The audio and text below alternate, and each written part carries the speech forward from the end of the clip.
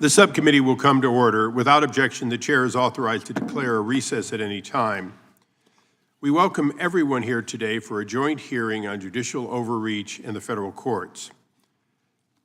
Before I recognize myself, I'd ask unanimous consent that members of the full committee, but not of the subcommittees, Mr. Moskowitz and Mr. Biggs, be allowed to sit in and participate in today's hearing.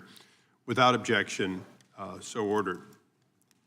And as a point of personal privilege, before I make my opening statement, Speaker Gingrich, I've been here now, this is my 25th year on the Hill, and the first time I've had the pleasure of having you as a witness. I will cherish that as much as I cherish the time I once carried your bag off of an airplane in San Diego and found out you were the speaker, but you were also a regular guy. So with that, I'll now recognize myself for an opening statement.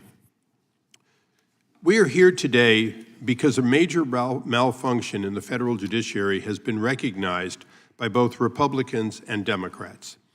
Activist district court judges usurping themselves with their Article III power and imposing on the nation injunctions beyond the scope of what the United States Congress under statute has given federal judges. These rogue judge rulings are a new resistance to the Trump administration and the only time in which judges in robes in this number have felt it necessary to participate in the political process rather than to participate in the Article III powers given to them both by the Constitution and by statute. President Trump was elected to assert many policies, including the deportation of criminal aliens. He did so publicly and was elected by a majority of Americans and the vast majority of the Electoral College. But he also did so in stark contrast to executive orders of the previous administration. Time and time again, rogue judges have asserted, as though they were 5 of the 9 members of the Supreme Court, their authority when the president was doing nothing more than undoing a policy of his predecessor, one which they seem to have no problem with in the previous administration. Let me be clear, it should never have come to this. It is within the Supreme Court's ability to rule appropriately that judges have exceeded their jurisdiction. Time and time again, the High Court has ruled on the substance of the ruling rather than on the inappropriate nature of an injunction overly broad and affecting hundreds, thousands, or millions of people beyond the plaintiffs before that court. Just last night, a judge halted the administration's plan to end temporary protective status for about 350,000 Venezuelans that Joe Biden welcomed into this country and gave temporary protective status to. Temporary seems not to be a word understood by the court. If President Biden could give protective status temporarily, how, in fact, could it not be the prerogative of the next president to undo that status?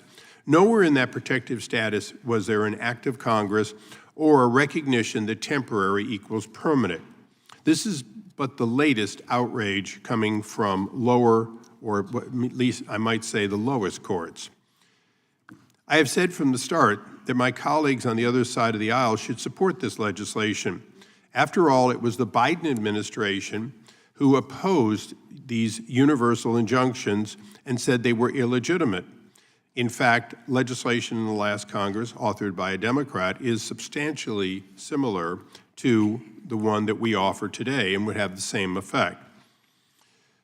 To quote the previous administration's Solicitor General, literally the woman who spoke on behalf of the administration before the court, she said, "The government must prevail in every suit to keep its policy in force, but plaintiffs can derail a federal program nationwide with just one lower court victory," end quote.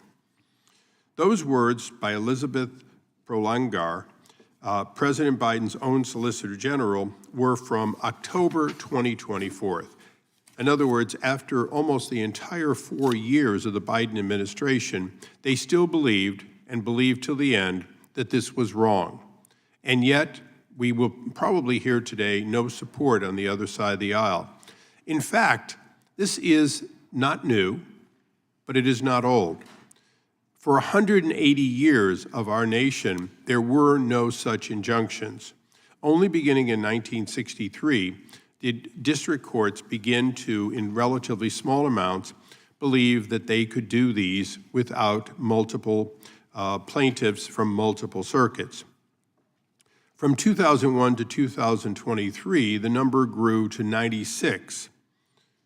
But an incredible 64 of those occurred during only 4 years, the 4 years of President Trump, meaning that more than half of all injunctions in this millennium, this century, were against President Trump in his first 4 years.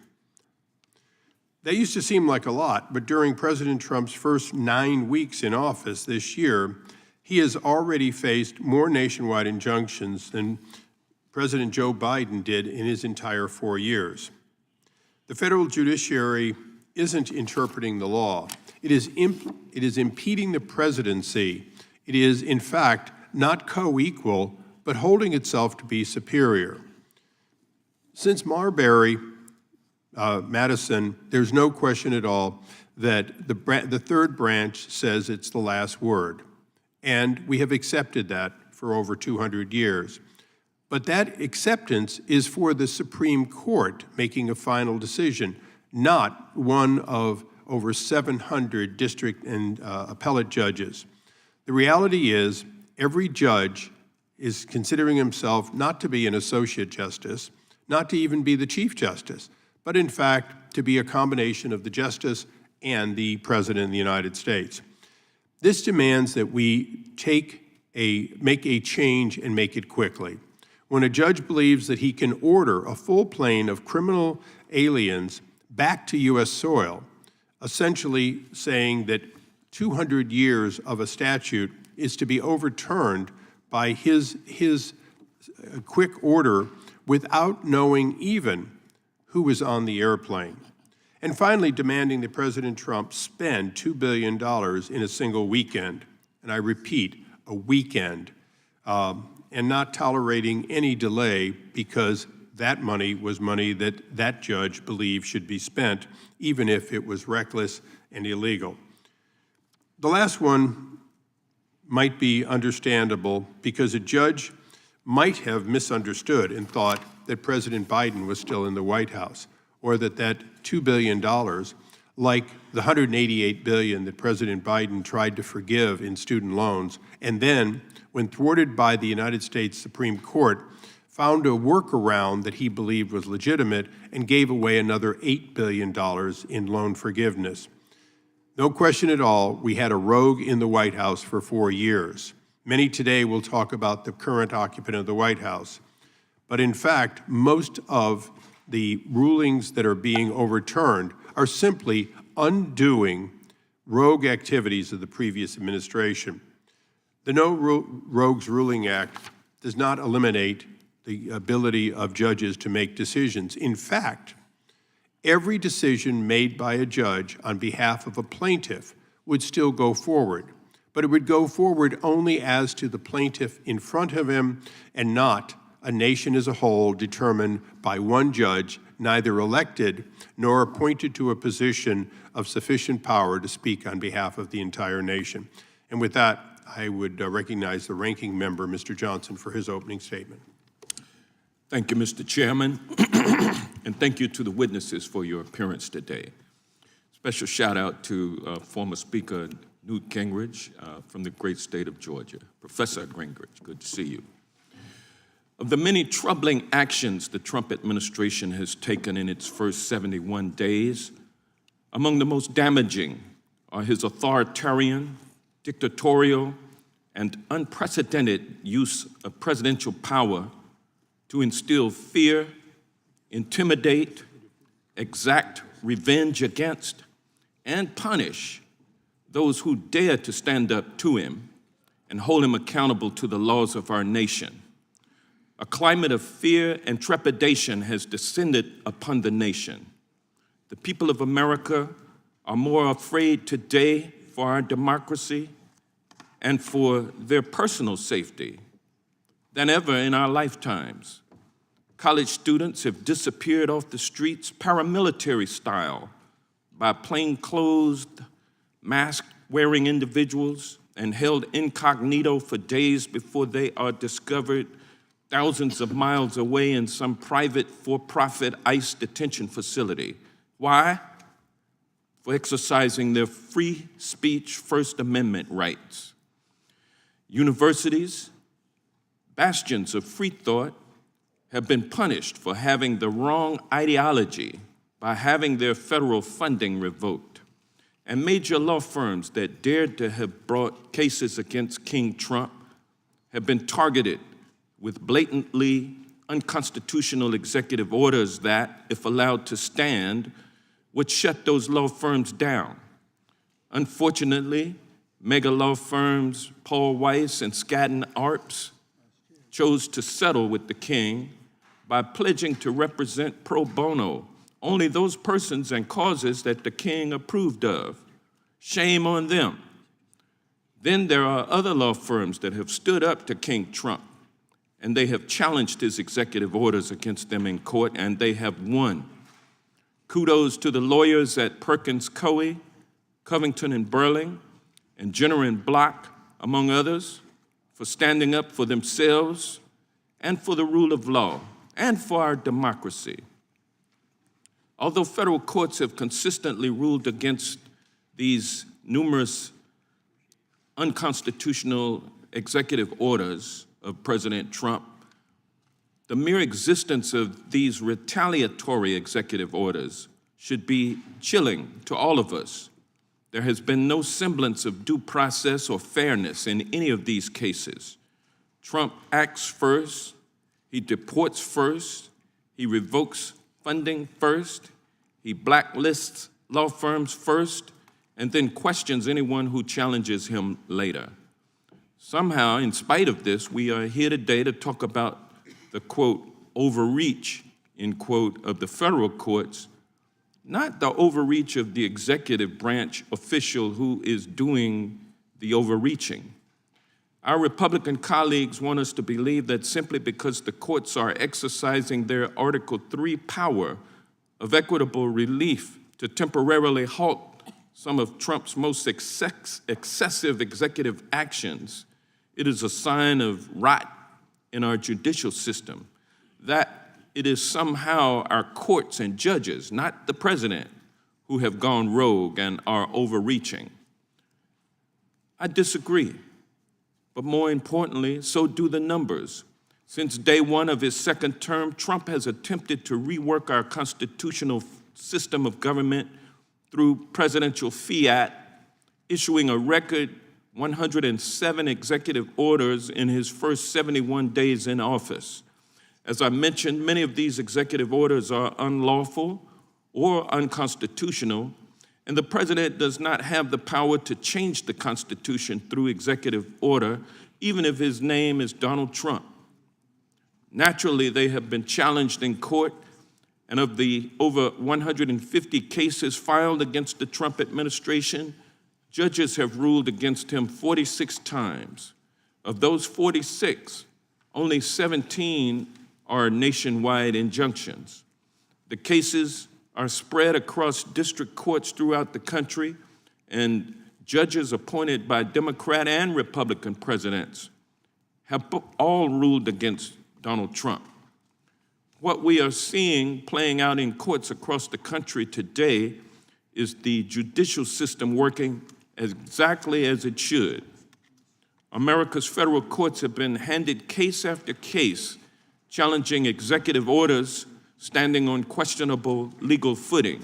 And yet, the proportionally small number of nationwide injunctions shows the restraint exhibited by the judges considering those cases. I don't know what Donald Trump thought would happen when the cases made their way to the judicial branch, but clearly he has had enough with losing in court. Instead of letting the rule of law play out, Trump and his allies here in Congress now have chosen to go on the attack. Trump and his cronies have called federal judges rogue and corrupt. A judge it was suggested that a judge supports terrorists, and they've called judicial rulings judicial coups. MAGA Republicans in Congress have called for judges to be impeached, not because they committed a high crime or misdemeanor, but simply because they ruled against Trump. And far-right media personalities have attacked the judges' families, publicizing their personal information for millions of their riled-up followers on social media. What I had just described is nothing less than a full-scale assault on our entire judicial system, and it is putting judges, their family, and their staff lives at risk. We don't agree on much on this committee, but we should be able to agree that this is wrong, and we should be able to agree to back away from language demonizing the judicial branch, no matter what political party we belong to. Today's hearing is not just about helping Donald Trump undermine the judicial branch, though, well, let me say that this hearing is not just about helping Donald Trump undermine the judicial branch, though certainly it is about that. But Republicans on this committee are sending a message to anyone who dares to stand up to Donald Trump. If you step out of line, they will target you next. We cannot afford to allow what Donald Trump is doing through retaliatory executive orders, through targeting immigrants, through threatening lawyers, through vilifying judges, to become the normal. Our Constitution is being tested, and throughout American history, it has stood up to attempts to weaken its protections. Americans across the country are watching, and they know they didn't vote for Trump to destroy our democracy. They voted for Trump because he promised to lower the cost of living, and Trump has betrayed their trust. Prices are going up, and our economy is headed towards recession as co-President Musk threatens to take away people's Social Security, Medicaid, Medicare, SNAP benefits, and veterans care. Trump is doing nothing to deliver on the promises to the American people. I stand with my fellow Americans, with the federal judges who continue to bravely do their jobs in the face of criticism, and I yield back. I now recognize the chairman of the Subcommittee on the Constitution and Limited Government, Mr. Roy, for his opening statement.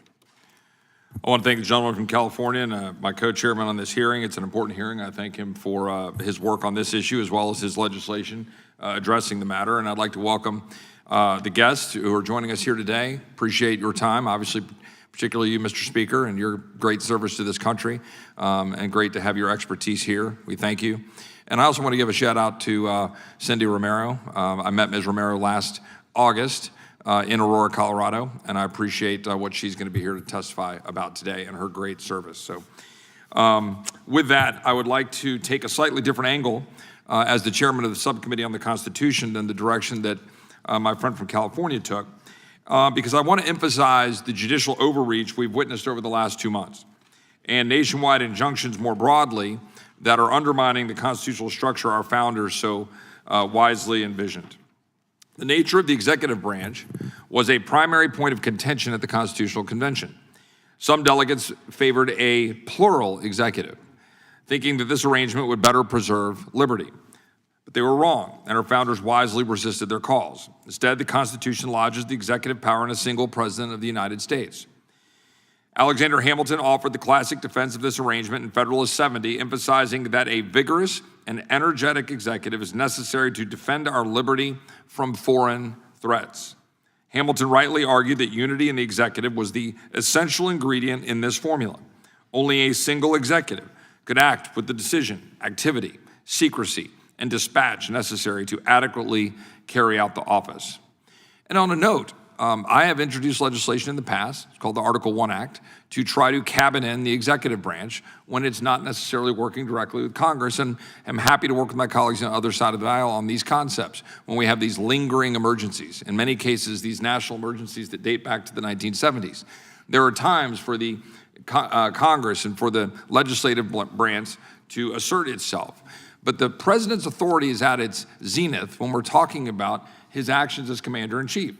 Injunctions and temporary restraining orders halting presidential actions nationwide threaten the key feature of our constitutional architecture, undermining the core premise of unity in the executive branch, the unitary executive, as we refer to it. Even the most strident proponents of a plural executive at the Constitutional Convention advocated for an executive council of 3, maybe 5 members. Today, in practice, we are governed by an executive council of 678. The nationally elected president and 677 district court judges, each of whom retains a functional veto over executive actions through their power to issue nationwide injunctions. Scholars have long understood that a hostile judiciary or even a single hostile judge could abuse its power to issue nationwide injunctions to infringe upon the lawful authority of the President of the United States. Now, that's not a partisan point. I've got numerous examples of our colleagues on the other side of the aisle who have raised these concerns. The Biden administration's Solicitor General, Elizabeth Prelogar, told the Supreme Court as recently as 2024 that, quote, a court of equity may grant relief only to the parties before it. The district court violated that principle by issuing a nationwide injunction, ... In 2022, Solicitor General Prelogar asked the Supreme Court to address nationwide injunctions as permissible relief in the United States versus Texas, arguing that district courts normally, quote, should only provide relief for the benefit of the prevailing challenger. What happened there was our Democratic colleagues started realizing that when Republicans went to district courts to get injunctions against their president, that suddenly they didn't like it so much. So they were raising concerns. Justice Elena Kagan spoke out against nationwide injunctions by a single district judge in 22, quote, the ability of a single judge to stop implementation of a policy across the country. She stated, in the Trump years, people used to go to the Northern District of California, and in the Biden years, they go to Texas. Just can't be right that one district judge can stop a nationwide policy in its tracks and leave it stopped for the years that it takes to go through the normal process. Former United States Rep. Mondaire Jones introduced the Injunction Reform Act in 2022. I could go through the quotes that he offered, but I won't, and I can offer those for the record without objection. In a letter to William Torrance dated June 11th, 1815, Thomas Jefferson explained who decides constitutional questions. Certainly, there is not a word in the Constitution which has given judges that power, authority to decide on the constitutionality of a law more than to the executive or legislative branches, meaning we all have an obligation and a role to do that. Questions of property, of character, and of crime being ascribed to the judges through a definite course of legal proceedings, laws involving such questions belong, of course, to them in the judiciary. And as they decide on them, ultimately and without appeal, they, of course, decide for themselves the constitutional validity of the law. In other words, our founders never intended the federal courts to have the ability to unilaterally decide constitutional questions, as these judges are unelected and were never given the power to legislate from the bench. Treating the courts as the final authority on public policy, grants them more power than even Madison's rejected Council of Revision proposal at the Constitutional Convention. Indeed, it happened regularly during the first Trump administration, as we've pointed out. Now in the second Trump administration, it is on steroids. As of last week, district courts had issued no fewer than 17 nationwide injunctions against administrative actions, with scores more temporary restraining orders, or TROs as we call them, as barring the president from enacting the agenda upon which he was elected. Alexander Hamilton wrote in Federalist 78 that even the Supreme Court would wield neither force nor will over politics, indicating he never envisioned the judiciary having the final say on every political decision or action. Now these injunctions and TROs have even infringed upon what the Supreme Court has described as conclusive and preclusive presidential powers, including core presidential authorities to conduct foreign affairs and repel invasions. Now, I have got numerous examples of what we've been dealing with. Just so people know, this is a 56-page summary that I've got of the 158, it might be 159 now because we're having to track them on a daily basis, lawsuits against the administration and against the president for carrying out the agenda upon which he was elected. 17 injunctions, I think there are a great number more TROs, and the cases we're talking about, without going through all of them, nationwide TRO enjoining the Trump administration from freezing foreign assistance funding, enforcement order requiring the administration to pay approximately $2 billion within 36 hours. That's a judge singularly acting against the president's actions. Another one, provisionally certifying a class and enjoining the Trump administration from deporting members of a foreign terrorist organization. A nationwide injunction enjoining the Trump administration from pausing, terminating, or amending any equity-related grants or contracts, DEI. A nationwide injunction enjoining the Trump administration from prohibiting federal funds from being spent to promote gender ideology. A nationwide TRO enjoining the Trump administration from prohibiting biological men from being housed in women's prisons. 2 injunctions regarding the administration for implementing an executive order considering transgender individuals in the military, birthright citizenship, issue after issue after issue that the administration is trying to act on according to the campaign upon which he ran. One in particular has earned the scrutiny it has received. Just 2 weeks ago, Judge Boasberg of the District Court of the District of Columbia ordered the administration to stop the deportation of members of Tren de Aragua, a violent Venezuelan gang that has terrorized cities and towns across the country. At this table, in this room, we heard testimony from Alexis Nungare, whose daughter Jocelyn was murdered by TDA in the suburbs of Houston. Right here, we heard her powerful testimony about what that gang has done to this country. We're gonna hear from Ms. Romero today about what that gang did to her community in Aurora, Colorado. And here we have a single district judge who's asserting jurisdiction from the District of Columbia to tell the President of the United States that he cannot deport members of the violent TDA gang out of this country to keep our streets safe. That is not what is supposed to occur. Today's hearing, what we'll learn from constitutional scholars and real Americans about what is wrong with the current system is a good start. We should carefully study whether Congress should push back against judicial overreach using its constitutional power to structure and fund the courts. Our Constitution did not create a plural executive or judicial tyranny. Today, we're far too close to both. With that, I yield back. The gentleman yields back. We now recognize the subcommittee ranking member for her opening statements. Ms. Scanlon. Thank you. Like the chairman of the subcommittee on the Constitution, as ranking member, I too would like to address the constitutional concerns raised by this hearing. Our Republican colleagues have called this hearing today for one reason, because this White House, this president, continues to lose over and over again in court. As people and groups from across the political spectrum challenge the barrage of unconstitutional and illegal executive actions taken by this White House in just the first few weeks of this term. Because it doesn't matter if the judges were appointed by Bush or Biden or Obama or Reagan or by Trump himself. When the president attempts illegal or unconstitutional actions, United States judges, guided by the letter of the law, must rule against him. It's a confirmation of the total subservience of today's Republican Party to this president that their response to multiple judicial rulings of executive overreach is a hearing entitled Judicial Overreach and Constitutional Limits on Federal Courts, when we should be holding a hearing on presidential power grabs and constitutional limits on executive power. This is Civics 101. The Constitution provides in Article 1 that Congress writes the laws. In Article 2, the President administers the laws. And in Article 3, the courts interpret the laws. Our Republican colleagues are concerned about the unprecedented number of successful lawsuits challenging this president's executive overreach.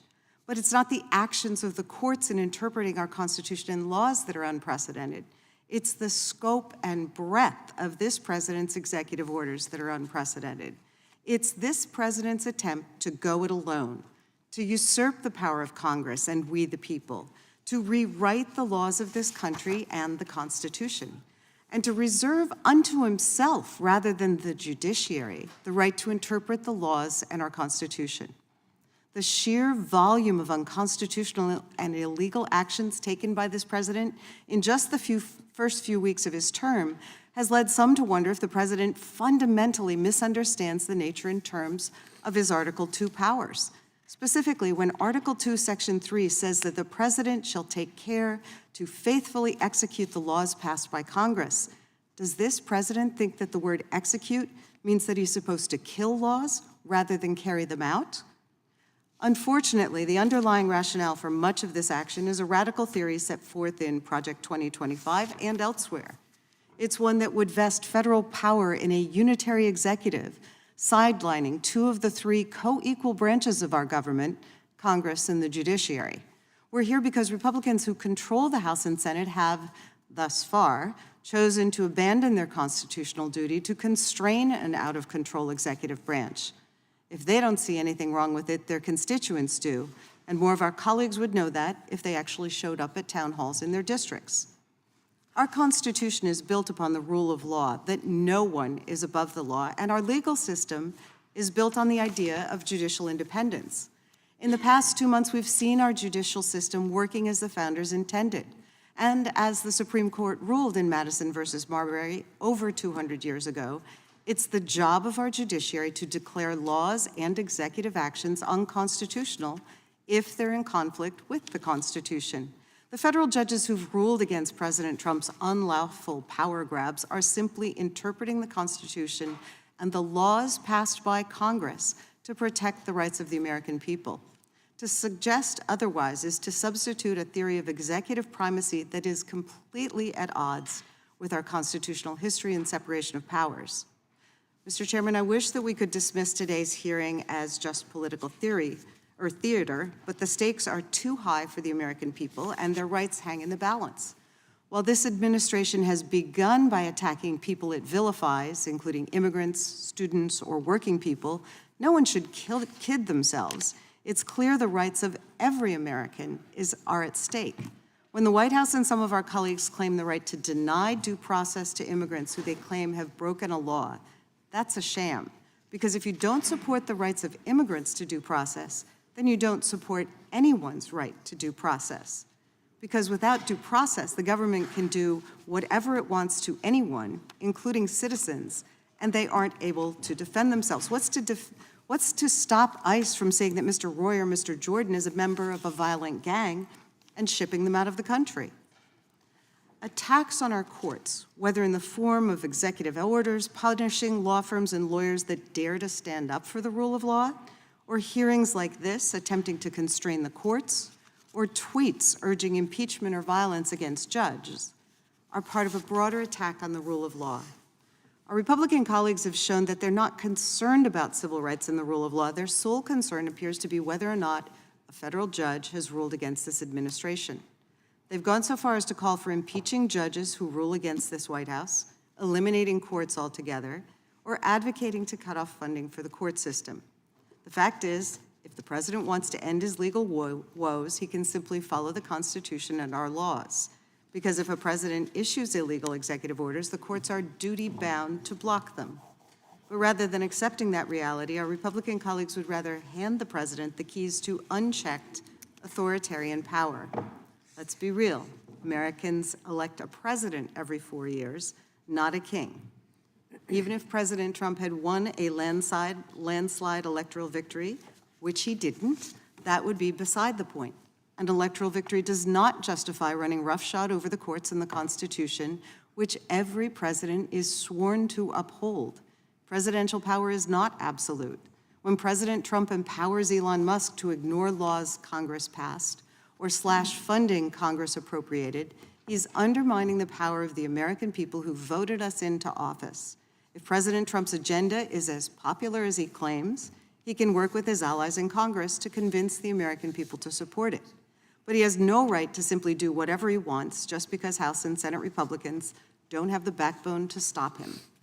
Democrats and independents are standing up against President Trump's blatant power grabs because if he can deny the rights of some people, There's nothing stopping him from denying the rights of all people all across America.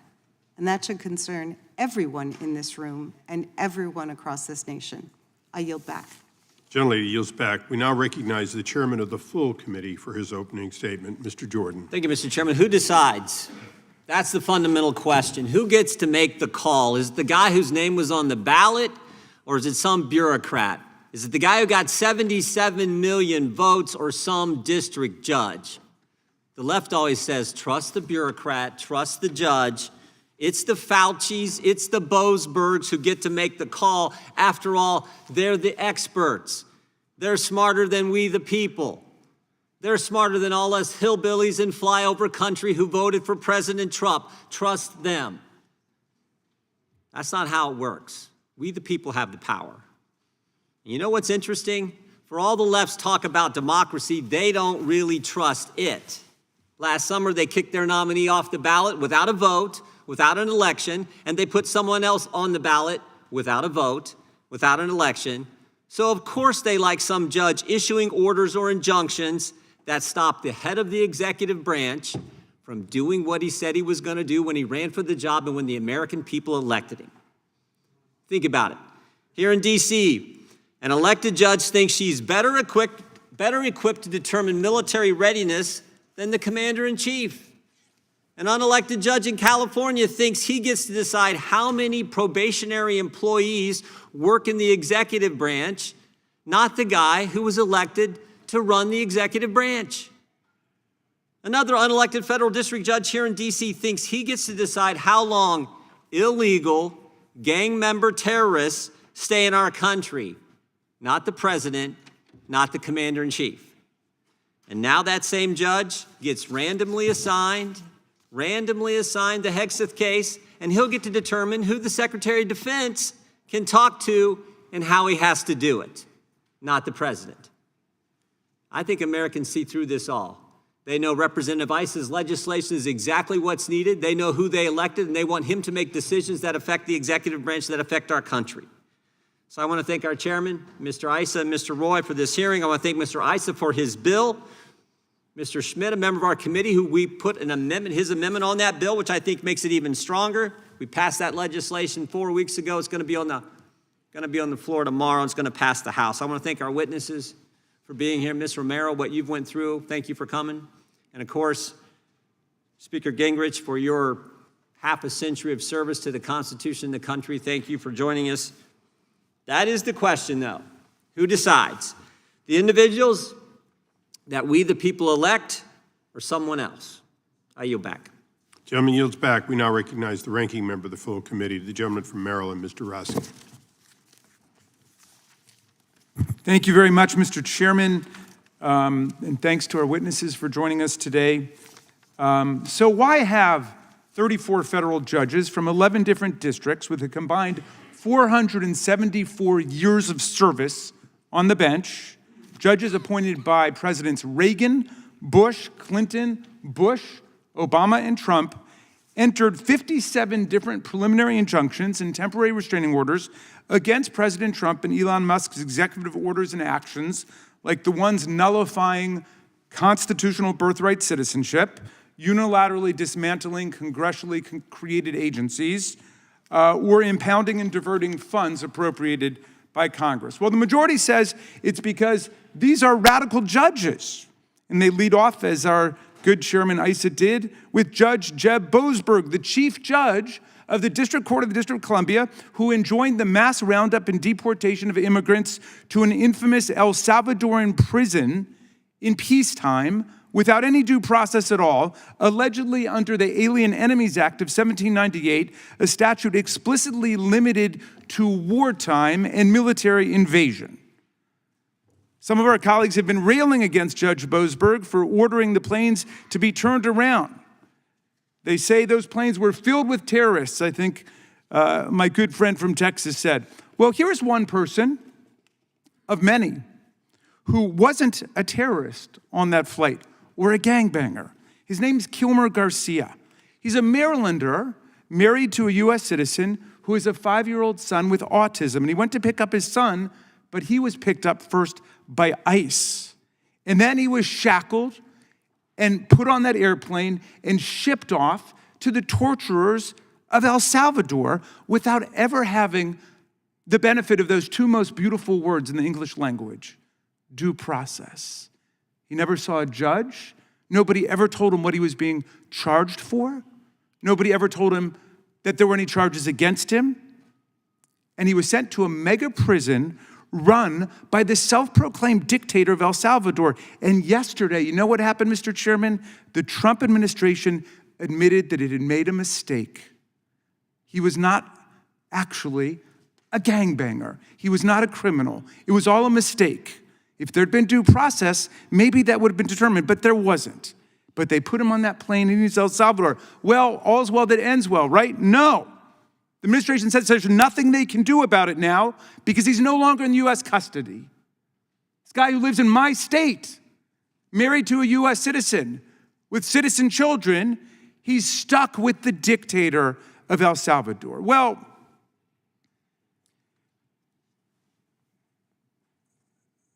Judge Boasberg, some of our colleagues want to impeach him. Look, some of our colleagues, they've got "for wanted" signs in the Cannon House office building with the names and faces of judges on them. They want to impeach them now. They want to impeach Judge Boasberg. Some of my colleagues should be alerted to this fact. Judge Boasberg was first named to the bench by President Bush. He was Justice Kavanaugh's roommate at Yale. Known in legal quarters as a very conservative judge, but they want to impeach him because he stood up for the rule of law. Now, Democrats say all of these executive orders and actions are being struck down not because these are radical left rogue judges, but because the judges, regardless of who appointed them, are doing their jobs. If the number of decisions striking down Trump illegality is unprecedented today, it's only because the sheer number of illegal acts committed in the first 100 days is unprecedented. America's never seen anything like it before in our entire history.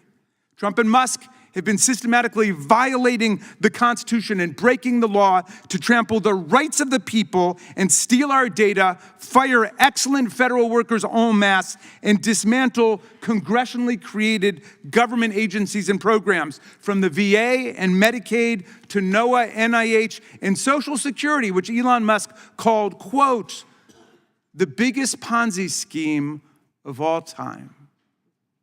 When brave Americans go to court to defend themselves against the President of the United States and the richest man in the world, these judges from across the political spectrum are showing up to work, and they're showing America why we have an independent judiciary.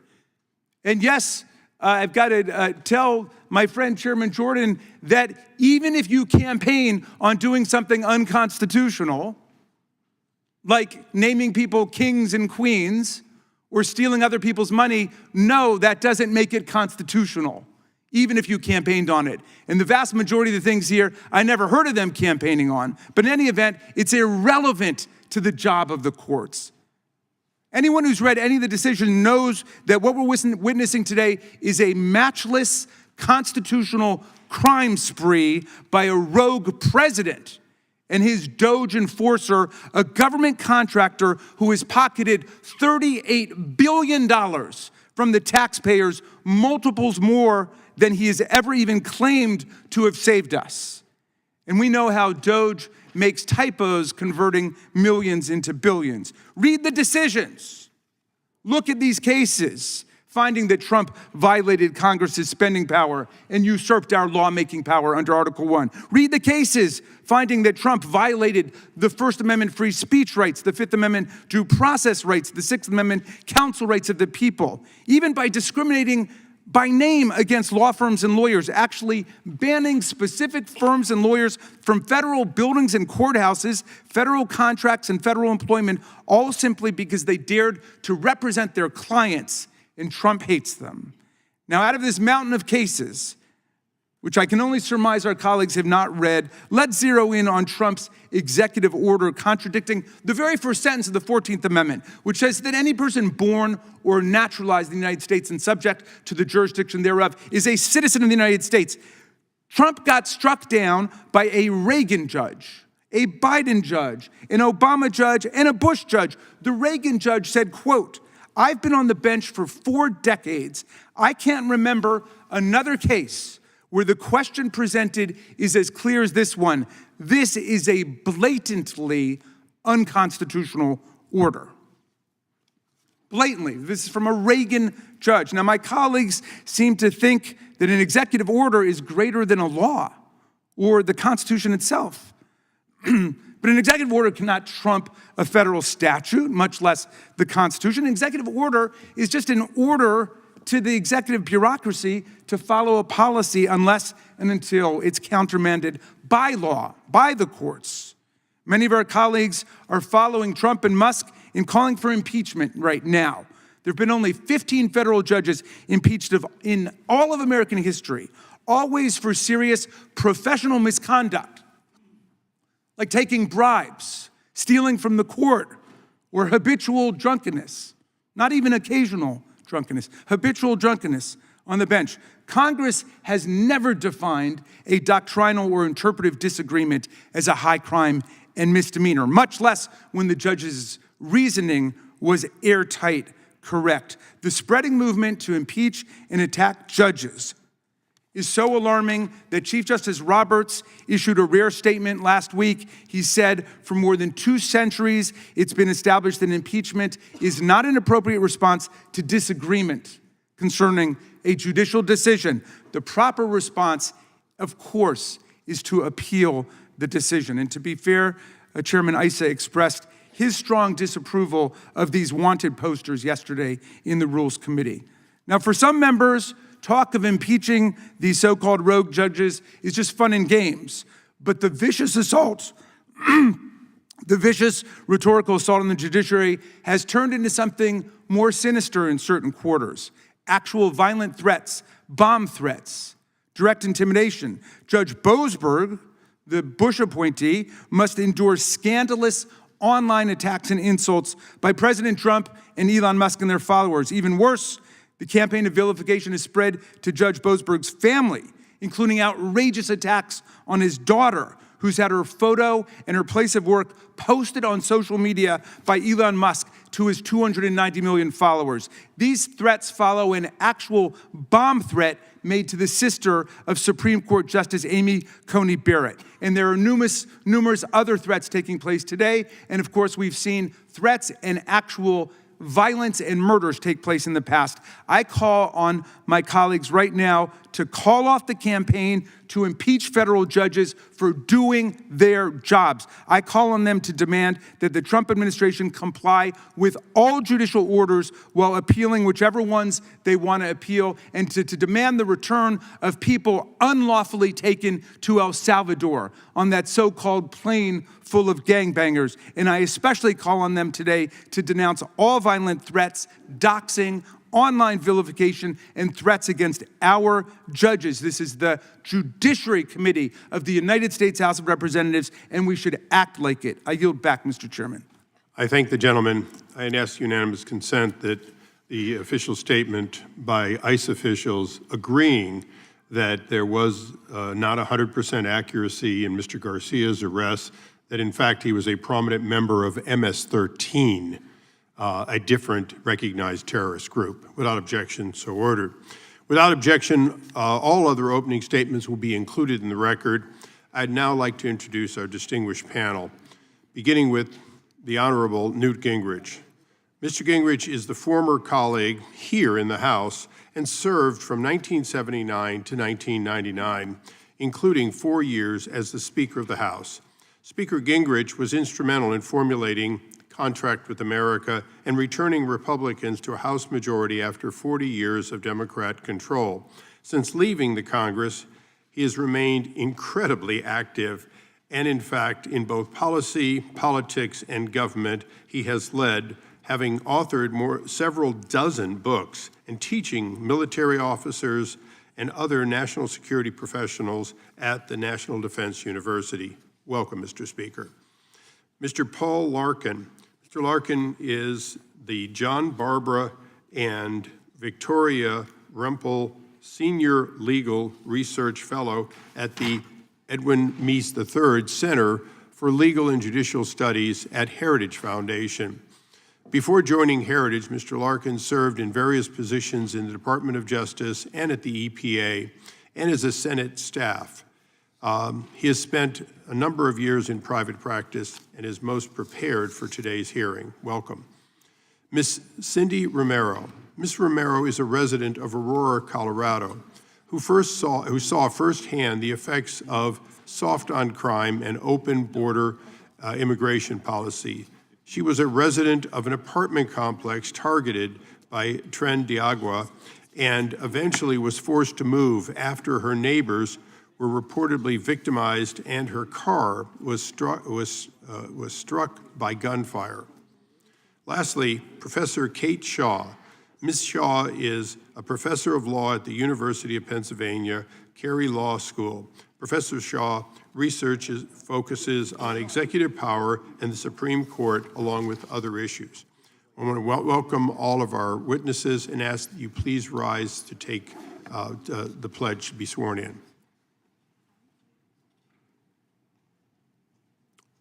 The right hand. Do you solemnly swear or affirm under penalty of perjury that the testimony you're about to give will be the truth and correct to the best of your knowledge, information, and belief, so help you God? Please be seated. Let the record reflect that all witnesses answered in the affirmative.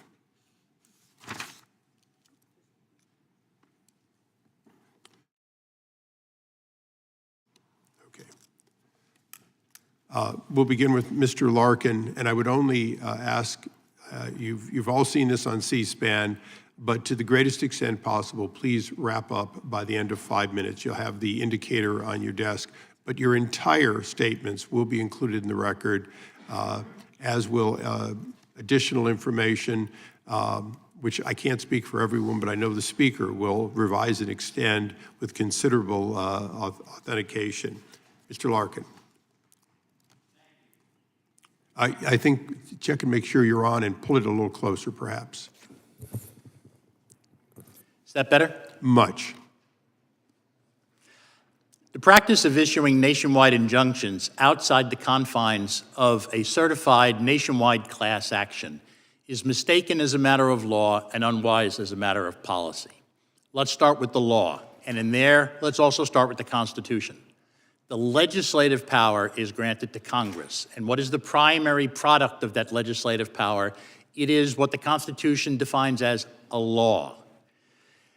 The term law also shows up in Article 3, but it shows up in Article 3 under the phrase arising under the Constitution, the laws, or treaties. It is not the courts that are responsible for creating the law. It's the courts who are responsible for interpreting it as it applies.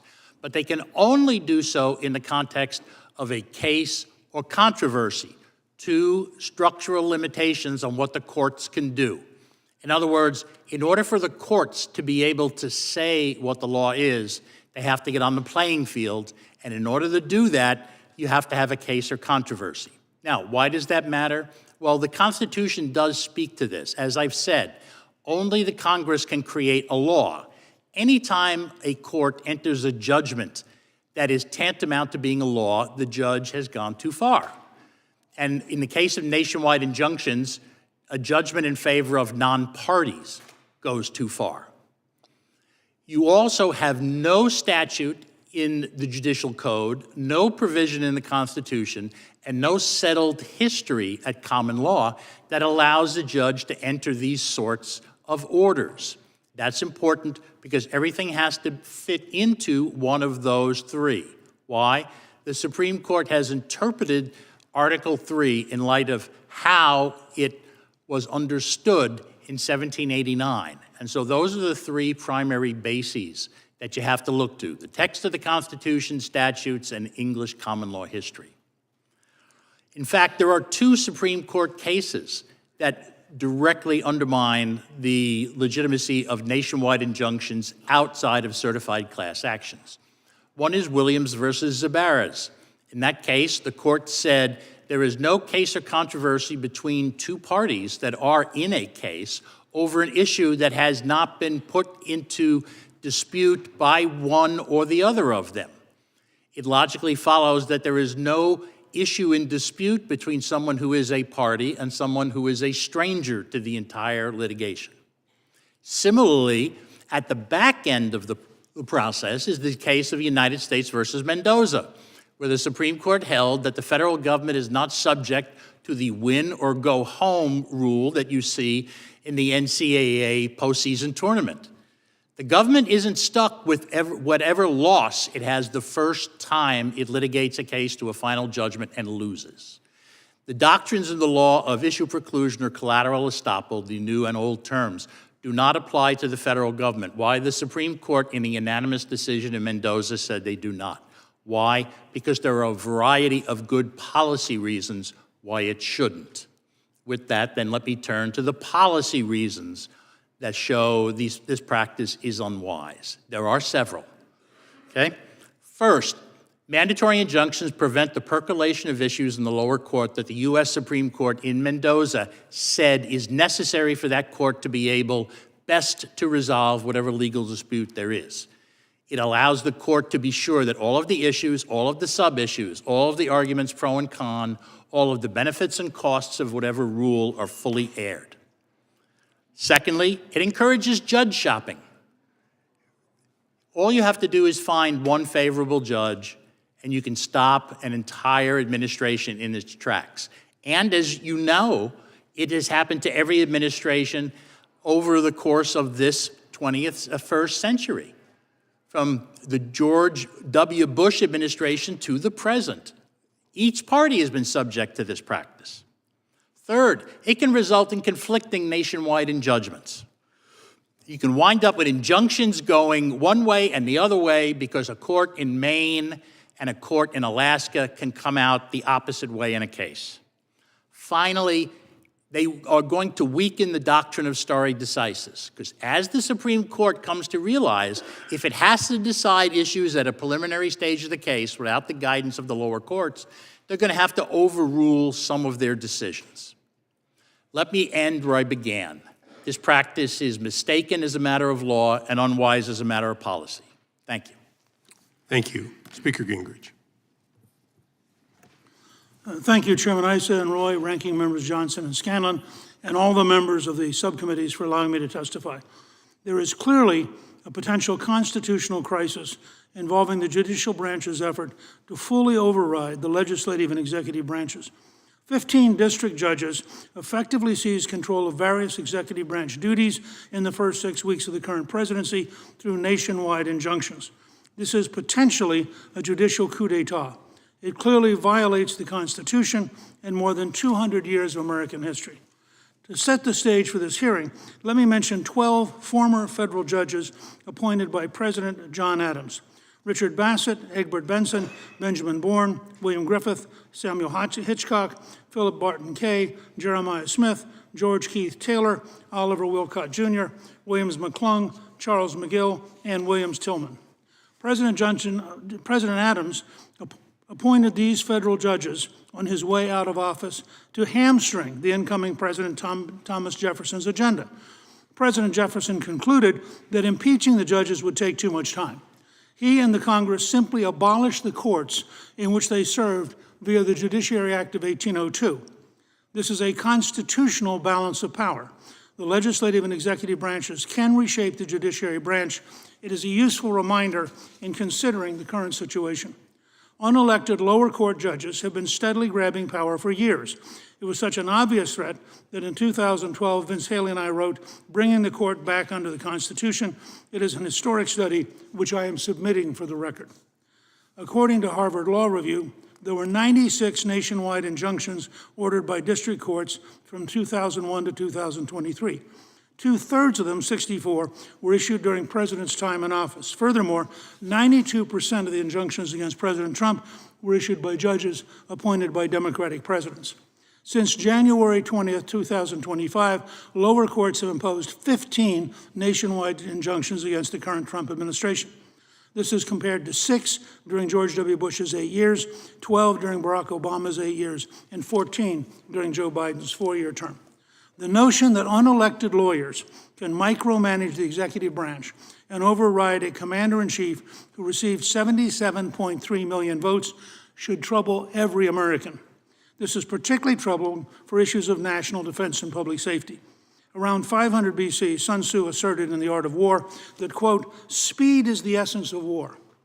How can the United States have speed in national security issues if opponents can judge shop to find someone ambitious or arrogant enough to block, repudiate, or delay the president's decisions? There are 677 authorized district judgeships. How many think they can override duly elected presidents?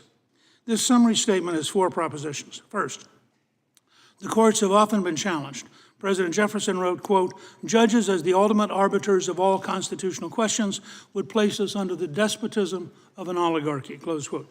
President Andrew Jackson was in constant fights with the Supreme Court. President Abraham Lincoln made the Dred Scott decision expanding slavery a centerpiece of his 1858 senatorial campaign. In his first inaugural, President Lincoln warned that if the Supreme Court held supreme rule, quote, "the people will have ceased to be their own rulers, having to that extent practically resigned their government into the hands of that eminent tribunal," close quote. Second, as the Judiciary Act of 1802 proves, the legislative and executive branches can constitutionally defend their rights, and they have in the past. It is historically and constitutionally wrong to think the legislative and executive branches are helpless against judiciary actions. Third, the Supreme Court could intervene to eliminate this attack on the executive branch by district judges. Chief Justice Roberts could end the growing confrontation by establishing a rule that any nationwide injunction issued by a district court against the executive branch would be suspended in implementation and immediately taken up by the Supreme Court.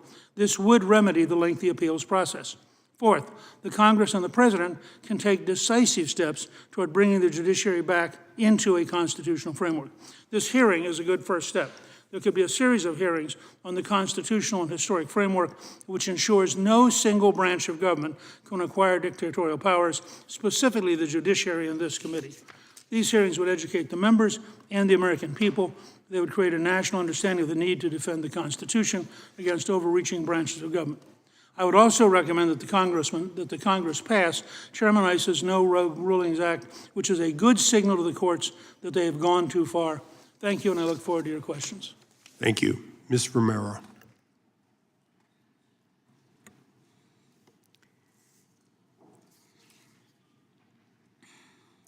My name is Cindy Romero. I'm a wife, a mother of 5, a grandmother of 3, a part-time worker and student, and a former resident of Aurora, Colorado. I'm one of the many victims across the nation of the violent transnational gang, Trinidad, and a former lifelong Democrat. My husband and I resided at the Edge of Lowry apartment for 4 years. And while the first few years were a pleasant experience, we soon began observing changes in our once quiet neighborhood.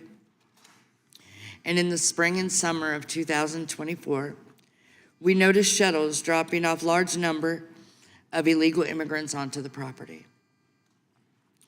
Throughout the year, we watched in horror as a few apartments full of migrant families quickly evolved into large groups of gun-toting, military-aged males, threatening the remaining leaseholders into abandoning their properties, then kicking in the doors to the many vacated units to make room for other gang members. Open-air drug use, drug dealers, and seemingly underage prostitutes filled the common areas of the buildings. Large parties in the parking lots lasted well into the morning. Stolen and abandoned vehicles blocked residents' cars, property damage was evident, and random shootouts soon began to be expected on our block every night. These criminals brought in unlicensed electricians to run electricity to abandoned apartments and locksmiths to change the locks on the outside of the buildings to deny access to the owners, emergency services, and even the leaseholders of the building. Despite several calls for help to the Aurora Police Department, they often provided conflicting excuses for not responding. For example, one officer told me that he wanted to respond, but was instructed not to. or they were often responding to other rampant crimes across the city, or had to respond to any crime in my neighborhood with no less than 3 or 4 officers and an armored vehicle. One officer suggested I go to the media because he felt sorry for me. He likely unintentionally saved my life. Although we were low income and barely paying our bills, we realized the need to invest in home protection, and we purchased 3 additional handguns and 6 cameras in the event that we had to defend ourselves. And during June and July, the gang members slowly began to torture us through intimidation, loud arguments, physical conflicts outside our door every night, vandalizing, taking over vacant apartments on our floor.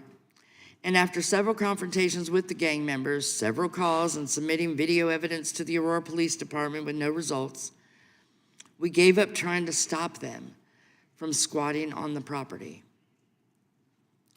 We spent the next few weeks looking for another rental, and we were unable to locate another low-income property rental that didn't have the same exact issues that we were facing every day.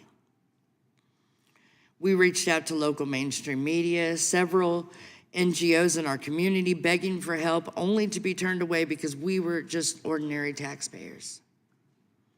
There were no government programs to grant citizens temporary protected status from imported gangs in our own country. On August 18th at 11:21 p.m., 10 minutes after my now viral video was recorded, a young man who I called my friend was mortally wounded outside my apartment during a firestorm of bullets, causing thousands of dollars in damages to cars and surrounding properties by 6 gunmen later identified as Trendere Agua.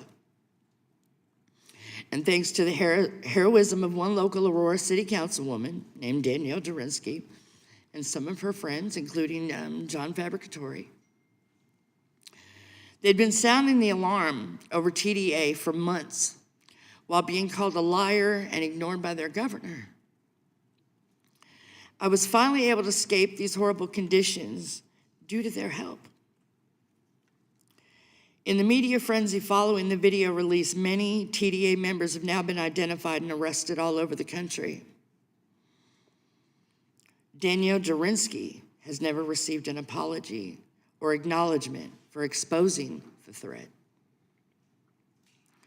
When I heard that Mr. Trump had taken an interest in Aurora and our struggles with Trendere Agua, I was relieved. I was hopeful that a change was, getting ready to happen, that it was on the way, that it was impending. And as president, he did not disappoint me. And I feel safer knowing that our country becomes more secure daily. I continue to think that the lives of my family and many others in my community were put at risk by the Biden administration's failed sanctuary policies at the southern border. Sanctuary status puts citizens at risk. And we must stop pushing ideology over common sense. Thank you. Thank you. Would you show the video before we move on, please? It's scenes coming out of a movie as the Venezuelan gang Trendere Agua are seen breaking into apartment complexes in Aurora, Colorado. This is according to our sister station in Denver. There you can see the group well armed and forcing an apartment door open and making their way in. This has raised concerns amongst residents and Colorado state law enforcement officials.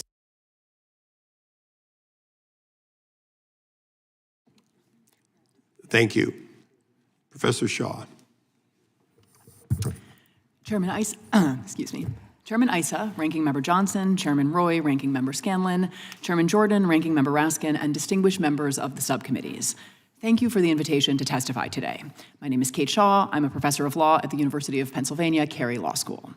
I understand that the purpose of today's hearing is to discuss recent judicial rulings against the Trump administration and to evaluate some of the responses to those rulings being considered by this body, in particular, resolutions of impeachment against federal judges and a bill that would limit the power of district courts to issue nationwide injunctions. Let me say at the outset that in my view, the premise of this hearing, that courts have overreached or transcended the limits of their authority and that this overreach calls for some response, is badly mistaken. It is true, as has already been noted this morning, that the Trump administration has been on a losing streak in the federal courts. A recent analysis by Professor Steve Vladeck found that of the 151 cases brought against the Trump administration since January 20th, 46 have resulted in some sort of preliminary relief. That relief has been ordered by judges across the country and by judges appointed by presidents of both parties. This broad consensus makes clear that despite the claims of some critics, these rulings do not grow out of substantive disagreements with President Trump's policy choices.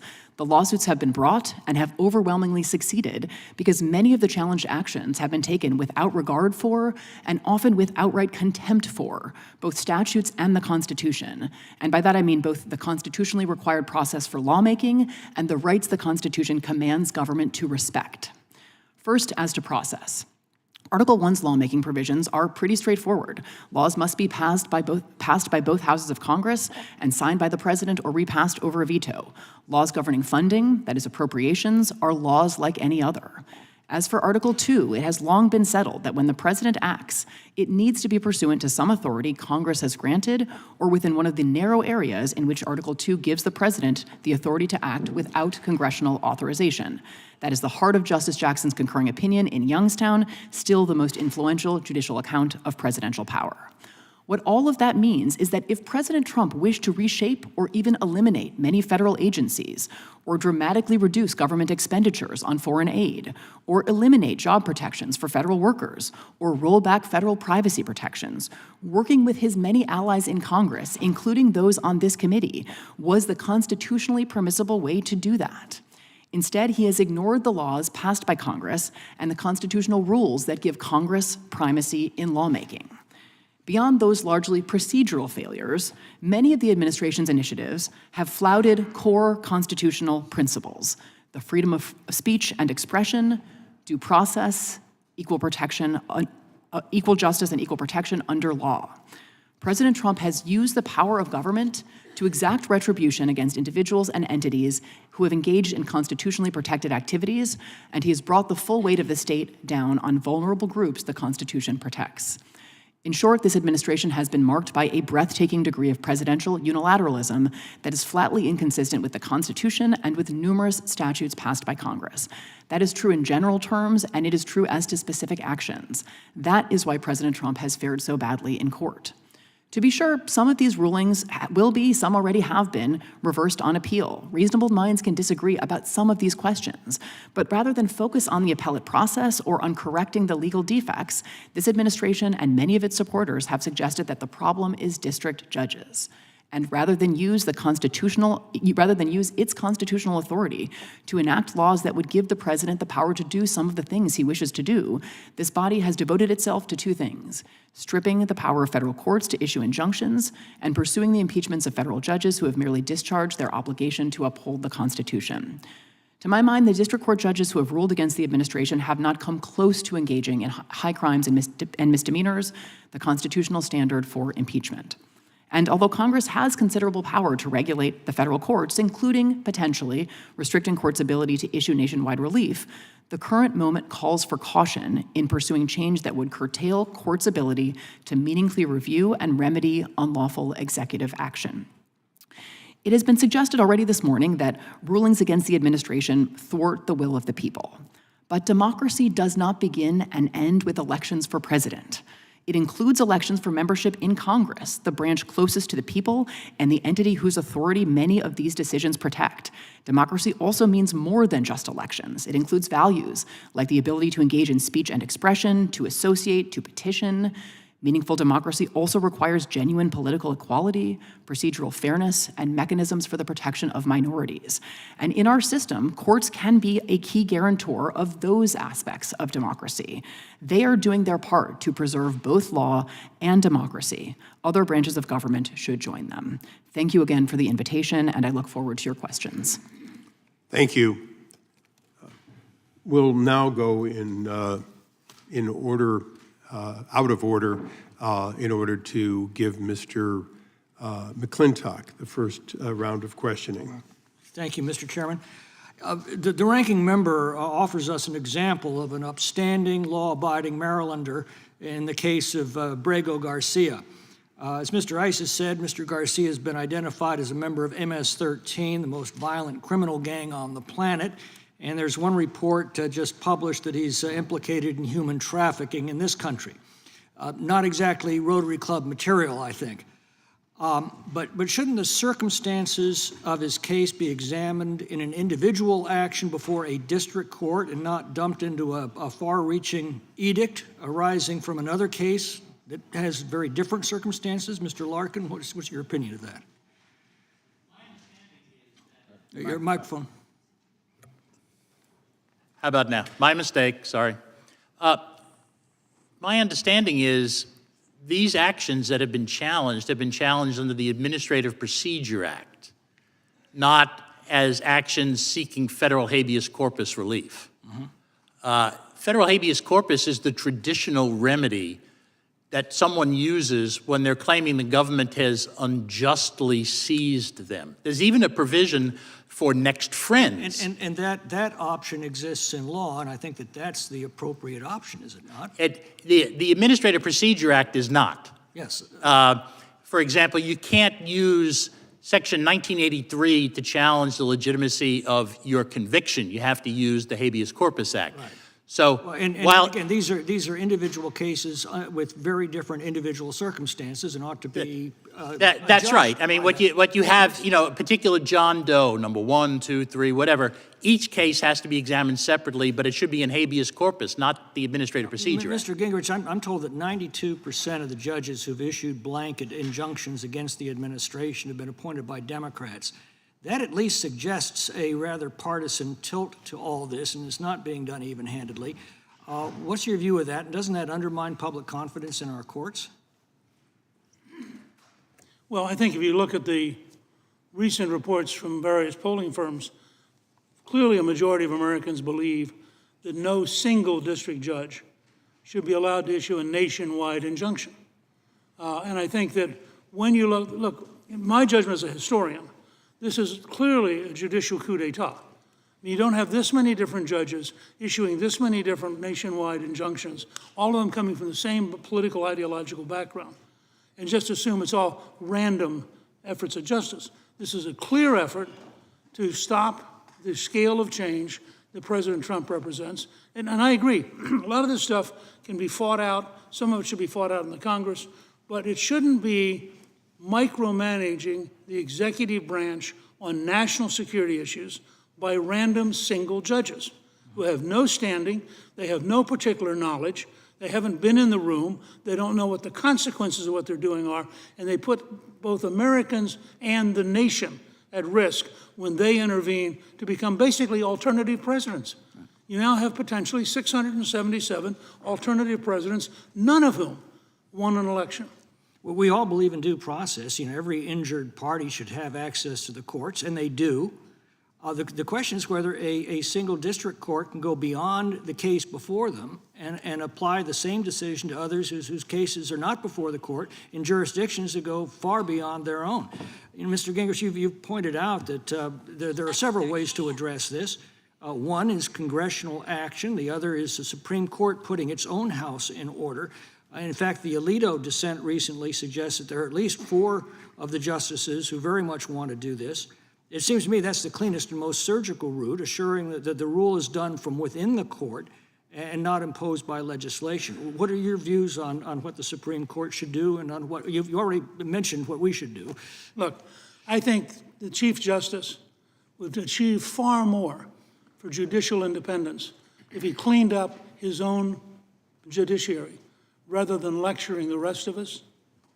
And I think there are ways he could intervene, as I mentioned in my testimony. They could establish a rule that any nationwide injunction issued by a district court will be held in abeyance and will be immediately appealed to the Supreme Court. Lincoln makes this case. very head-on fight, which is ironic because Chief Justice Taney, as Attorney General for Jackson, had ruled against the courts and had said as Attorney General, the courts cannot order the president. Now, he then becomes Chief Justice, extends slavery potentially to the whole country, and is lectured by Lincoln in his first inaugural as Taney sits there. And Lincoln is essentially saying, this was the law of the case, not the land, and we will not enforce it. And they don't. They never enforce Dred Scott. And so I think Chief Justice should think seriously about intervening to preempt any requirement for something such as Chairman Iss's bill, which I support strongly, but would be no reason to have it if the Chief Justice did his job. Thank you. I thank the gentleman. I now ask unanimous consent that the previously played video be placed in the record. Additionally, I ask unanimous consent that the Wall Street Journal article entitled "Why Judge Boasberg's Deportation Order is Invalid, Legally Invalid" be placed in the record, and that the Harvard Law Review article entitled "District Court Reforms, Nationwide Injunctions" be placed in the record. Without objection, so ordered. And we now go to the ranking member, Mr. Johnson, for 5 minutes. Thank you, Mr. Chairman. I'm reminded of the quote that goes something like, when the law is not on your side, argue the facts. And when the facts are not on your side, argue the law. And when neither is on your side, then pound the table. Well, Trump doesn't have the facts or the law on his side. And so with this exercise today, he is vicariously pounding the table. Professor Shaw, President Trump has targeted and attacked some very wealthy and powerful entities to send a message to the less powerful. Trump has attacked Columbia University. He has attacked the white shoe, silk stocking law firms like Paul Weiss and Skadden Arps. These powerful, wealthy entities can afford to sue to protect their interest and our rule of law. But instead, they chose to lay down and get steamrolled by the bully. Professor Shaw, how does laying down and getting steamrolled compromise the rule of law and undermine our democracy? Let me just say that, there have been targeted entities, right, including a number of law firms that have, in fact, not laid down, that are, in fact, taking a strong position of resistance to what they believe to be the unlawful components of some of the targeting orders. So law firms including Wilmer Hale, Jenner and Block, Perkins Coie, have made their responses and their views of the impermissibility of the targeting of law firms for no reason other than their decision to take on disfavored representations and to advance legal arguments that the president has personally objected to and sometimes been on the receiving end of. And so, I do think that calling out clearly unlawful executive action is critically important, particularly for entities with resources and stature. And I think that it encourages the targeting in unlawful ways for institutions to refuse to take a stand. I think that the orders targeting law firms are clearly unlawful. I think that some judges have already so found, and I think that the judges that rule on those orders will continue to find that. And the last thing I'll say is I think that law firms that have decided not to fight and that are complying haven't bought themselves any security necessarily. I'm not sure there's any guarantee that they won't be subject to further targeting simply because they have acquiesced in sometimes coercive terms in the first instance. Yeah, when the bully knows that he can bully you, then he's going to continue bullying you until you stand up. And so I'm glad that these other law firms and other academic institutions have and are standing up. What would happen to access to justice for the least of these if these very wealthy and powerful entities that are being targeted today, if each and every one of them laid down and just allowed themselves to be steamrolled? I think there could be a chilling effect in the willingness of law firms to take on disfavored representations.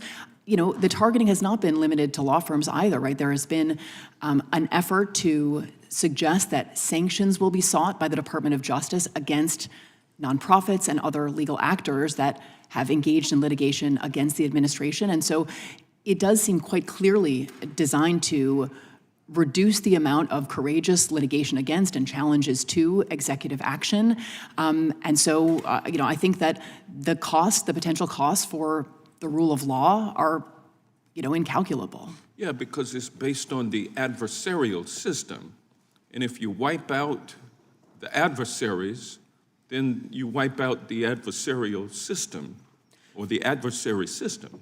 I think that's right, that attacks on, look, lawyers are not always popular, right? So attacking lawyers is not something that everyone is always going to object to, but judges need lawyers to present arguments to them, and our system of justice and the rule of law requires lawyers to take on representations, including potentially unpopular representations. So I do not think these attacks on white shoe law firms should be understood as just about white shoe law firms.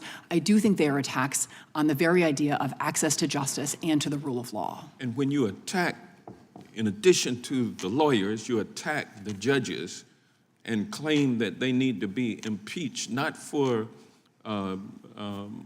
committing high crimes and misdemeanors, but for simply ruling in a way that is against the bully.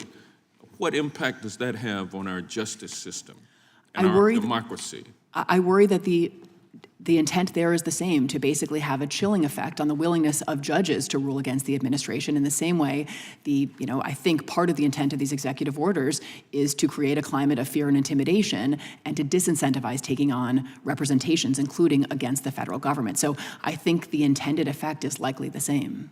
Thank you. Thank you. I yield back. And yields back. We now go to the gentleman from Kentucky, Mr. Massey. Thank you, Mr. Chairman. This hearing reminds me of a breakfast I had with Antonin Scalia. About a dozen of us congressmen invited him to breakfast, and this was about a decade ago when Obama was the president and John Boehner was the speaker. And my colleagues appealed to Scalia and said, what can you do? You need to get involved here. The courts need to get involved. Obama's running roughshod over Congress.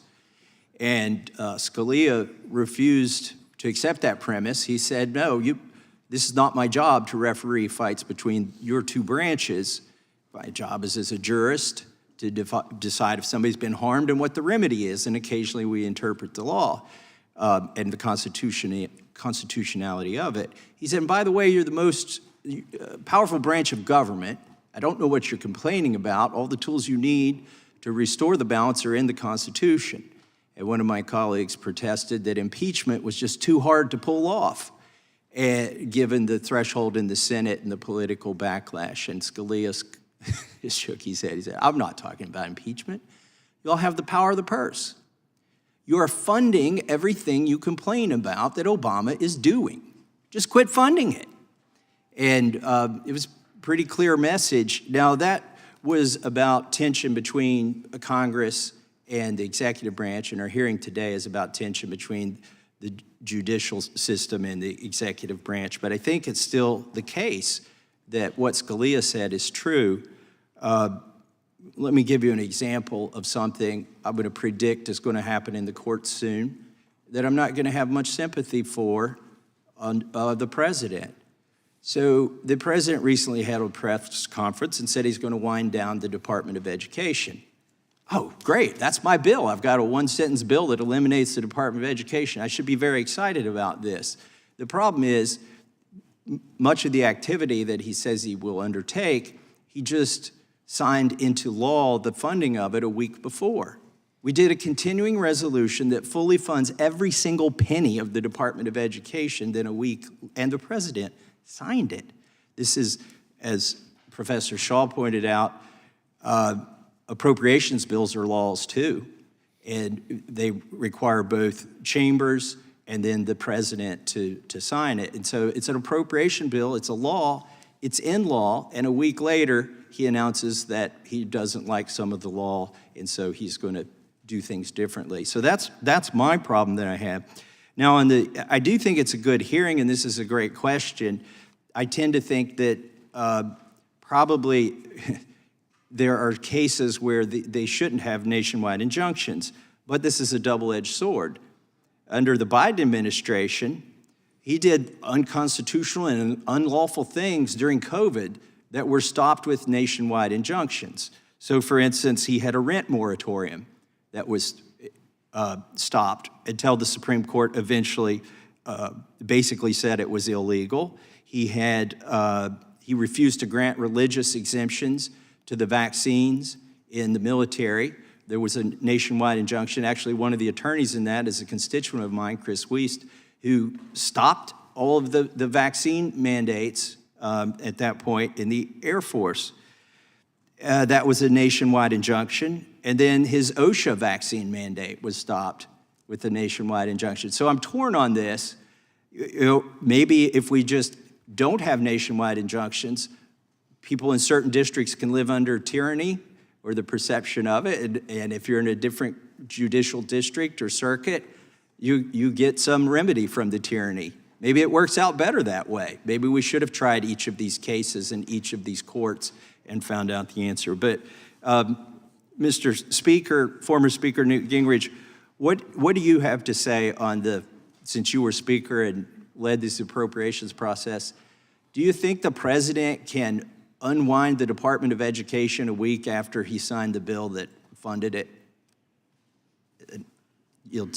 Well, as you know, when I was Speaker, we balanced the budget, something you believe in, for 4 straight years, the only time in the last century. So I think I can talk with some authority about this.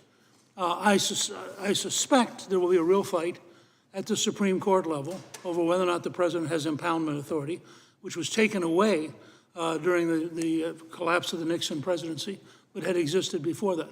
That'll be a legal fight. I think your point about injunctions is semi-right.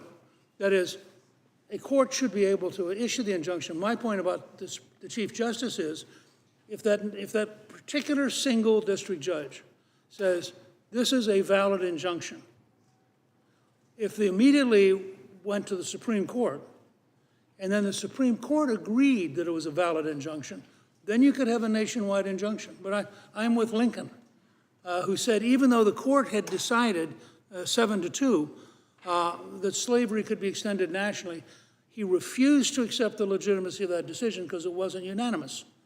Now, so the precedent's pretty clear. I think your instinct is right. There are times you need a nationwide action. My only point is, if the district judge says that, the following morning it should be in the Supreme Court, and the Supreme Court should have to render judgment. If they agree, then you have a nationwide injunction. But if they say, no, you're in error, then there's no nationwide injunction. Makes sense to me. I yield back. Thank the gentleman. We now go to the ranking member of the full committee, Mr. Raskin, for 5 minutes. Thank you, Chairman Issa. Respect for the separation of powers is intertwined with respect for due process of the citizens. The gentleman from California essentially invited us to accept the deportation of someone from America without any due process at all, which the administration has admitted was a mistake because now he's hypothesizing that person belongs to a different criminal gang and engaged in other different hypothetical crimes. And obviously, the reason why we have due process is because we can't try these cases in the Judiciary Committee of the House of Representatives. But just reading from a court document here, Plaintiff Abrego Garcia is not a member of, nor has any affiliation with Tren de Aragua, MS-13, or any other criminal or street gang. Although he's been accused of general gang affiliation, the U.S. government has never produced any evidence to support this unfounded accusation. He has no criminal history. He's never been charged or convicted of any criminal charges in the United States. So who knows? That's why we have due process. This shouldn't be just fodder for cable TV. We're talking about people's lives here. Professor Shaw, what does due process actually mean? And should Judge Boasberg be impeached for saying that the Alien Enemy Act of 1798 doesn't apply because we are not at war and we have not suffered an invasion by a foreign power? The core components of due process are straightforward, right? And it involves some notice and an opportunity to be heard, right, to make some sort of case in your own defense prior to deprivation of life, liberty, or property. So that's in the Constitution. Due process applies to every person, not just to citizens.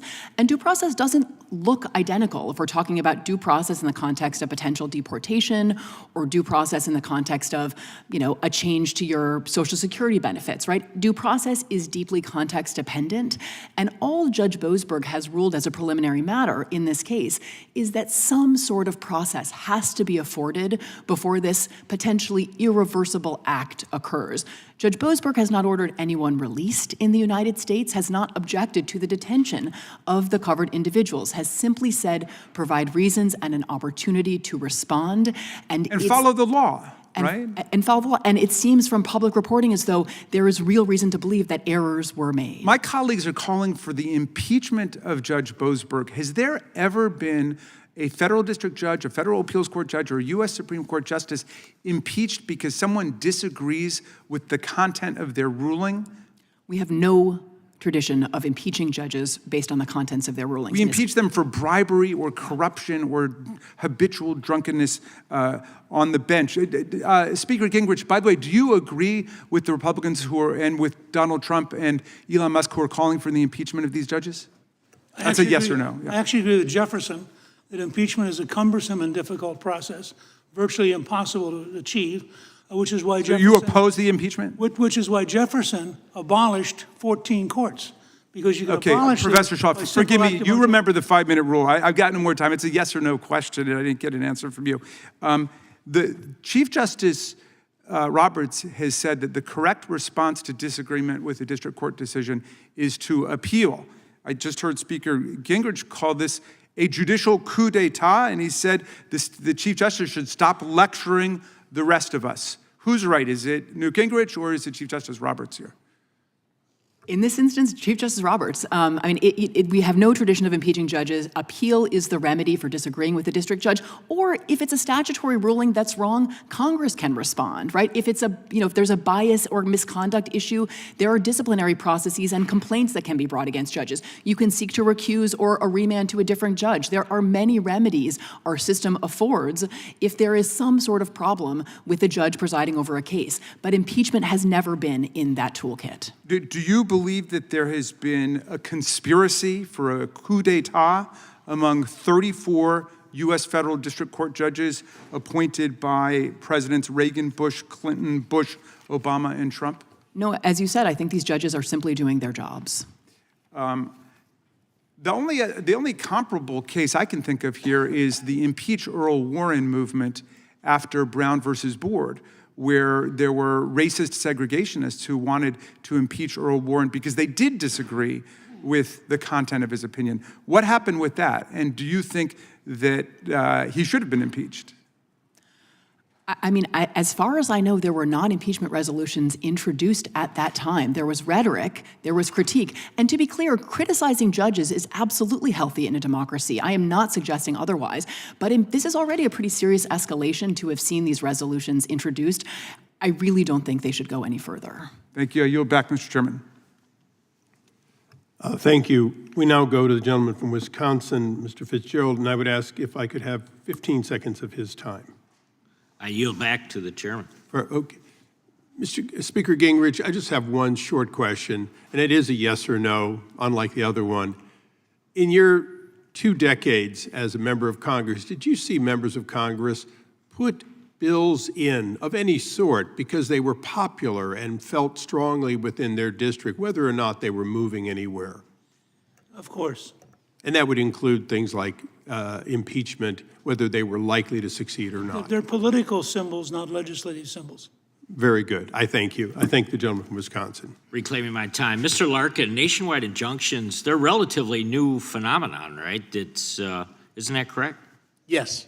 Yeah, it's fair to say nationwide injunctions became more commonplace in the 60s and 70s, and that is because Congress began authorizing general rulemaking by federal agencies, such as passage of Clean Air Act or the Clean Water Act.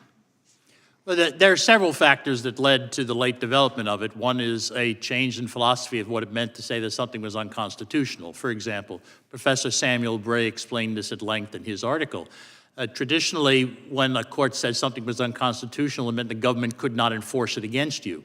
Over time, courts gradually began to say, no, that means you can't force it against anybody. The problem is that overlooks the role that a district court judge has both horizontally and vertically within the federal system. No one district court judge can bind the appellate court or the Supreme Court. No one district court judge in Maine can bind a district court judge or any judge in Alaska. And so, unfortunately, this practice developed, and we didn't have anybody stepping back and saying, no, wait a minute, are there constitutional, statutory, et cetera, limitations on it? And it has actually hurt both parties, because each party has suffered through this process. Thank you. Speaker Gingrich, as you mentioned in your testimony, between 2001 and 2023, there were 96 nationwide injunctions issued, of which 64 were granted against President Trump. Well, why do you think the courts have issued nationwide injunctions against President Trump with such frequency? It's kind of a question we're all pondering right now. You know, one of my favorite books on the law is The Bramble Bush, which is the 1929 introductory lectures at Columbia Law School, and which draws a distinction between the law as it is practiced and the law as it is written. So let's just, at a common sense level, be honest. Donald Trump represents a profound, fundamental shaking up of a very deeply resistant establishment, which can be traced back to Franklin Roosevelt in 1933. You take on a system that's almost 100 years old, the system fights back. The last great bastion of power held by the left is district court judges and their allies on the Supreme Court. And they're behaving, as a historian, this is a perfectly natural thing. They're doing everything they can to stop the president, who was elected by millions of Americans. They were elected by no one, but under our system, they have a certain amount of power. Not nearly as much as the modern legal system believes, because the 1958 decision by the Supreme Court, which said we are supreme, is baloney. The Supreme Court is supreme in Article 3. It is not supreme over the whole Constitution. And I think we're now going to face a genuinely important, historic conversation as a country about whether or not unelected judges on a randomized basis, who happen to be 92% Democrat, have the power to stop the elected commander-in-chief on item after item after item. My guess is the American people will say to the legislative branch, you got to be kidding me. And if Justice Roberts wants to cut this off, he should act now, because this is going to get worse, not better. Thank you. Mr. Larkin, I'll just finish up with a quick question about forum shopping. It's something that's clearly been happening, and we're used to it at the state level within the judiciary as well as at the federal level. I was wondering if you had a comment about that. Sure. I mean, the problem is attempted to be avoided by having random assignment. But unfortunately, there are some times when there's only a limited number of judges in a particular district. And as the result, if there's only one, that's who you're going to get. If there are two, you have a 50% chance. And people wind up doing this, not surprisingly, because they think Judge A is going to give them a better likelihood of success. Now, you know, that's bad enough when what you're talking about is a damages action, because that damages action is going to result in a check, perhaps, that goes just to one party. It's different when you're talking about having one judge in any one town enjoying the entirety of the federal government across the nation. That's a much more severe problem, and that's why this is a reasonable effort to cabin that. And, you know, picking favorable judges is a reason why. Thank you. I yield back. Thank the gentleman. We now recognize the gentlelady from California, Ms. Lofgren, for 5 minutes. Thank you, Mr. Chairman. It seems ironic that today's hearing is titled Judicial Overreach and Constitutional Limits on the Federal Courts, because if we really care about constitutional limits, we should start by confronting the recent attacks on judicial independence, attacks that themselves defy the Constitution. In the past few months, we've seen Elon Musk, President Trump, and even members of Congress call for the impeachment of judges, not for misconduct, but because they don't like their rulings, and that's not how a constitutional democracy works. You know, it's true that members of the judiciary were not elected by the Electoral College. That is beside the point. As my colleague, Mr. Massey, pointed out, when Congress enacts a law, signed into law by the president can overturn that law with a statement, which is essentially what an executive order is. And that judges are making that finding is the role that they have been assigned. Now, Professor Shaw, the recent federal court decisions, which, by the way, have been made by judges appointed by both political parties, have led to calls for the president's supporters to impeach these judges. Now, only 15 federal judges have been impeached by the House since 1804, and only 8 had been removed by the Senate. I was involved in one of them for a very severe misconduct case. What's the standard in the Constitution for impeachment for a federal judge? Well, it's been understood that the impeachment, the constitutional language of treason, bribery, and other high crimes and misdemeanors applies with full force to federal judges, although it's actually not explicit in the Constitution, and there are some scholars who have raised some questions about it. But our practice is consistent that that is the same standard that applies to other officers. It applies to judges. And in terms of how our practice has implemented that standard, it has been exactly as you said. In the 15 judicial impeachments that have resulted in 8 convictions and removals, they have been for serious misconduct, things like habitual drunkenness, sexual assault, or corruption, bribery, those types of offenses. The one impeachment of a Supreme Court justice, Justice Chase, was somewhat different because it involved explicit partisanship from the bench. But there you had repeated jury charges and actually kind of electioneering from the bench that also clearly distinguish the conduct at issue there from any of the rulings at issue here. So just to be succinct, none of these historical examples have anything to do with the substance of the rulings rendered by the judges who were subject to impeachment. Well, and even for those who cite the section of the Constitution that judges serve during times of good behavior, that wouldn't include disagreement with the outcome of a case. No, I would say the combination of the good behavior language and the impeachment language has suggested that the way to implement the requirement of good behavior is through impeachment. There is no other mechanism that we have ever used to remove judges other than the impeachment mechanism. And certainly there's nothing to suggest that disagreement with a ruling, whether we're talking about as a matter of good behavior or the specific impeachment language, would ever be the basis for seeking to remove a federal judge. Senator Chuck Grassley, chairman of the Senate Judiciary Committee and hardly a bleeding heart liberal, recently said, and this is a quote, "You can't impeach a judge because you disagree with their opinion." I take it you agree with Senator Grassley's statement there? I do. Now, would doing so be damaging to our constitutional system of separation of powers? And if so, why would that be? I do want to be clear that I think that there is a healthy inter-branch debate and dialogue that can include criticisms, including sharp criticisms of the rulings handed down by district judges, appellate judges, Supreme Court justices, and that can include hearings that consider and maybe adopt legislative change, right? Obviously, Congress has considerable authority to regulate the jurisdiction of the federal court, so I don't think any of that is unhealthy or destructive, but I do think that moving into an era in which substantive disagreement with the rulings of federal judges gave rise to impeachment proceedings would involve an escalation of this kind of interbranch warfare and a politicization of the judiciary that would be extremely damaging to judicial independence and to the role of courts in our democracy. Thank you very much. Ms. Romero, I found your testimony riveting, and I'm sorry that you and your neighbors went through such a nightmare. There is not a single member of this committee on either side of the aisle that doesn't want violent criminals who in this situation to be deported. The issue is standing up for the rule of law, making sure their due process when that is done. And I want you to know that I listened very carefully to your testimony. I'm sorry what you went through. Thank you very much. Thank you.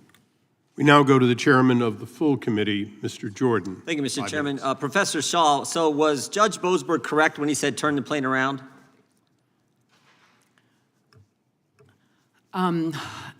So, I think that protecting the jurisdiction of his Wait, court. that wasn't the question. Was he correct when he said, turn the plane around, bring the guys back who harassed Miss Romero, drove her out of her home, harassed her neighbors, shot her car? Was he correct when he said, turn the plane around, bring those individuals back to the United States? Based on the record before him, I think that was an absolutely defensible decision to have made in the time-pressured condition. Miss Romero, what do you think? You agree with the professor and with the judge? Three of those individuals on the plane, Thomas Murillo Pena was wanted for kidnapping in Chile, was in the Denver area where they got him. Javier Vargas Lugo, attempted kidnapping, was in the Denver area. Nixon Azusa Perez was in the Aurora area. He may have been one of the guys who harassed you. Do you think that plane should have came back and brought those individuals back to the United States? I feel safer every time a plane is loaded up and leaving this country. Yeah, the previous member from California talked about your riveting testimony. One of the lines you had in your testimony that got everyone's attention was, quote, there are no government programs to grant citizens temporary protected status from imported gangs in our country. Amen to that. There is none. And that's why this is so important that we move these people out. Mr. Speaker, should the judge who's been assigned the Hegseth case, Judge Boasberg, should he recuse himself from that case? And understand the standard, I know you do, Speaker. The standard is a reasonable person. Would a reasonable person believe that this judge can't be impartial with this case? And I would just remind you of a couple things. This is the judge who was on the FISA court when they granted warrants to spy on President Trump's campaign. This is the judge who handled the Kevin Kleinsmith case, an FBI lawyer who lied to the FISA court to help get those warrants and was given a slap on the wrist by Judge Boasberg. Not my words, the Wall Street Journal said it, because it was. He was a member of the bar, lied to a court, and got some probationary sentence. So now this judge said, turn the plane around, and now he's been assigned the Hegseth case. And I'm just asking, do you think Judge Boasberg should recuse himself from that case? I think this is a classic case where the Chief Justice should intervene. I mean, when you have a blatant, continuing record of prejudice, that judge should not be put in charge of a case.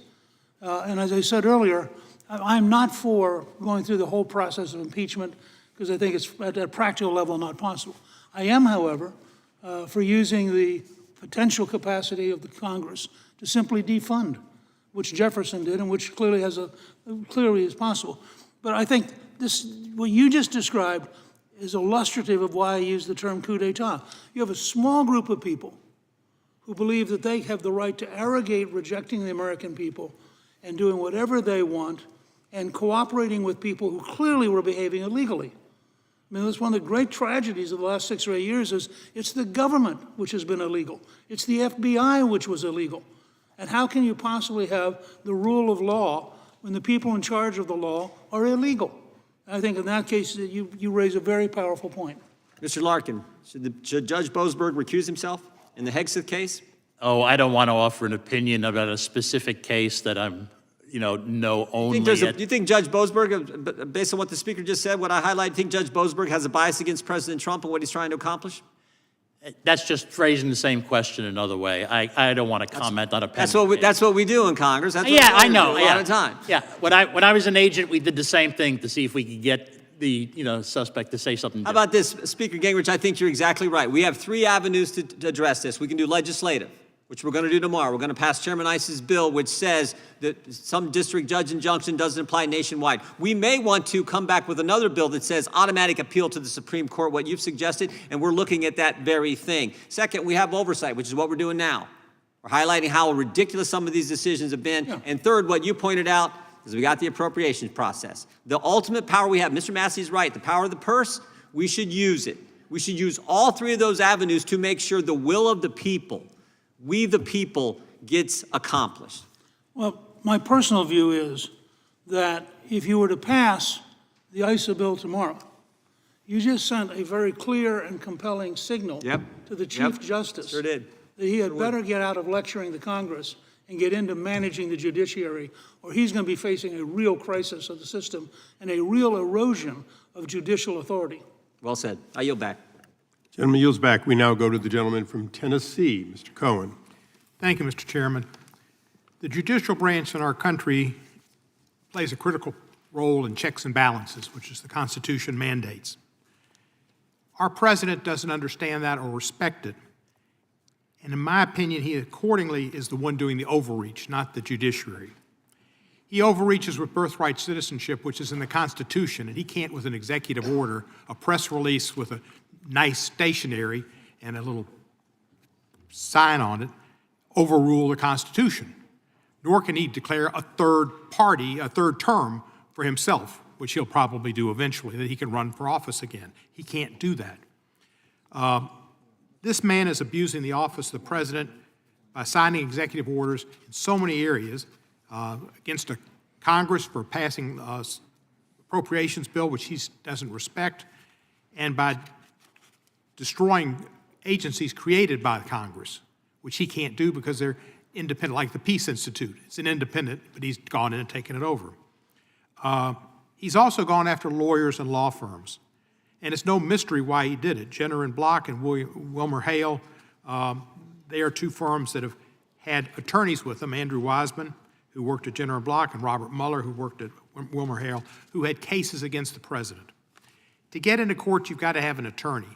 And if attorneys are fearful of having their opportunities to interact with the federal government, to enter federal buildings, to have clearances, they will be reluctant to take cases. That destroys the opportunity for the Justice Department, for the judiciary, for the third branch to work as a check and balance. You destroy it when you don't have somebody to give you entree into the courts.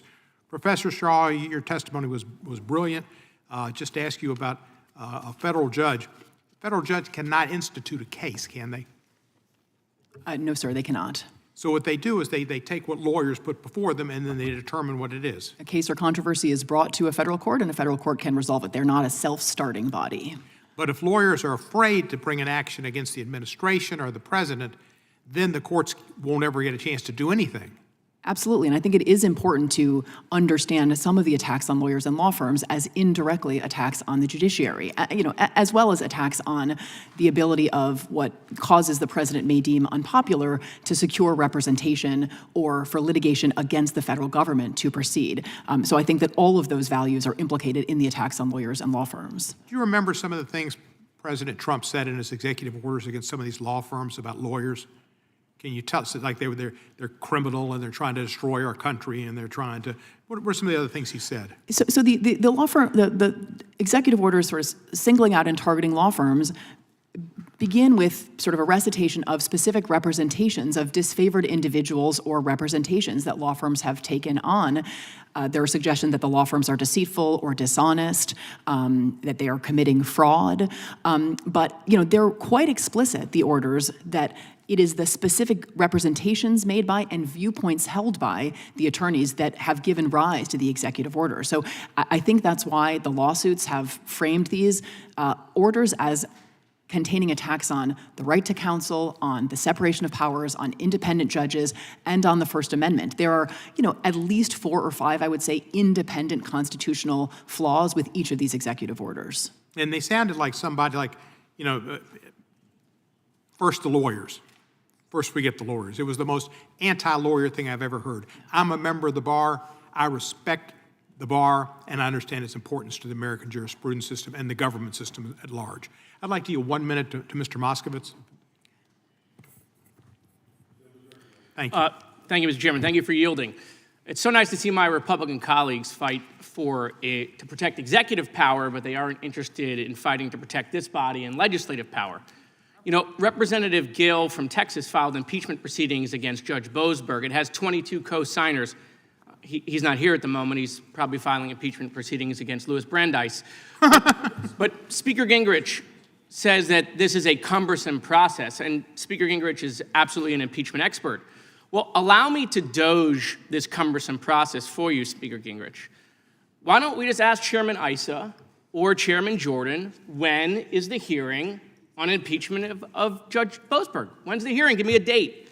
Give the American people a date. Oh, wait, Chairman Issa says that this is actually a political symbol and not actual legislation. So it's a fake impeachment.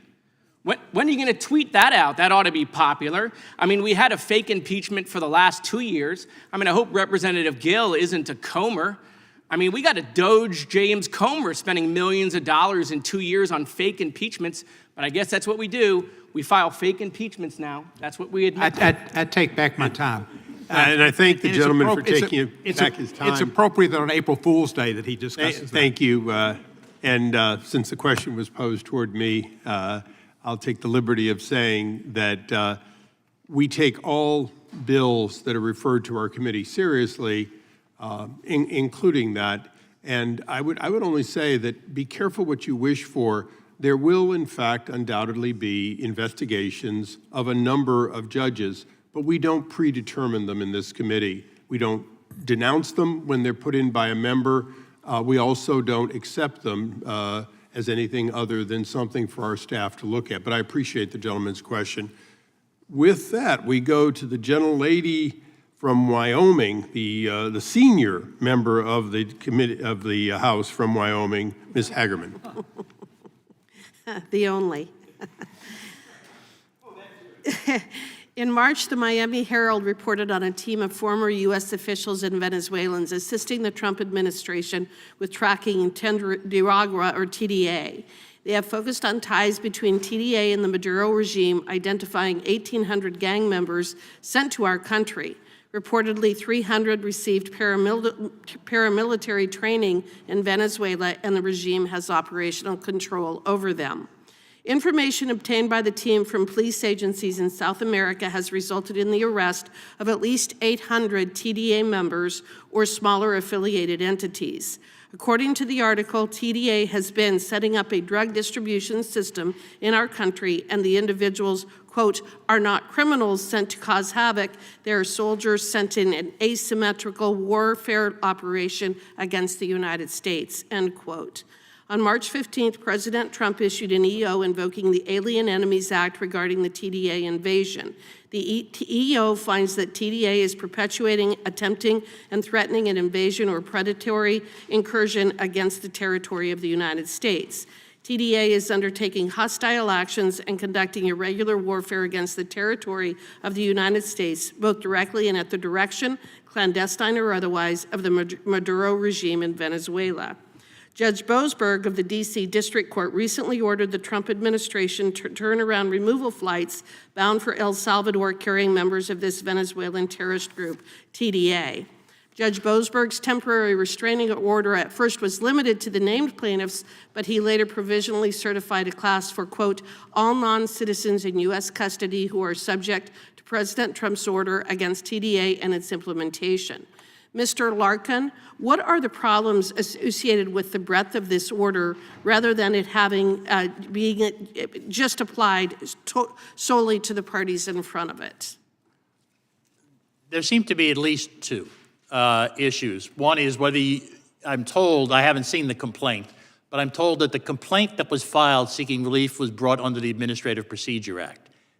That's not an appropriate vehicle for this. It should be the federal habeas corpus laws. But secondly, if you're going to grant class-wide relief, you have to first properly certify a class. The Supreme Court has so ruled and has told the district courts that they have to do first the job of certifying the class and only then awarding class relief. In footnote 1 in Baxter versus, I think it's pronounced Palmigiano, but don't hold me to that, the Supreme Court said the district court had gotten it wrong in that case for following the reverse order. So if that's what happened, what happens then is you're seeing some of the problems that can arise when a judge wants to stop an entirety of the government rather than award relief to one person, because there are steps that you have to go through in order to certify a class. And to my knowledge, although, like I said, I haven't followed that case, I don't know if those steps were followed here. My understanding is that this is the first I've heard of it from you, so. Well, and there's another problem associated with that as well. In the case involving TDA, the judges and other injunctions that have been issued, nationwide injunctions issued by these courts, they have not been requiring the party seeking the injunction to put up a bond, even though Rule 65 of the Federal Rules of Civil Procedure mandates that a party seeking a preliminary injunction or TRO must provide security, a bond to cover potential costs and damages to the party who is wrongfully restrained or enjoined. In fact, such a bond is a condition precedent for an injunction to be valid. So in light of that, does this violation or failure to require the posting of a bond undermine, if not actually nullify, the legality of Judge Boasberg's order? I have to say, and it's going to sound like begging off, but I'm not trying to, that I haven't researched that effect in this sort of context, in part because I'm not sure how you set a bond in a case like this, where what you're talking about is essentially relief that should be granted under the habeas corpus laws. And so to the extent there are separate procedures that you have to follow in a habeas corpus action, I don't know to what extent that part of Rule 65 would apply. So what I'd like to do is I would encourage you to read the opinion article in the the Wall Street Journal from yesterday entitled "Why Judge Boasberg's Deportation Order is Legally Invalid." And this individual, Daniel Huff, goes through the analysis of what is required under Rule 65 for an injunction to be enforceable. No. And one of the problems associated with the decision is the fact that no bonds have been required in these injunctions. And not every provision in the Federal Rules of Civil Procedure automatically translates over to habeas corpus, and I just don't know if that provision does. If it does, then it has to be addressed. If it doesn't, then you have a different set of rules that you follow. Would the gentlelady yield for 1 second? Sure. Would your question, thank you. Would your question be for all of these cases, not just the one that you were speaking of? That is correct, for all of the injunctions that have been issued in these decisions around the country. And I also would ask unanimous consent. Time has expired. I would ask unanimous consent to submit 2 articles for the record. 3 articles. One is the Wall Street Journal article. Another one is the article I was referencing earlier, as the U.S. tracks suspected Venezuelan gang members, a look at a group that's helping, and the executive order issued by President Trump. Without objection, so ordered. We now go to the gentlelady from Washington, Ms. Jayapal, for 5 minutes. Jayapal, thank you, Mr. Chairman. Perhaps my colleagues on the other side of the aisle should consider that the very reason that Donald Trump has faced more nationwide injunctions than Joe Biden is precisely because Trump is grabbing unprecedented power from Congress and from the judiciary, power that is not accorded to any president because we do not have kings in this country. If you try to eliminate birthright citizenship, jail people for free speech, slash funding and fire people, and eliminate departments that are actually established by Congress, if you try to use Cold War era regulations to do mass deportations, then yeah, you're gonna get nationwide injunctions. So maybe if you don't like the injunctions, stop doing the illegal stuff. The argument that the judiciary has run amok is a very convenient political argument that's being weaponized to eliminate the fundamental checks and balances that our founders put in place to protect the independence of the judiciary from the political branches of government. If there are threats to the independence of the judiciary, they come when unelected billionaires try to buy court seats. They come when there is no ethics code that stops justices from being captured by special interests. The lower courts have played a critical role in this independence from political systems, delivering results that people from both parties have liked and disliked. During the Obama and Biden administration, lower courts did rule against the government in cases dealing with student debt relief and DACA. Courts have also ruled in favor of guns, religious liberty, and abortion restrictions. Democrats may not have liked those rulings, but we did not simply try to eliminate those courts or impeach those judges. And did you ever hear Republicans complaining about the judiciary when those favorable rulings were coming about? Of course not. One of the most important roles of an independent judiciary is upholding civil rights and liberties. The judiciary is often the last line of defense for protecting the vulnerable from the powerful and the minority from the majority. This is particularly true when it comes to immigration. Last night, we learned that the Trump administration mistakenly deported a father with protected legal status.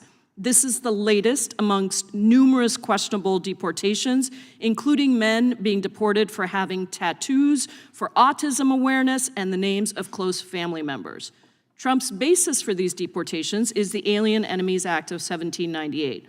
This statute authorizes the president to detain and deport non-citizens when there is, quote, a declared war or an invasion or predatory incursion, end quote, by a, quote, foreign nation or government. Professor Shaw, could you briefly explain why the courts have determined why there is no appropriate basis for Trump to invoke the Alien Enemies Act? Well, I should say it's all in a very preliminary posture, but Judge Boasberg issued his initial temporary restraining order essentially on the grounds that individuals who were subject to this deportation on the basis of this invocation of a 1798 statute that has been used 3 times in our history needed some opportunity to contest or present evidence before being sent to prisons in El Salvador. So this was, just to be really clear, Judge Boasberg did not order anyone's release inside the United States. Everyone is able to stay in U.S. custody. It was simply a determination that the basic demands of due process were not suspended by the invocation of the Alien Enemies Act. And why are those due process rights so important in the immigration context in particular? Well, so I think that the example that you gave, Congresswoman, of this reporting we saw last night of an individual who appears to have been incorrectly seized and sent to a prison, maybe there was some other basis, but not the specific Alien Enemies Act invocation basis for deporting him, makes clear that the stakes kind of couldn't be higher than in the immigration context, especially if we're talking about not just detention, but deportation and expulsion. Due process protects us from being summarily deprived of life, liberty, or property, and those interests in some ways are at their highest when we're talking about the government taking custody and potentially expelling an individual. And this law was used, wasn't it? It was invoked by President Franklin D. Roosevelt to detain 120,000 Americans of Japanese ancestry during World War II? That's right. It was part of the basis of the detention and internment of Japanese Americans. And so these actions don't just affect foreigners. What's at stake are constitutional rights for all Americans. Can you explain to any American who might be watching this hearing why they should be concerned about their rights, given what the Trump administration is doing? Right.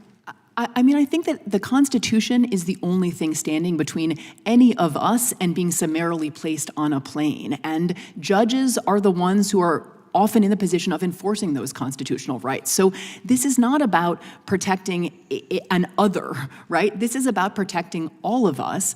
And if the administration is not duty-bound to respect the basic requirements of the Constitution with respect to these individuals, it's not clear why it's duty-bound to respect those rights as to any of us. I think that is a very important point, and I think we should be focusing our attention on how to best preserve our independent judiciary, not delegitimize it. Mr. Chairman, I'd like to submit an article, seek unanimous consent to submit an article for the record. This is from The Atlantic. An administrative error sends a Maryland father to a Salvadorian prison. Without objection, so ordered. Thank you. I yield back. The gentlelady yields back. We now go to the gentleman from Virginia, Mr. Klein, for 5 minutes. Thank you, Mr. Chairman. I want to briefly yield at the start to the chairman of the full committee for a few seconds. Thank the gentleman for yielding. Professor Shaw, should Congress add 4 associate justices to the United States Supreme Court? I think that Congress certainly has the power. I think that you support packing the court? Look, anything Congress does with respect to the court should be responsive to current conditions. So there have been moments when I thought that Congress should take seriously changing the size of the Supreme Court. So I certainly has the power to do it. That's what I figured you'd say. I yield back. And find it interesting that to be responsive to current events that you would support adding 4 justices to the Supreme Court. Court packing, essentially, when many on the other side saw rulings that they didn't like over the past several years. Their response was to pack the court. Mr. Speaker, do you consider it appropriate to add 4 members to the Supreme Court when decisions come down that people don't like? Let me say first, if I might, that hearing a Democrat talk about fake impeachments after the 2 fake impeachments of President Trump, which were repudiated by the Senate, I thought it was a lovely moment of historical awareness. Look, the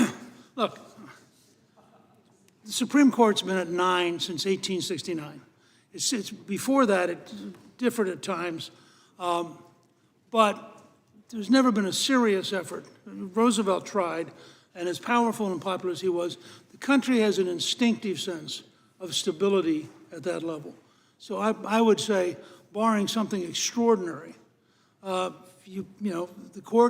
Supreme Court, again, supreme in terms of the Article 3, not supreme in terms of the country. I think the Supreme Court is best dealt with carefully and cautiously, and it evolves over time. It's not always what conservatives like, it's not always what liberals like, but over time it has been a relatively stable part of our system. Now that we have a Republican majority in the House, Republican majority in the Senate, and a Republican president, I wonder how those same Democrats feel about adding 4 new justices to the Supreme Court right now. Probably wouldn't be so excited about it. But Ms. Romero, let me ask you, since you were so directly affected by Tren de Aragua, are these gang members the kind of folks Americans want in our neighborhoods? Were they good neighbors when you lived near them? No, they were not good neighbors. I read your testimony. It's shocking what went on in your neighborhood. How long did you and your community suffer from this invasion? My husband and I lived in the apartments for 4 years. For the last year and a half, it was pretty bad. Now, if you went around an apartment complex with a rifle trying to kick in people's doors, you'd expect police would act swiftly to take you into custody, right? Yes, anytime someone calls 911, I expect the police to come swiftly. Yeah, that's the reason we have law enforcement, to respond to situations like that. That wasn't my experience with the local police there. Your cries for help went unanswered. Yes, very. Unfortunately, federal judges seem to have taken up those same talking points and taken issue with President Trump's administration, calling what's happening in communities like yours an invasion. They instead just call it a migration. Did it feel like a migration to you? It felt like there were large groups of people moving onto the property to destroy it and cause me harm. It caused many of my neighbors harm. Felt more like a textbook definition of an invasion. Yeah, nobody made sure my rights were protected. Do you think, what message does it send when a district judge in D.C. says the president can't take action to remove these violent criminals and invaders from your community? I think the president was asked very specifically to take care of this problem, and promises made and promises kept. I feel like he is keeping his promise to me. Do you think that these injunctions will make the problem worse in your community as it emboldens criminals and handcuffs law enforcement? I think all sanctuary city policies are a mistake, and they're harmful to regular citizens. And there's no one in here fighting for my rights. Well said. Thank you. I yield back. Gentlemen yield. I yield to the chairman. Well done, Ben. Mr. Larkin, there's been a question that I've been begging to ask. National injunctions.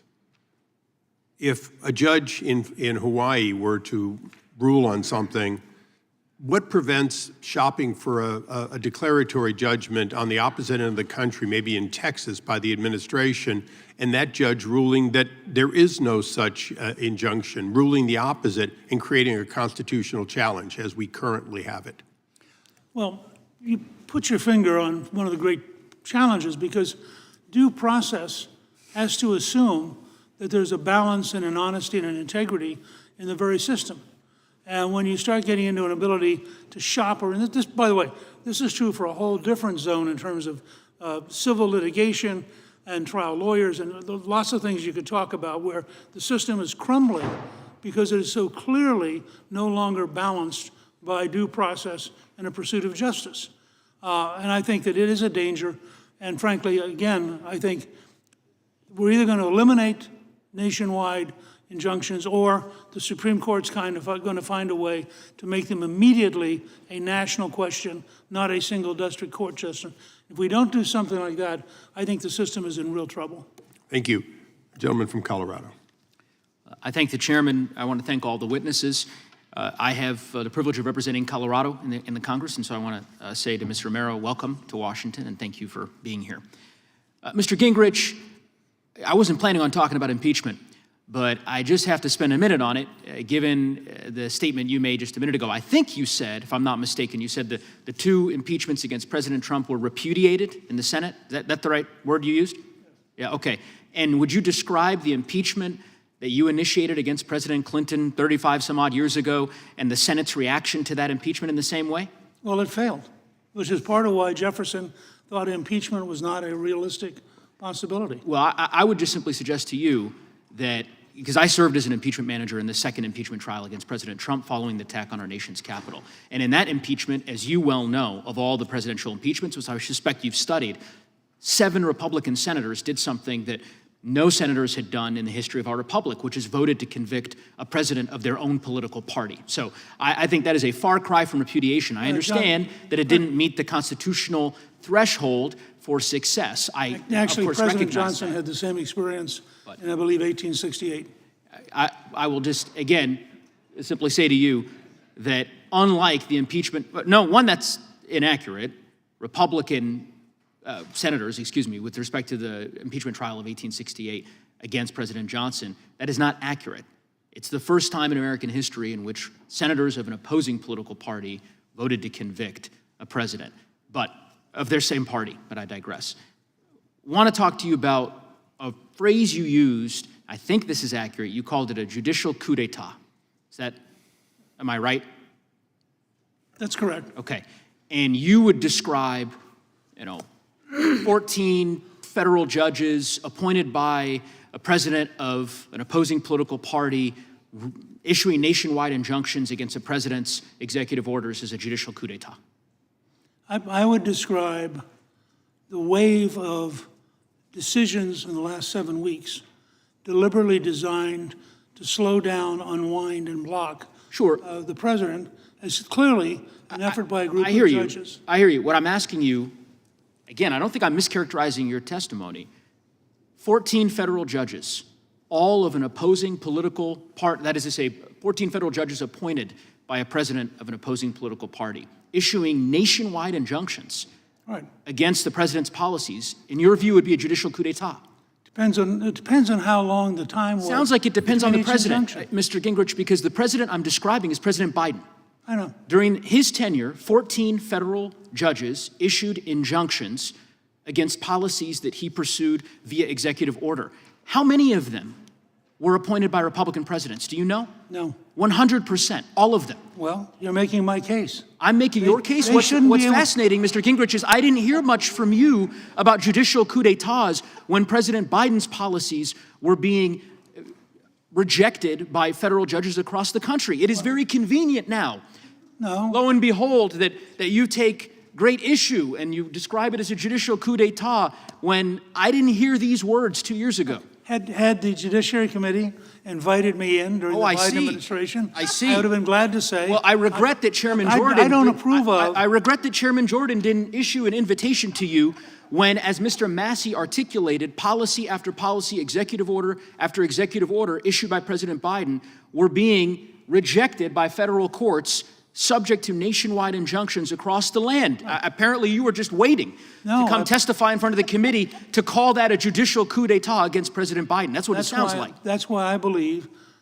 any kind of nationwide injunction should immediately go to the Supreme Court to be validated as a nationwide activity. Well, I don't believe district judges I understand have the that authority. alternative. I understand that you've provided that particular alternative as something for this committee to consider. Your written testimony indicates far more significant and structural changes. You referenced the Judiciary Act of 1802 and this notion that the Congress can abolish district courts and the rest, and you seem to be suggesting those as remedies that we ought to consider. In any event, I just want to talk, I know I'll ask the chairman to indulge me since I know he's indulged other members.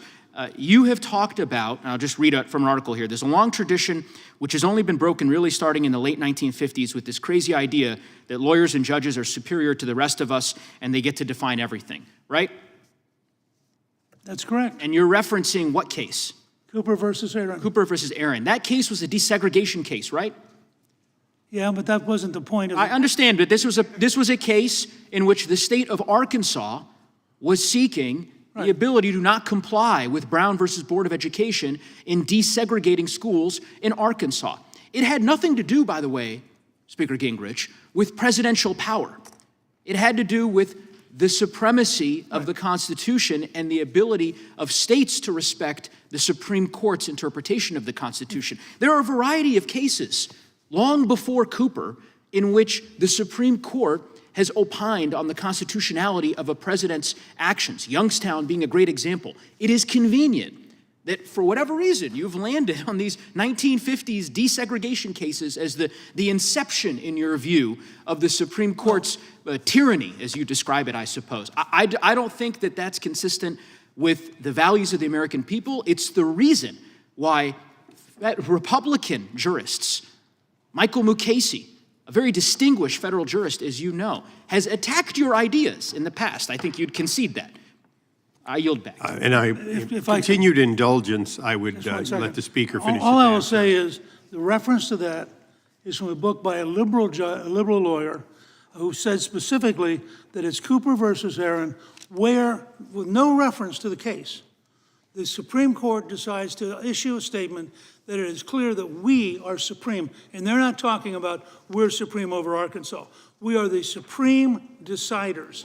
And that is explicitly false and historically wrong. And it's what Jefferson was so furious about in 1800, because he did not believe judges had the ability to overrule the American people. I thank the gentleman. We now go to the gentleman from Texas, Mr. Roy. I thank my colleague from California. Ms. Romero, you have testified about your experience in Aurora, Colorado. As we talked about at the beginning, I came to Aurora and visited with you and others that were impacted by what you were dealing with. To be clear, you felt terrorized in your home, in your apartment. We have an order, Mr. Chairman. Can we? If you have conversations, please take them off the dais. Right. The gentleman's recognized. With all respect to my colleagues, and I noticed Ms. Romero, who was bothered by, we're talking about people's lives, Americans' lives. Ms. Romero, your life. True, yes or no? In short answer, was your life turned upside down by the existence of Tren de Aragua in your home, in your apartment complex in Aurora, Colorado? Absolutely, and continues to be. And people were in danger. American citizens, Americans were in danger. I was in danger. My family was in danger. I couldn't get my grandchildren to even come visit. It was dangerous over there. The police didn't want to respond. The local government in Aurora did not want to acknowledge. There was continued pushback and gaslighting.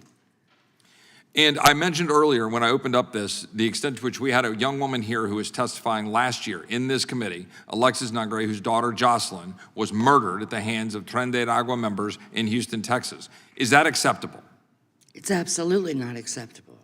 And so let me ask you this. Should TDA gang members or MS-13 gang members be removed and deported from the United States of America? Let me first ask Ms. Shaw, Professor Shaw, should they be removed?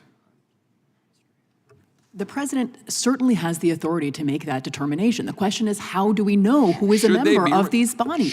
So these members should be removed. These TDA gang members, MS-13 gang members who are posing a danger to the American people and citizens should be removed from the United States of America. I am a scholar. I'm not going to take a policy position on how immigration should be enforced or carried out. But you comment on these issues all the time. I opine on the law, and the president has certain authority, significant authority, to enforce the immigration laws, but the Constitution is supreme. So the president has significant authority as the commander-in-chief to protect the United States. Of course. Ms. Romero, do you think these TDA gang members and MS-13 gang members and other dangerous individuals should be removed from the United States so they do not pose a harm to American citizens? Every last one of them. And given that, do you believe it was appropriate for the president to remove those that were removed that Judge Boasberg decided to, from his perch in the district court in the District of Columbia, stop or attempt to stop a plane leaving Harlingen, Texas, to remove said individuals because this judge in D.C. decided to assert that he had jurisdiction over that plane that the commander-in-chief was using to remove these dangerous individuals from our country? Do you think the president was right or the judge was right? I think the president was absolutely right. If you can describe them as illegal, and an immigrant to this country and a criminal all at the same time, they need to go out of our country. Much has been made of this individual from Maryland. To be clear, this is an individual that by all accounts was a member and affiliated with MS-13, the dangerous gang in Maryland. I will not. This individual was affiliated with MS-13, had an order of removal against him, was here illegally in the United States of America, and was put on a plane, a separate plane, by the way, from the one under the alien enemies removal, because he was on an order of removal. Now, the fact is, I think my colleagues on the other side of the aisle would like the American people to believe that it is more important for us to be concerned about the specific mechanics of an individual illegal alien affiliated with MS-13 endangering the American people, and whether or not the intricacies of due process about what claims that guy was making to alleged asylum. By the way, asylum because he was afraid of what might happen to him at the hands of the gangs he affiliated with if he's sent back home to El Salvador, that would somehow trump the extent to which Ms. Romero or Alexis Nungare would be the ones that are put down at the hands of dangerous gangs, making your life upside down as an American citizen. Do you think that's fair, Ms. Romero? It is not fair, and I have rights too. And we weren't asked permission to allow these unvetted criminals into our country, and nobody stopped them once we sounded the alarm. Something has to be done now. Mr. Speaker, thank you for being here. We've talked a little bit about what we might be able to do, and you talked about the fast track to the court and so forth. I remain of the belief, and I think, we've passed legislation out of here, and I think it'd be important to send that to the Senate. I agree with you, to send a message to the Supreme Court. I would posit and see if you agree. I think we need to clarify for the record, for both sides of the aisle, in response to my friend from Colorado's commentary, that we had a wake-up call for our Democratic friends when suddenly there were some judges in the Northern District of Texas who were saying, wait a minute, we don't think some of these ridiculous rulings about men being in locker rooms with our girls in schools should somehow be okay because radical administrators under the Biden administration were allowing it to occur. Do you agree that having a ability to say that you're not going to have a nationwide injunction at the hands of one judge, but then have a process by which you can have a nationwide injunction, either through a 3-judge panel at the appellate or fast track to the court? To clarify for the record, we're saying that's not a partisan exercise, that we're saying that no one judge should make that there should be a process, though, and there are times when a nationwide injunction does need to occur to stop administrators from making law. The gentleman's time has expired, but you may answer. Well, whether it is a liberal or a conservative, whether it's a Democrat or a Republican, the very concept of the distribution of power in the American system would indicate that no single person should have the power to dictate to the entire country what they personally happen to believe that week. And I think that we need to demystify the process of judgeship, recognize that it's occupied by humans. There's an amazing passage from Jefferson where he says, look, these are people. They're subject to exactly the same problems as politicians or anybody else, and you can't put them up on a pedestal. So you've got to have a system which blocks power from being exploited by the personality or the idiosyncrasies of one person imposing on 335 million people. And I think that what Chairman Issa has brought out is a very useful first step. As I said earlier, I think the Chief Justice could vitiate this entire issue if he took the right steps. But I think we as a people cannot allow random individuals arrogate to themselves being alternative presidents and imposing their personal will on the entire country. Thank you, Mr. Speaker. Now you'll back. Thank you. The gentlelady from Vermont is recognized for 5 minutes. Thank you, Mr. Chair. Given that Mr. Roy went over by almost 2 minutes, I would like to give the ranking member a minute before I begin. The gentleman, you yielding a minute to the gentleman. Thank you. Well, I appreciate that. Thank you to the gentlelady from Vermont. I just want to be clear about this. First of all, I want to align myself with members on both sides who have found your testimony, Ms. Romero, very important and very disturbing. And we all agree that gang members should be prosecuted to the full extent of the law, and if they're here unlawfully in the country, they should be deported. But the idea that that should become the basis for a mass roundup and deportation of people who've never been charged with anything, who have no criminal record strikes me as absolutely preposterous. And the administration, at least, was willing to come forward to say, okay, they have the wrong person.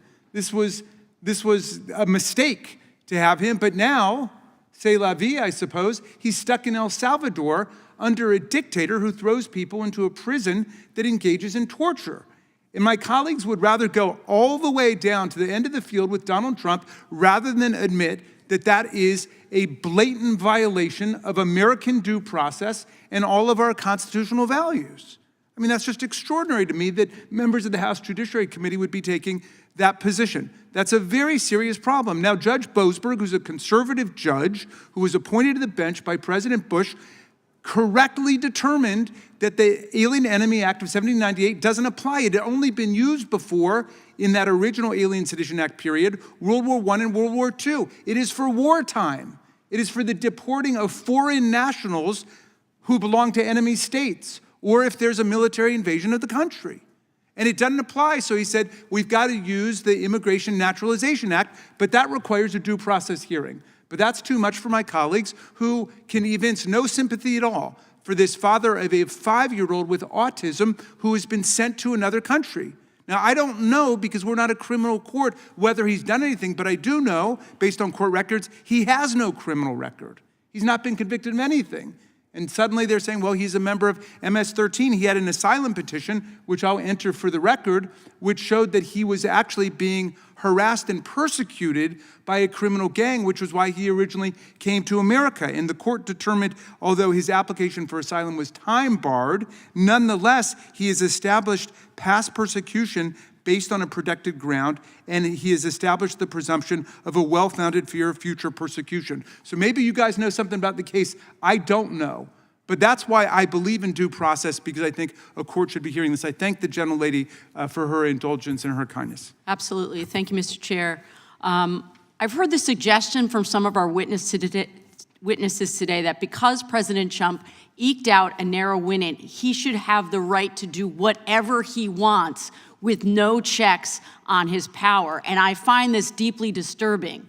As a former civics teacher, it feels like we failed somewhere along the way. Presumably, we've all had some basic civics education, and I'm hearing a shocking misunderstanding of how the Constitution works. Professor Shaw, thanks so much for being here. Let's briefly reestablish the fundamentals here. We have 3 branches of government, correct? Correct. Executive, legislative, and judicial branch, correct? Correct. And under our constitutional order, the head of the executive branch, the president, generally must obey orders by judges, correct? Absolutely. And one of the ways Congress oversees judges and the president is through impeachment or removal from office for violating the law or other egregious behavior. Is that correct? Treason, bribery, other high crimes and misdemeanors, correct. Thank you. But Congress does not remove judges because of a disagreement with how they ruled. Is that correct? That is correct. And why is that? Judicial independence requires the judges not be constantly afraid that they will be removed from office if they issue a decision that is unpopular or that is, opposed to the interests of the political powers, or that runs against the political winds. Judicial independence requires judges to be confident and secure in their rulings and not fear the consequences of those rulings other than reversal on appeal. That's a consequence judges can and should fear, but that really is the primary consequence. And as you've said, this has a chilling effect. This entire presidency so far is about having a chilling effect on the way that government works. The House must not take up impeachment resolutions based on anything but serious misconduct or illegal behavior. Yet Republicans, including people on this committee who claim to respect the Constitution, have introduced impeachment resolutions against judges because they don't like how judges did their job. They've introduced 7 impeachment resolutions so far. I'm sure there are more to come. Trump and Musk have publicly called for the impeachment of judges that they just don't like. Just by introducing these impeachment resolutions, my colleagues have attacked and weakened the independent judiciary. Does a weakened judiciary, Professor Shaw, endanger Americans' constitutional rights? The courts are a key guarantor. The gentlelady's time has expired, but I will give indulgence. You may answer. I apologize, I didn't see, sorry. I think that an independent judiciary has been and continues to be a key guarantor of all of our rights, and so anything that threatens judicial independence is a threat to all of us. Thank you, Ms. Shaw. And I will just say in closing, I taught my students for years the Constitution requires that we respect the rule of law and not the rule of one man. Thank you so much for being here. Thank you, gentlelady. With that, we Mr. go to Chairman. the gentleman from Texas, Mr. Hunt. Thank you, Mr. Chairman. Democrats love to talk about democracy. They claim Donald Trump is a threat to it. They say actions taken by his administration undermine it. But let's be clear. Democrats have twisted and weaponized the word democracy into nothing more than a partisan talking point. So let me tell you what democracy is not. Democracy is not the tyranny of the majority. When 77 million Americans cast their vote for a president, and when every major swing state breaks in his favor, and when the Electoral College delivers a clear mandate, it is not democracy when a district court judge overturns the will of the American people and usurps the constitutional authority of the commander-in-chief, full stop. President Trump, along with Tom Homan, CBP, and ICE, are doing an outstanding job securing our homeland. And in just a few months, we have seen historic progress on border enforcement, gotaways are down, arrests are up, and deportations are finally happening. But now we are beginning to see that progress stall. And why? Because of the tyranny of the minority and activist judges targeting immigration executive orders. It is not the role, nor is it the authority of a single judge to undermine the commander-in-chief's constitutional responsibility to repeal an invasion. And make no mistake about it, this is an invasion. 20 million people entering our country illegally for the past 4 years is in fact the quintessential definition of an invasion. It's not just a border crisis. We are fighting cartels like Tren de Aragua and MS-13. You see, groups like these, in coordination with the Chinese Communist Party, are flooding our country with fentanyl. It is not just a crisis here on drugs. It is chemical warfare. And fentanyl is not a simple drug. It's also poison. In my conversations with Texas sheriffs in the front lines, there's absolutely no confusion about what's happening. The mission of these cartels backed by the CCP is simple. And they told me this, and I quote, kill the gringo. And that's the reality. And President Trump is using his power and his constitutional power given to him by the American public to stop this from happening. Ms. Romero, thank you very much for being here. Really appreciate your testimony earlier. You went as far as saying publicly that in Kamala Harris's America, every state is a border state and every community is under threat. You also said that after Tren de Aragua invaded your apartment complex, you reached out to local media and several NGOs in your community begging for help, and you were turned away because there were no government programs that grant citizens protected status. I have a question for you, ma'am. Do you feel more or less safe now that President Trump is back in the White House? More. And why do you say that? Because he's getting rid of the criminals that were harassing all of us. Do you think that President Trump is putting the priorities of America and the average American citizen above the priorities of the cartels and those people that want to destroy this nation? Yes, because these people were causing immediate harm to citizens, not some imaginary harm that could happen one day. I mean, if you had a message for the American people today, what would it be? This is a real threat to our communities, not just mine, not an isolated incident, not just regulated to one building. These are all over the United States. Apparently, people have forgotten 9/11. There are dangerous criminals in our country, and if we don't start getting them out now, then when? After they victimize someone just like me? I fought for this country. There are many people in this room that fought for this country. I flew 55 combat air missions in Baghdad in an Apache helicopter because I do not want to see animals in our country terrorize my fellow Americans. That's what we took an oath to do. As sitting here in the halls of Congress, it is also our responsibility to protect the American citizen first. For the record, as somebody has deployed all over this world, no other country operates like this. None. You cannot tell me a country that would allow 20 million people to enter their country illegally and their country do absolutely nothing about it.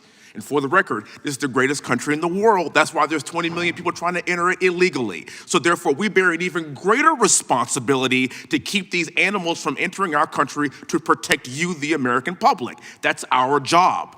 President Trump won, and he was given a mandate for that very reason. He promised to protect us and put our priorities first. It is just that simple.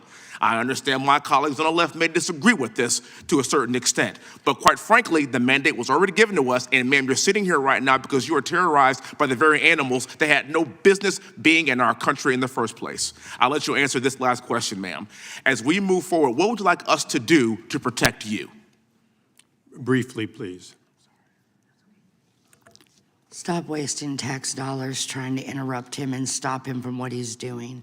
Do something to protect the people who elected you and put you in your spots.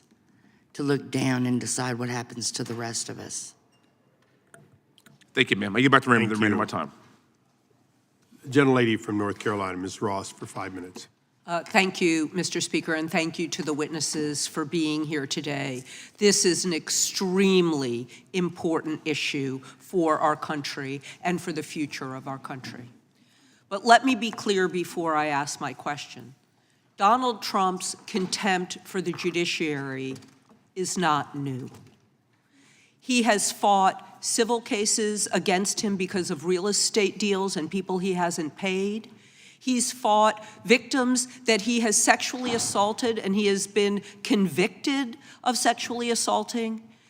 His disrespect for the judiciary is based on his disrespect for anybody who doesn't let him do whatever he wants, whenever he wants.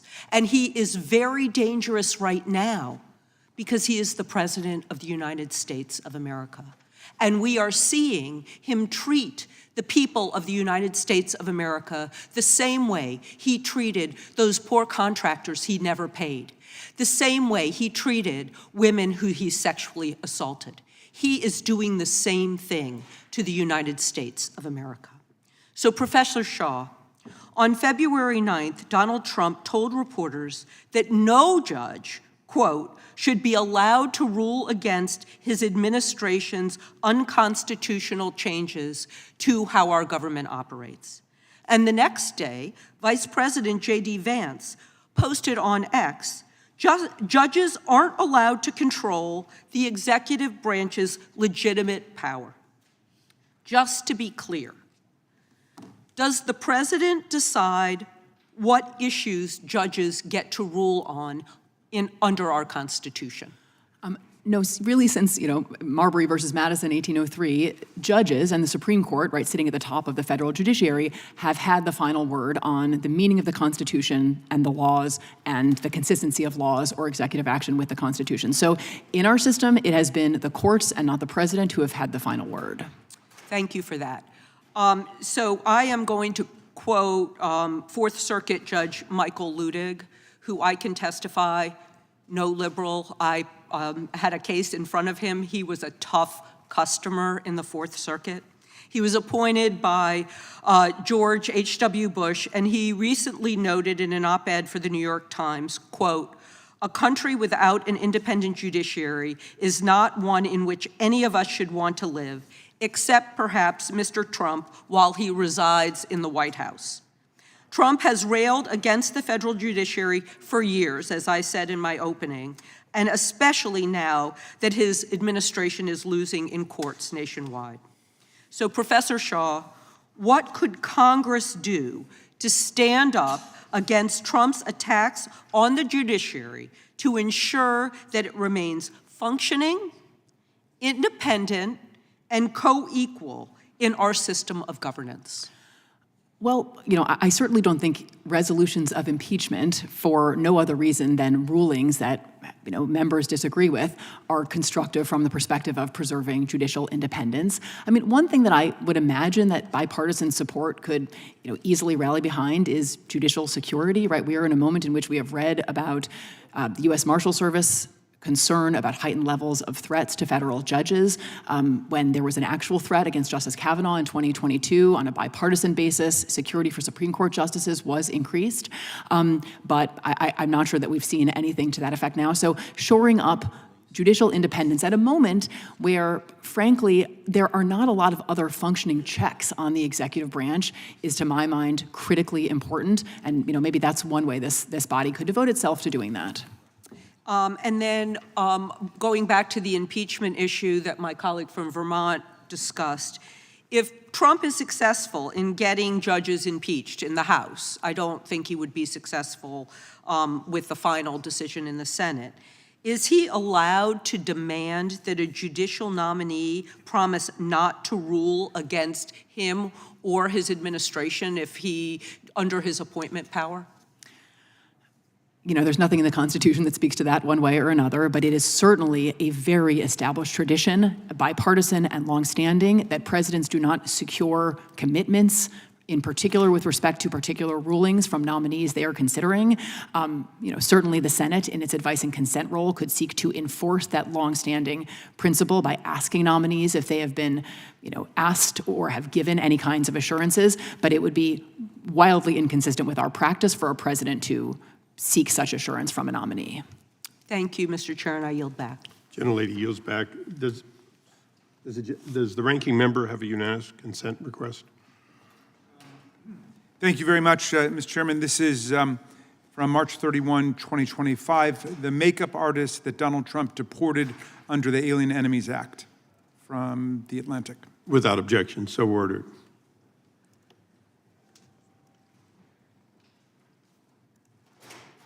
The gentleman from Texas, Mr. Gooden. Thank you, Mr. Chairman.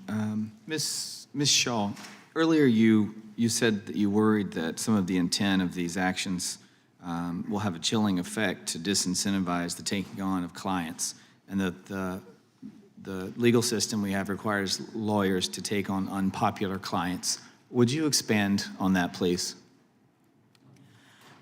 So, lawyers, the idea that even individuals charged with crimes are entitled to counsel and to vigorous representation in their defense, regardless of what they may have done, is actually a core kind of belief pillar of our legal system. And so that's one example. Individuals, even charged with serious crimes, have a right to counsel. So I guess one of the things that I struggle with is after the 2020 election, one of the groups that comes to mind is the 65 Project, which is a legal activism campaign seeking to disbar and discredit Trump-affiliated lawyers who worked on lawsuits supporting Trump's attempts to question the 2020 election. They're a dark money group, and I don't recall my colleagues or you speaking out against this. And in fact, there were attorneys that were disbarred for representing their client. Now, sure, there's folks in this room that didn't agree with them, but one of the things you said during that time was, quote, there need to be serious social, professional, and reputational kinds of sanctions if we want to disincentivize this kind of conduct. And I think this kind of conduct is perhaps taking on a client that supports a belief that maybe is not popular. And I really hope that we'll get away from this lawfare. And that's something that was prevalent over the last 4 years throughout this campaign, and now we're seeing it from this judiciary. And I'm disappointed in this judge, but I am happy we're having this discussion, and I'll yield the balance of my time to Chairman Jordan. Oh, I thank the gentleman for yielding. Some of the previous speakers on the other side have said, members on the other side have said, attacks by President Trump, I think I got this right, attacks by President Trump on the judiciary are dangerous. They said criticism of judges weakens the judiciary. Mr. Larkin, have Democrats ever criticized the judiciary? Yes, sir. Can you give me an example that maybe comes to mind? I mean, I have several, but I want to know what's one that comes to mind for you? Well, I guess the best example and recently was the Supreme Court's decision in Dobbs to overturn Roe versus Wade. Yeah, where like hundreds of churches and pro-life centers were attacked and firebombed and got all kinds of criticism coming from people that have. How about this one? How about the minority leader in the Senate said, I want to tell you, Gorsuch, I want to tell you, Kavanaugh, you've released the whirlwind and you will pay the price. How about that one? You remember that one, Speaker Gingrich, from Senator Schumer? Well, I think it's fair to say that the passion of the left when the court does the wrong thing probably is more professionally organized than any passion on the right. But look, I mean, Franklin Roosevelt tried to pack the court. He was a Democrat. There's a long tradition in America that we're allowed to argue over. The courts they're not temples. This is not a religious judicial system. It's a secular judicial system. Yeah, fair enough. And look, we're going to criticize decisions all along. We're getting it one way. This goes both ways. Both sides have criticized the courts, criticized decisions. We're allowed to do that in this country. That's the way it works.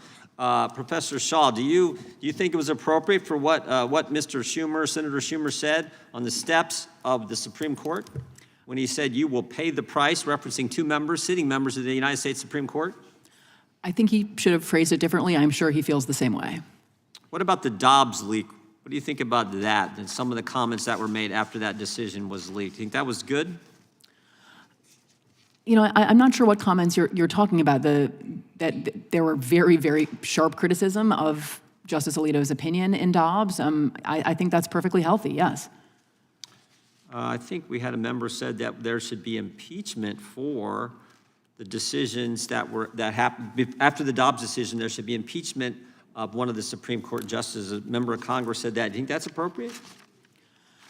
Impeachment rhetoric is something that we have seen from time to time. I guess I'm not categorically opposed to talking about it. I think introducing resolutions, as we've seen, has been a significant escalation. And of course, it would depend on why. I think there was serious discussion of impeachment of several sitting Supreme Court justices over ethics matters in the last few years. I don't think there's anything unhealthy about those discussions. It's okay to talk about impeaching Supreme Court justices. It's okay to add 4 associate justices to the Supreme Court, and you had no problems with the comments made after the Dobbs leak. Is that your testimony? I'm sorry, I'm not sure what specific comments you're talking about, but criticism of the substance of the Dobbs ruling, I have no problem with that. Okay, I yield back. The witnesses have been very kind, and there are more people that want that kindness. So with that, we'll take a 5-minute recess.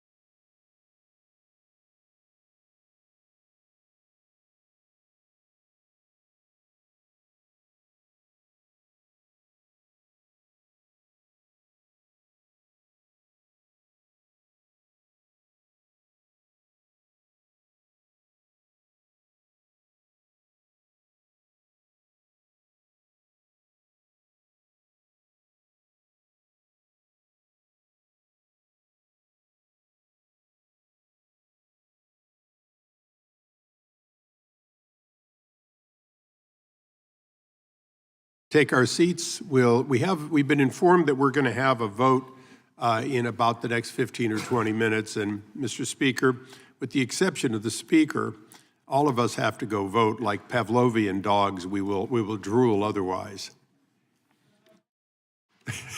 I think you probably wrote about it, Mr. Speaker.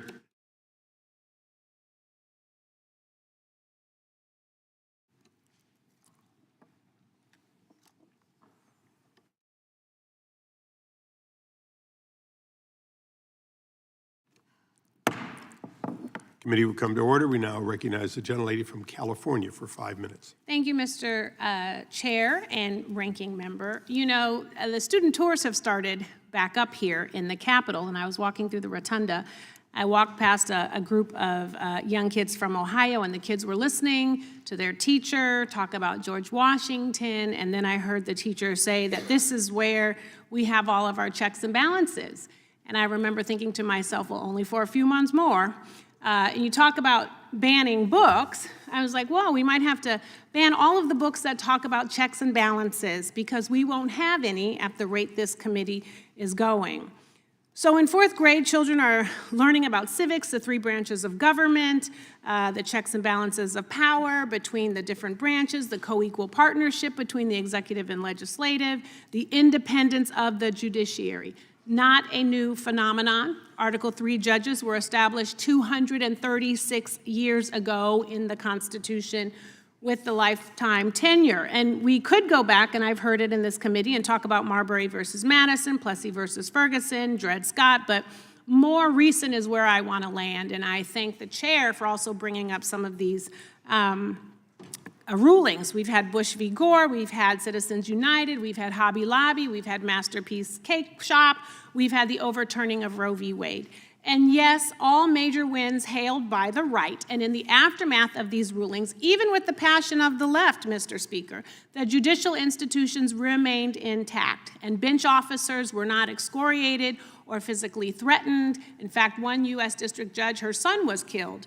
But now we have an administration aggressively and unapologetically pushing the boundaries of what is constitutional and erasing the checks and balances of power by going after judges who do not side with Trump, to the point that even Justice Roberts of Republican lore says it is inappropriate to impeach judges. And after all, he is part of the ultimate arbiter in this arena, which favors the Republican Party with a 6-3 majority. So I'm asking myself, what is really going on? What is going on is we are setting a dangerous precedent by replacing judicial independence with judicial fealty. Because if judges feel like they must follow a partisan ideology rather than independently interpret the law, then we, as lawmakers, are a shill in this charade. We do not make laws for ourselves to interpret. We make laws for judges to interpret and impose punishment to those who don't follow them. And what is sad is that all these decisions that Trump doesn't like are still appealable. So once again, what is going on? What is going on is, instead of being a party that supports smaller government, Republicans are creating a far-reaching Leviathan, an insatiable, chaotic monster of power. And once that locomotive starts going, you cannot put the brakes on. This judicial independence, checks and balances have withstood 118 Congresses and 46 presidencies. And somehow today, we are supposed to be at some critical moment where we are told to believe we have to blow this thing up. And it makes me think about March Madness, which is happening right now. These kids are playing their hearts out. They are trying to win, and they are dealing with good calls and bad calls from referees. And not all calls are perfect, but they are still respected. No one says, I didn't like that call, go after the referee, go after the system. And in fact, in organized sports, the most classless and unpalatable thing you can do is blame your loss on the referee, or blame the umpire for the outcome of the game, or cheat. And 5-10 years ago, we saw these parents attending these Little League games, and then violence was being committed. People were running onto the field, attacking and assaulting the referees, and it was distasteful. And now we are here with this court doing the same thing. The games do not work without officials, and our system of justice does not work without judicial officials. And Justice Roberts says, all we do is call balls and strikes. Judges, like referees, are a neutral party. You don't always like what they say. You might not always agree with their calls, but you have to respect the institution and the officials. And if you take away the one element that brings integrity with it, then the competition itself has no integrity. And then you have to ask the question, why do we even take an oath? Why do we even obey any of these laws? And what we have right now with this hearing, with Trump's attack of the bench officers, with the threat to impeach judges, is the equivalent of parents rushing onto the field and trying to punch a judge in the face. It is disrespectful, it is unseemly, it is unprecedented, and it is a disgrace. And with that, I yield back. I thank the gentlelady. We can now go to the gentleman from California for his 5 minutes, Mr. Kiley. Thank you, Mr. Chair. In our state of California, we have a governor who routinely attacks judges when he doesn't get his way, often in very harsh terms. This being Governor Newsom, of course. After one ruling related to the Second Amendment, Newsom threw a veritable temper tantrum, calling a special press conference to lambast the judge, calling him an extremist, a stone-cold ideologue, a wholly funded subsidiary of the NRA, and saying, quote, "We need to call this federal judge out. He will continue to do damage, mark my words." So it is curious hearing some of the comments about the appropriate relationship between the branches, different branches of our government, and the appropriate way to opine on judicial opinions with that in view. And we've also, of course, seen examples brought up by Chairman Jordan related to Chuck Schumer's comments on the steps of the Supreme Court that were rebuked by Chief Justice Roberts himself. So there certainly is, I think it's appropriate as elected officials for us to express views on opinions of the judiciary, but the idea that one side has crossed a line but the other has not simply is not borne by the evidence. Now, the broader question before us today, I think, is related to this issue of checks and balances, because I think we've reached a point where checks and balances have gotten a bit out of whack, given developments that were not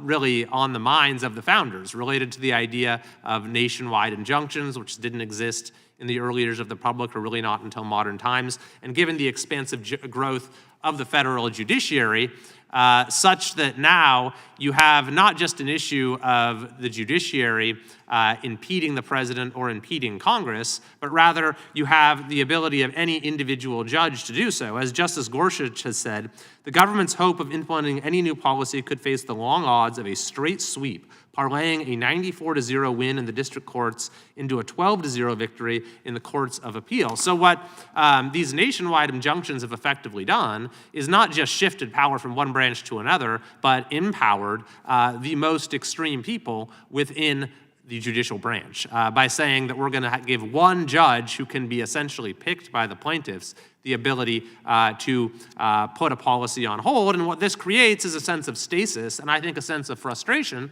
And you see this during Republican and presidential administrations, that the levers that we have to really have our citizenry exercise its will are getting increasingly difficult to pull. You know, we have increasing hurdles to legislation, the ability to get over a filibuster in the Senate to change policy that way. And then even when the president is exercising his duly granted authority, we have these nationwide injunctions that are putting the president's agenda into stasis. And so I do think there is an appropriate opportunity here to see if we need to recalibrate the way checks and balances are functioning. And I think that on top of that, it's a matter for the judiciary itself, because the way our system generally works is you have different forums, you have different cases addressing similar issues involving different fact patterns, you develop a factual record, you have different judges that provide a different sort of analysis, and then to the extent that they conflict, it percolates up the system. You have that record in place,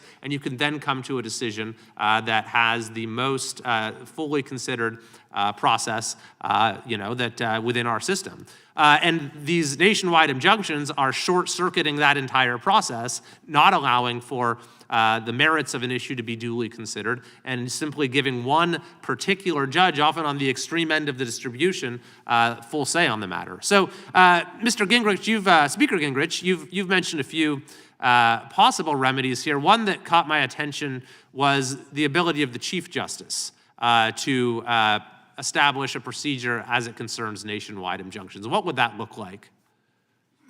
Well, thank you, Rush. Look, it would be the least intrusive and least disruptive to have the Chief Justice decide, and the court decide. It would be very simple. Yes, a district judge can render a judgment, but the moment he or she renders an injunction beyond their district, the Supreme Court would immediately intervene, suspend imposition of the remedy until the Supreme Court rendered a decision. If the Supreme Court said, you're right, then you have a Supreme Court enforced nationwide injunction. But if the Supreme Court said, you know, we're not convinced, then it would vitiate the whole thing and it would be over. And you would not have the ability of individual district judges to make radical decisions. Remember, justice delayed is justice denied.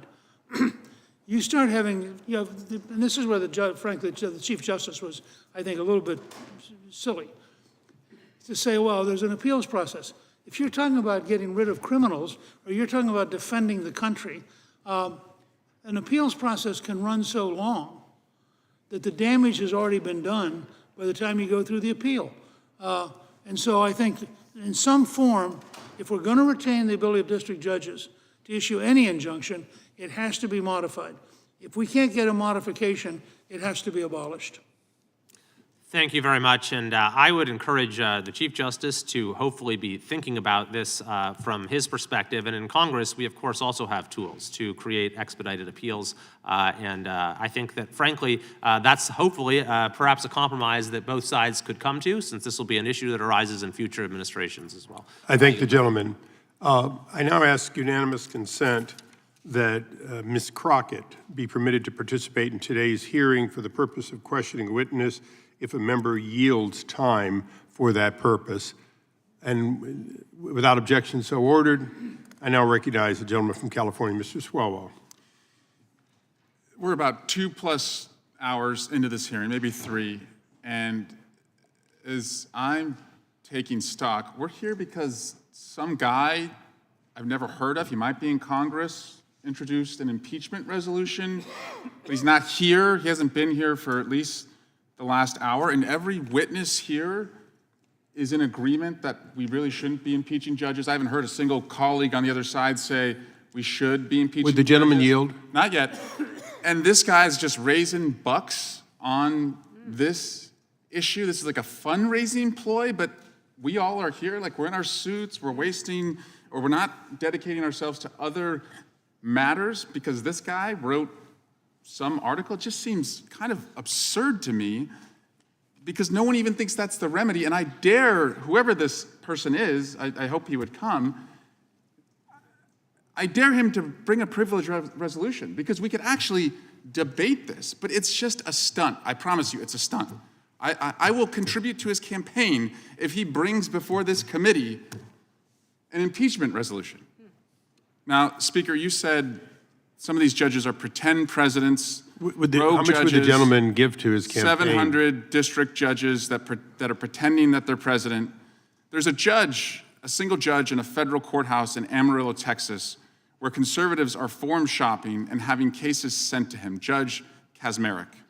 In 2023, he suspended mifepristone approval. That's a medical abortion pill.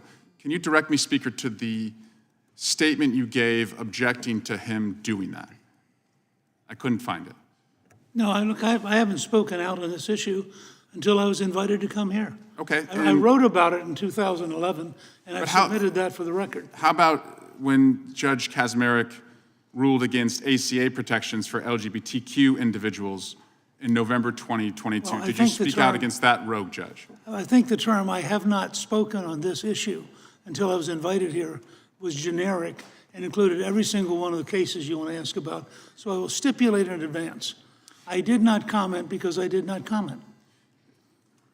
And I'm not here to comment on a single case. How about an I'm here to elect? say- Okay, I'm I here got to it. say that the system is out of whack. Speaker. Which, by the way, I wrote about in 2011. An elected Trump third term, is that constitutional? I think it's funny too. If the Congress wishes to pass a constitutional amendment and the requisite number of states decide to endorse that amendment, of course he would have the option to run for re-election. In the absence of that kind of constitutional change, I think that it's impossible. Thank you. And with that, I'll yield to the gentlelady from Texas, Ms. Crockett. Thank you so much, and I appreciate the speaker for admitting openly on the record that it is unconstitutional.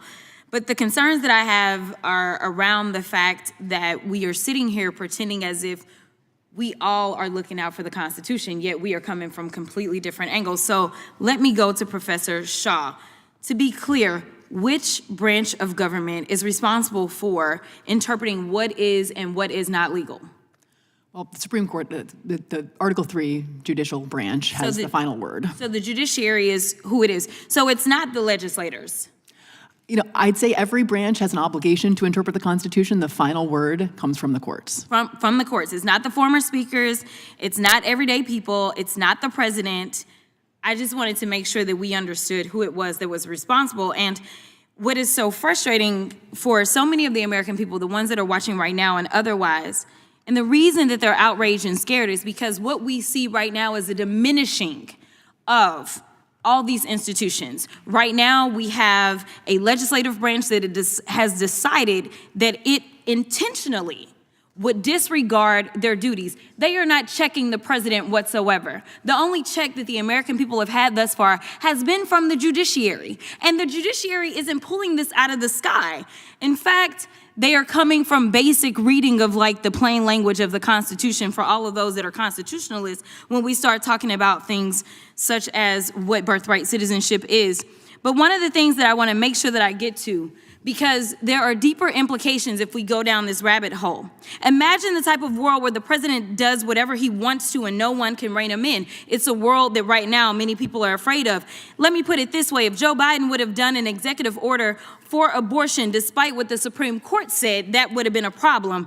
Imagine if the state of Colorado kept Trump off the ballot and other states follow suit. That would have been a problem. Or imagine if Jack Smith ignored Eileen Cannon and with the help of an activist judge decided that he was going to prosecute the sitting president anyway. The problem that we have right now is that if we continue down this road, then we will not have a rule of law because we have people that are currently serving and they're saying things like, ignore the judge's order. What it means to have law and order in this country is that you follow the order and you go through the appeals process, even if you dislike what the judge did. Thank you, and I yield. And I'll yield back to Mr. Issa. Yep. Mr. Issa, you had a question for me, which I'll yield to you now if you want to. Now that there's no time left. Thanks, I'm Eric. happy to entertain it. You're good. You're good at that, but I'll take my own time. I'll recognize myself.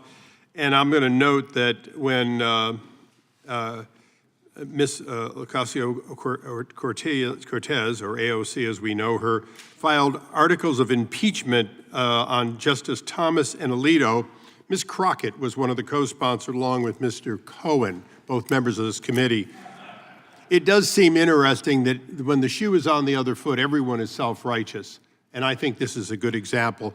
For the last Mr. 3 Chair, hours, I have had to listen to one side talking about impeachment as though it was the nature of this hearing. It is not.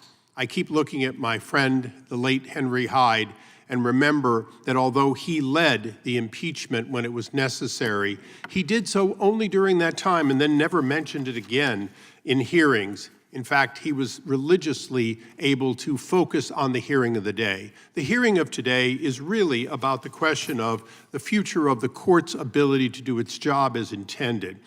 And I'm going to get into a couple of things fairly quickly.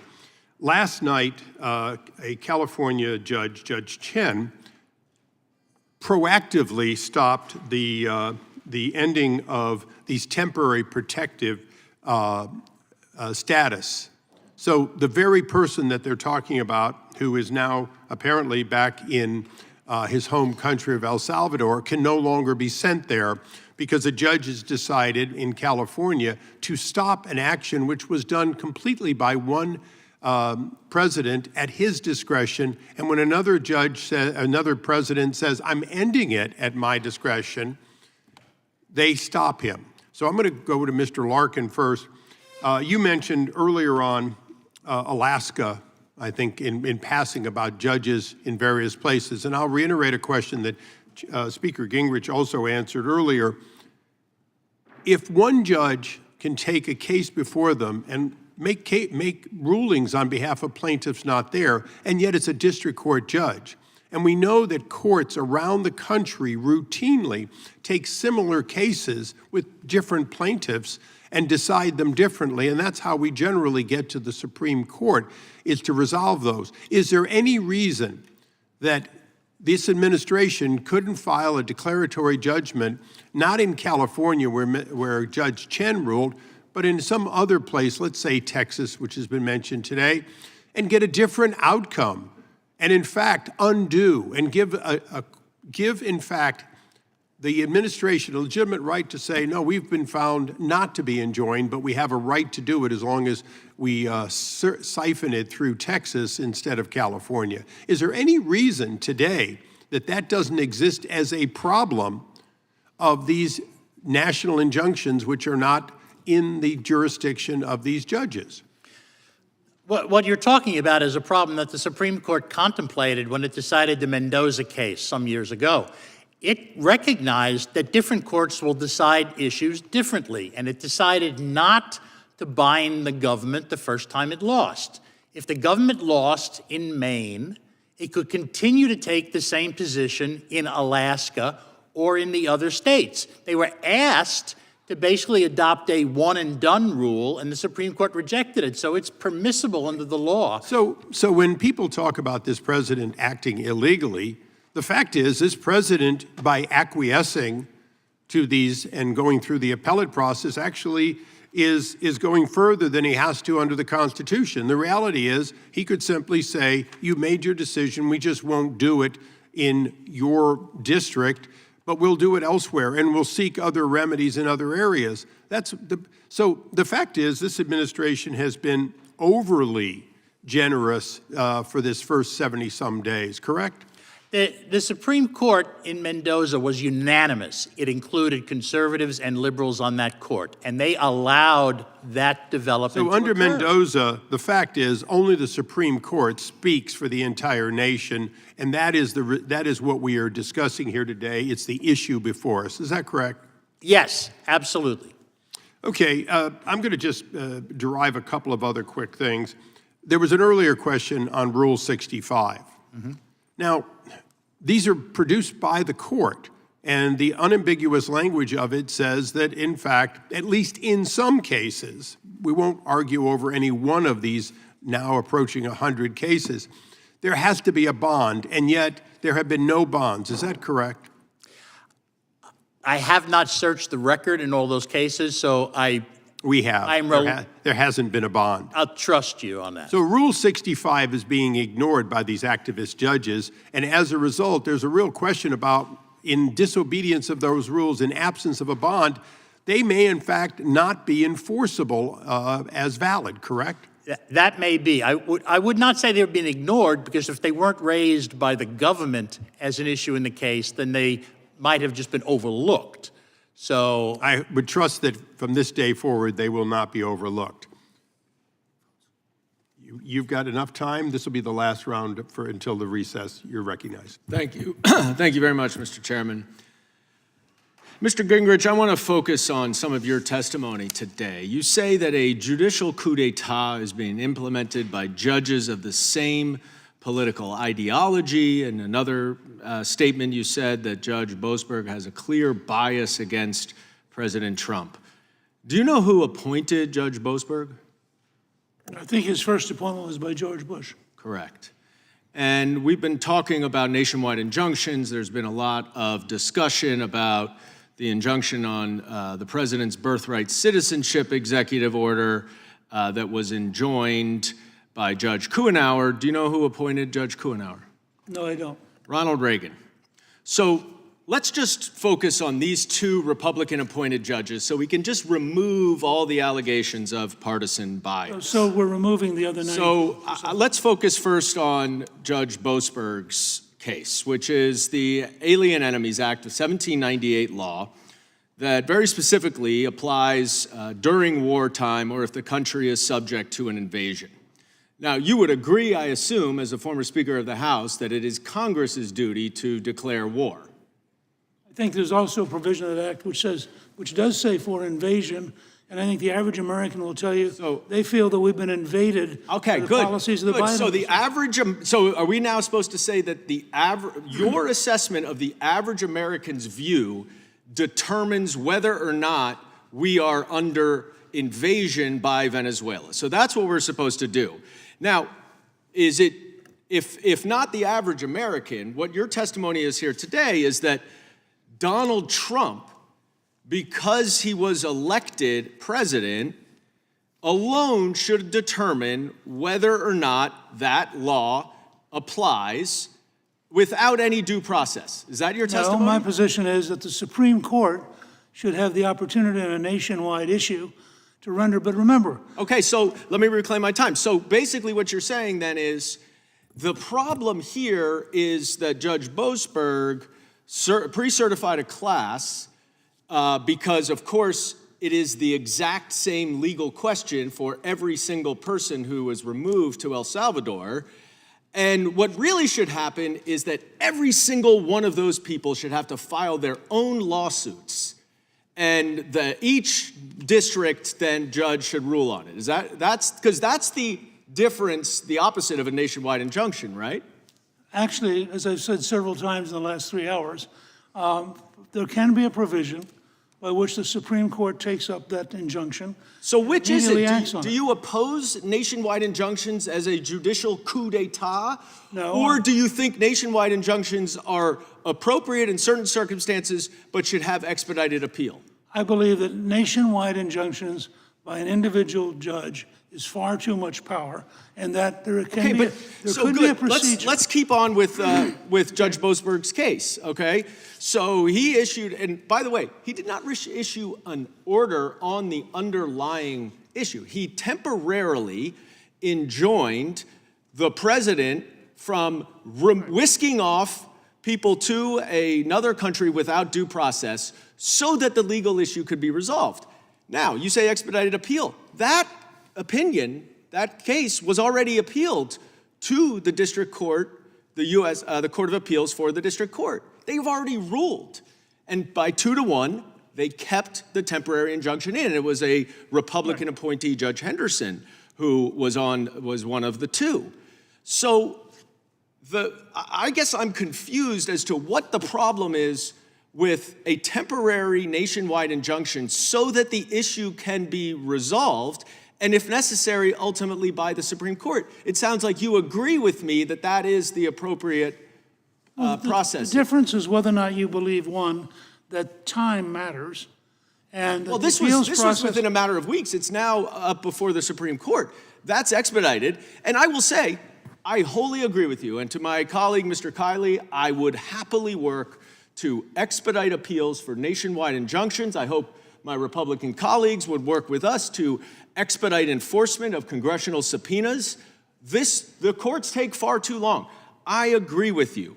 But the notion that we do not have due process and that someone should be removed without due process based on false pretenses, which the administration now admits under a petition for habeas corpus, I would add, Mr. Larkin, and that there's no recourse because their mistake is now out of their control, I think even you, Mr. Gingrich, would agree with me that when you mistakenly accuse someone of being a gang member and you deport them, that it is incumbent upon you to fix that mistake. Do you agree? I agree.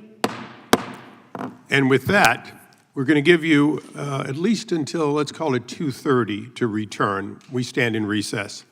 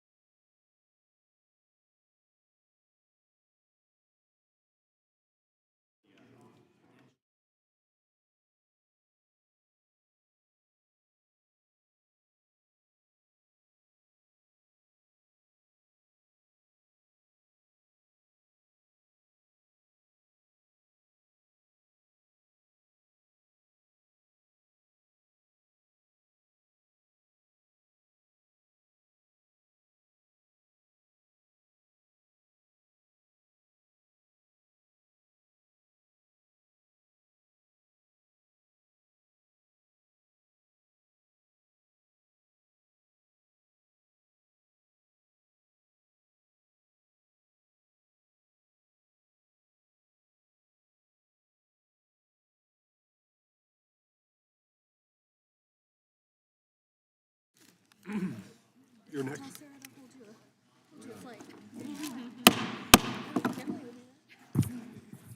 Thank you all for your patience and indulgence. It took a little longer than we planned. The committee will now resume, and our next questions will come from the gentleman from North Carolina, Mr. Harris. Thank you, Mr. Chairman. Thank you all on the panel for your patience today and continuing to persevere as we go through this day. Speaker Gingrich, you've referred to this trend we're discussing today as a, quote, emerging dictatorship of district court judges, end quote. And you posted on X that the No Rogue Rulings Act, quote, would be an appropriate first response to the district judges who are trying to be mini presidents totally beyond their constitutional authority. I totally agree with you, Speaker Gingrich, and the No Rogue Rulings Act would be an impactful first step in addressing this problem. I was proud to vote in favor of it when this committee marked it up, and I later joined on as a co-sponsor and look forward to at some point having the opportunity to vote on the House floor. But Speaker Gingrich, specifically, do you believe there are any additional legislative steps that need to be taken to address the problem of activist judges acting beyond their constitutional authority as you described in your post?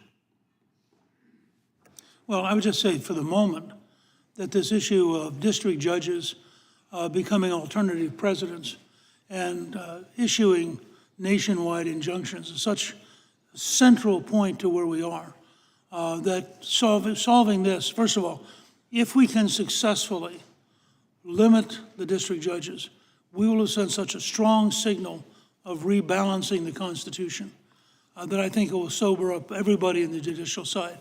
I mean, in the future, there are some key issues.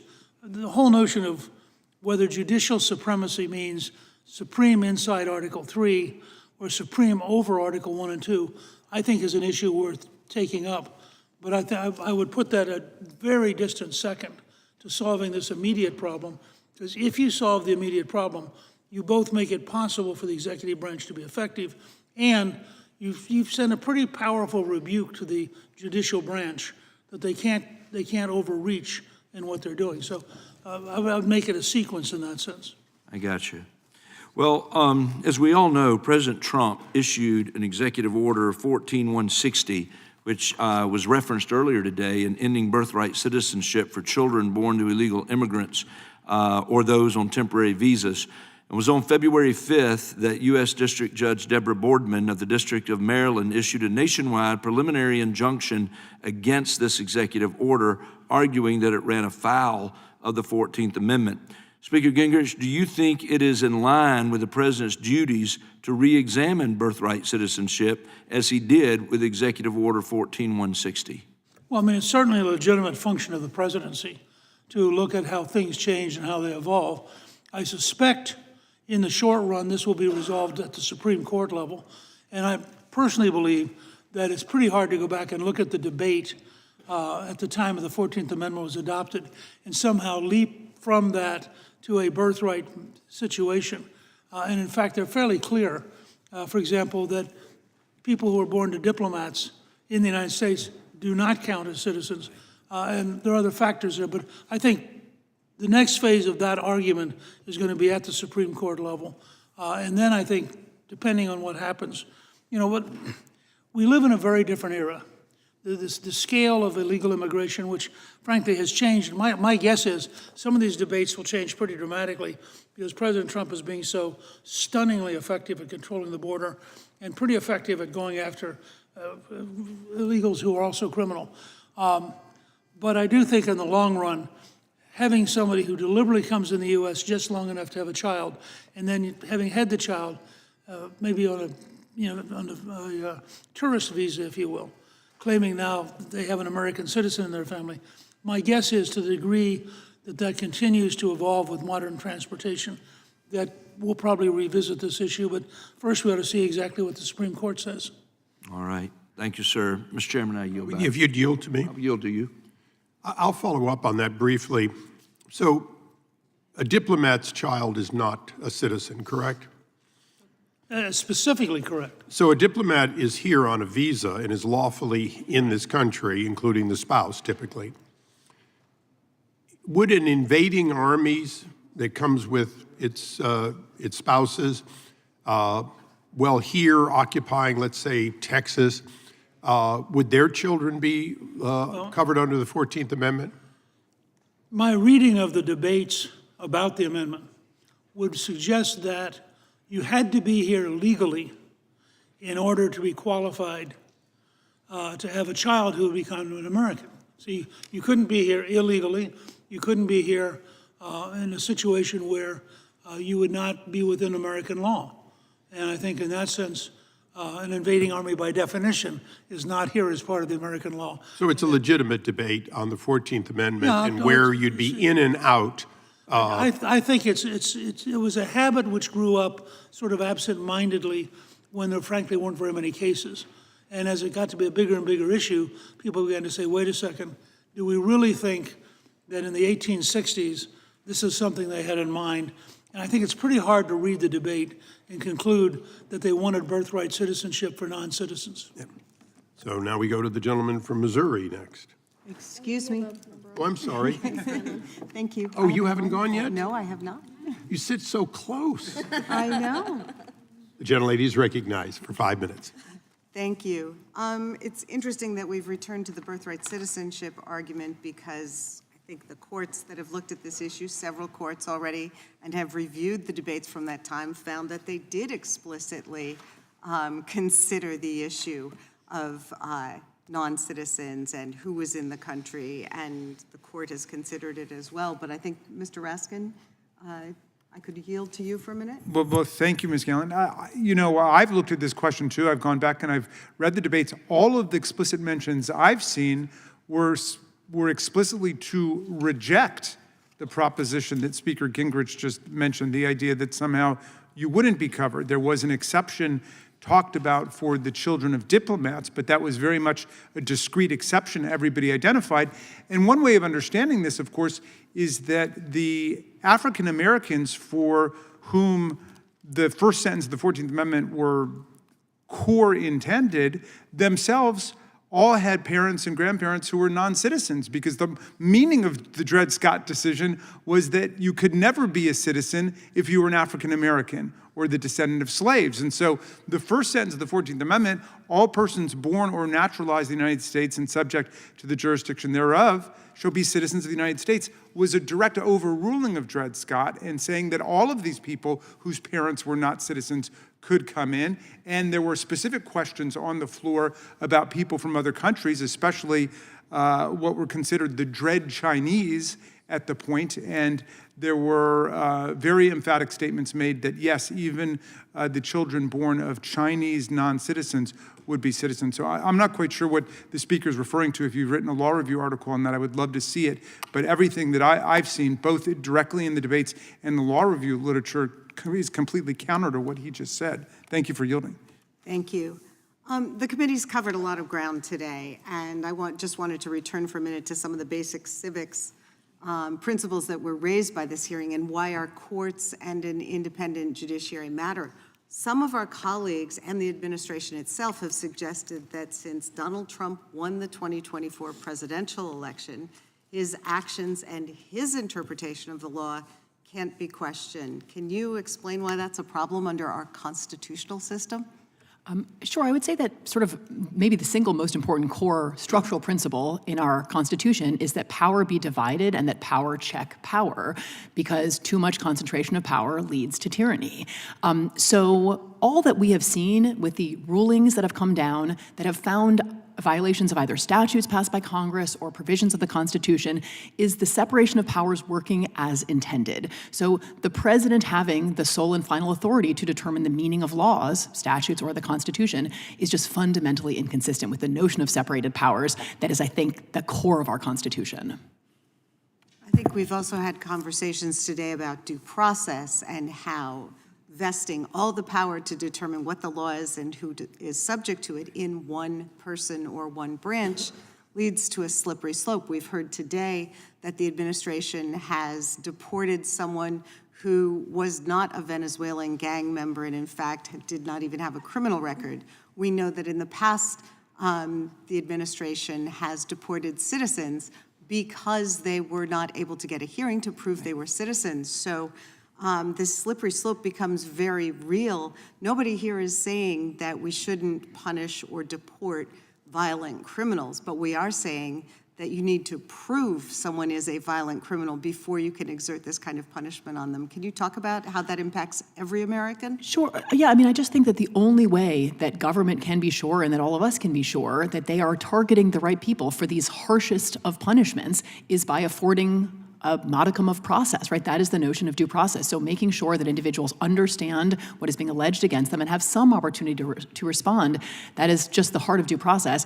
And I do think that it's important that both the initial temporary restraining order issued by Judge Boasberg, that we've talked about a good amount already today, that was affirmed by a panel of the DC Circuit that included appointees of both Democratic and Republican presidents, simply sort of reaffirmed that core notion that a degree of process needs to be afforded to everyone. And that's not to constrain the ultimate ability of the president to enforce the immigration laws. It just suggests the Constitution needs to be honored while he does that. I want to thank our witnesses. I'd yield my remaining time to Mr. Raskin. Thank you. You know, it seems to me that when Donald Trump was criminally prosecuted in New York or civilly sued in New York, everybody insisted on all due process, and he deserved it, and he got it. And even then, people still doubted the integrity or the veracity of some of the findings and the verdicts. And now we have people saying, no, we don't need any due process at all in order to, do X, Y, or Z to someone, and that just can't be right. Thank you. Thank you. We go to the gentleman from Missouri now. Thank you, Mr. Chairman, and thanks to all the witnesses for joining us today. Speaker Gingrich, thank you for your testimony. You are a great student of history, in fact, a great teacher of history. And I'd like to recall the words of Chief Justice John Marshall, who famously said it is emphatically the province of the Judicial Department to say what the law is. I've never liked that quote because on its face it implies some sort of judicial supremacy, that judges are somehow supreme oligarchs, that they are like Moses bringing down the tablets from Mount Sinai. But I think Marshall at the time was presiding over what was famously called the weakest and the least dangerous branch of government in Federalist 78 by Alexander Hamilton. And I think Marshall, if he were here today, would say that, yes, the judges are the ultimate interpreters of what the law is, and of course it is the duty of the judges to apply the law in concrete cases before them. But we face a very different situation today. I believe we do have a constitutional crisis, as you say, a judicial coup. We have Chuck Schumer bragging about his 235, quote, progressive judges, his word, not mine, in over 100 cases, issuing injunctions time after time and time, his words, not mine, to block the Article 2 executive powers of a duly elected president of the United States. But I think, and of course we have the ridiculous decision of Judge Bozeman that planes ought to be turned back to aid vicious Venezuelan drug gang members. But an equally absurd TRO was issued by U.S. District Court Judge Brendan Herson in the P-Flag versus Donald Trump case.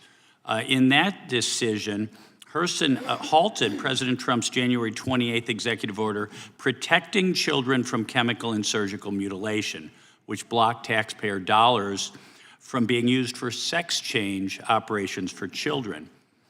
This is an absurd and activist TRO, and the only reason such grisly procedures were ever covered by Medicaid is that President Obama's CMS decided they would be. There is no law passed by Congress that genital mutilation of children should be covered by Medicaid. So it stands to reason, to paraphrase Barack Obama, that what was done by the pen and the phone can be undone by the pen and the phone. But Judge Herson says no, he is above the law and above the Article 2 and the Constitution. So I believe we do indeed have a constitutional crisis. Mr. Speaker Gingrich, I agree with you that the No Rogue Rulings Act is a very good start. And I really encourage the Supreme Court to issue a ruling to make this very clear. Professor Shaw, in December 2024, Biden's Solicitor General Elizabeth Prelogar criticized the practice of nationwide injunctions, Then in 2022, or previously in 2022, Justice Elena Kagan criticized nationwide injunctions. In October 2023, speaking at NYU Law School, you criticized nationwide injunctions and what you called precision judge shopping, which seems to me is exactly what's being done against the executive actions of President Trump now. And then in February 2023, in an op-ed in the New York Times, you said that the U.S. Supreme Court was at the time, quote, a genuine threat to democracy. But fast forward to March of 2025, and you're here today exhibiting enormous deference to not Supreme Court justices, but district court judges ruling dozens of times against the president's executive powers. And you're saying, well, they're just doing their job. They're getting it right, and President Trump has it wrong. Whereas it was the other way just a couple short years ago. Ms. Shaw, this looks awfully political on your part. Your response? Thanks for giving me the opportunity to respond. I mean, I think what I was discussing in the quote that you mentioned was the problem, which I think is a very real one, of single judge divisions where plaintiffs can guarantee with 100% certainty that they will draw a particular judge, like Judge Kaczmarek in Amarillo, Texas. And isn't that what's going on right now? Not a single one of the 46 rulings that have come down against the Trump administration have been filed in single judge districts. It's entirely different. So I am not standing here saying that there is never abuse of the universal injunction. Reform, I think, is perfectly appropriate, but that's an entirely different problem, and that's not what's being addressed in the legislation. That's on the table. Was the TRO in PFLAG versus Donald Trump correctly issued? And if so, where in USC 42 of the Social Security Act as amended with Medicaid, where do you see an entitlement for Medicaid coverage of sex change operations in children? Sir, I apologize. I'm not sure the reasoning of the opinion. Many of these opinions have come down either on First Amendment or equal protection grounds, the TROs. So I would have to take a look at the reasoning in the opinion. But a temporary pause, which is what these TROs are, where a judge thinks there's a serious constitutional flaw with an order issued by the president, I do think is appropriate. Temporary pause, just like puberty blockers. I yield back. Gentleman yields back. We now go to the gentleman from South Carolina, right down the row. Thank you, Mr. Chairman. Mr. Larkin, in your testimony, you talked about the history of nationwide injunctions and how this has not always been the practice in the courts up until the 1960s, and we've seen an escalation of nationwide injunctions by district court judges. How would you characterize the emergence of nationwide injunctions since the 1960s and its effect on the judiciary? There are two things to keep in mind. First, the 1960s saw a rise in what is called institutional reform litigation, an attempt not just to win a case for a particular client, a particular John or Jane Doe, but to establish a rule of law that could be used in the whole category of cases to which it could possibly be applied, and then in a lot of others as well. So if you're doing it in a state, for example, you're not going to say that your client was the only one affected by unconstitutional prison conditions. You're going to sue the entire State Department of Corrections. Because what you want is to have one judge reconfigure the number of people in rooms, how the rooms are laid out, all of that. And so what you had was you had judges who, in some cases, were trying to decide with hellish conditions that would have made Dante blanch, and try to figure out how to deal with that. And so it's not surprising that in some of those cases, there are different prisons. There were in Texas, Mississippi, Louisiana, we know them all, that were absolutely awful. And a judge under those circumstances is probably going to have to do more than just say, okay, well, you have to give this one client a better room. So what you saw was a development in this regard of judges expanding the reach of the relief that was being granted. That was part of it. Part of it was also just sort of real quickly, just from a time perspective, do you think that part of this emergence of nationwide injunctions, particularly against the Trump administration now, I mean, the numbers are kind of shocking, is partly due to partisan nature of some judges on the bench? Oh, I don't doubt that at all. I mean, if you take a look at the selection process, presidents tend to look for people who are going to rule in accordance with their views, whether you're on the right or the left, whether you're a Republican or a Democrat. I worked for Senator Orrin Hatch when he was the chair of the Judiciary Committee. And if he was the chair under Obama, you would see one type of judge being nominated. If he was the chair under George W. Bush, you'd see a different type of judge being nominated. Different ways of looking at it is common among people, and people become judges. Speaker Gingrich, earlier you talked about, obviously, that your support of certain congressional actions that would correct or rectify the role of the courts in these nationwide injunctions, but you also talked a little bit about that the court can self-police itself. I think with Mr. Kiley, you went into at least one metric on how that could be done, but what are your thoughts generally on how the Chief Justice, who seemed to kind of brush aside criticism of the courts and just say, well, you could just go through the appellate process, how could the Chief Justice rein in his own court? Well, I suspect that Mr. Larkin actually knows more about this than I do. But my impression is that the Supreme Court has rather strong capacity to instruct district courts in a broad range of procedures. And I think that were the Chief Justice to basically preempt Chairman Issa's bill and say, this is how we're now going to handle it. I mean, the argument in this hearing, as I understand it, is really pretty narrow. It is that with over 600 district court judges, you cannot have them each thinking they're an alternative president. And therefore, there has to be an alternative system. One system would be to block all nationwide rulings.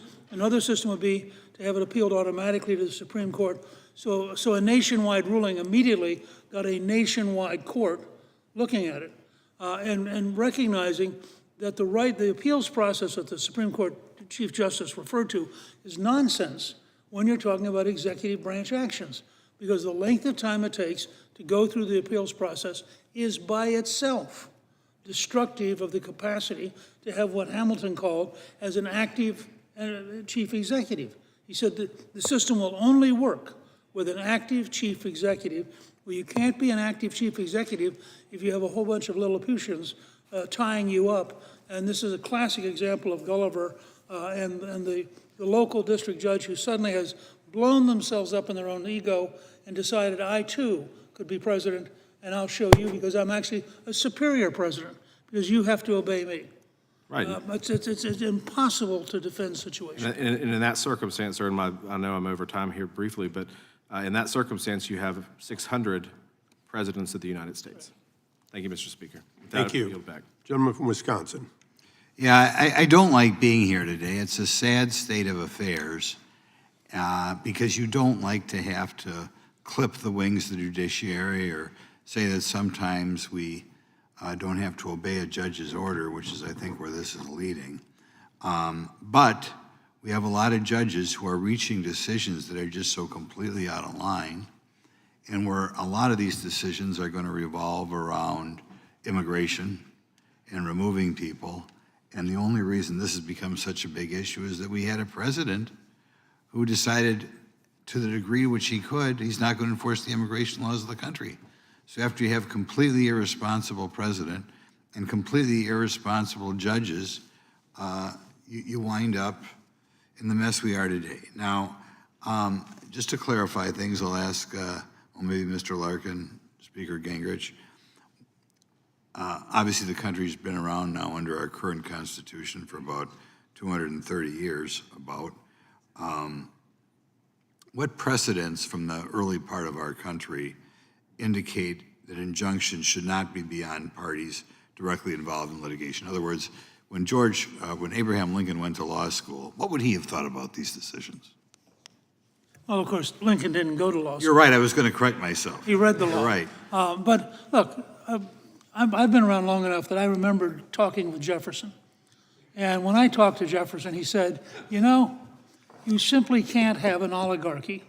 And if you allow judges to be the final determinants, you by definition have left the people behind and established an oligarchy. I really think if you look at Lincoln, and if you read Fehrenbacher's extraordinarily detailed book on Dred Scott, Lincoln makes the Dred Scott decision the centerpiece of the 1858 campaign.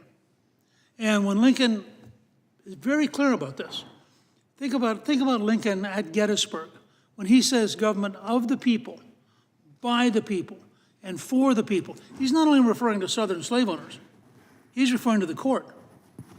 And he's saying, by definition, you cannot usurp the right of the elected officials. Now, if you read the Federalist Papers, it's very clear that the Founding Fathers thought the weakest of the three branches would be the judiciary, that it would always be cautious because it would always be subject to being overwhelmed by the executive and legislative together.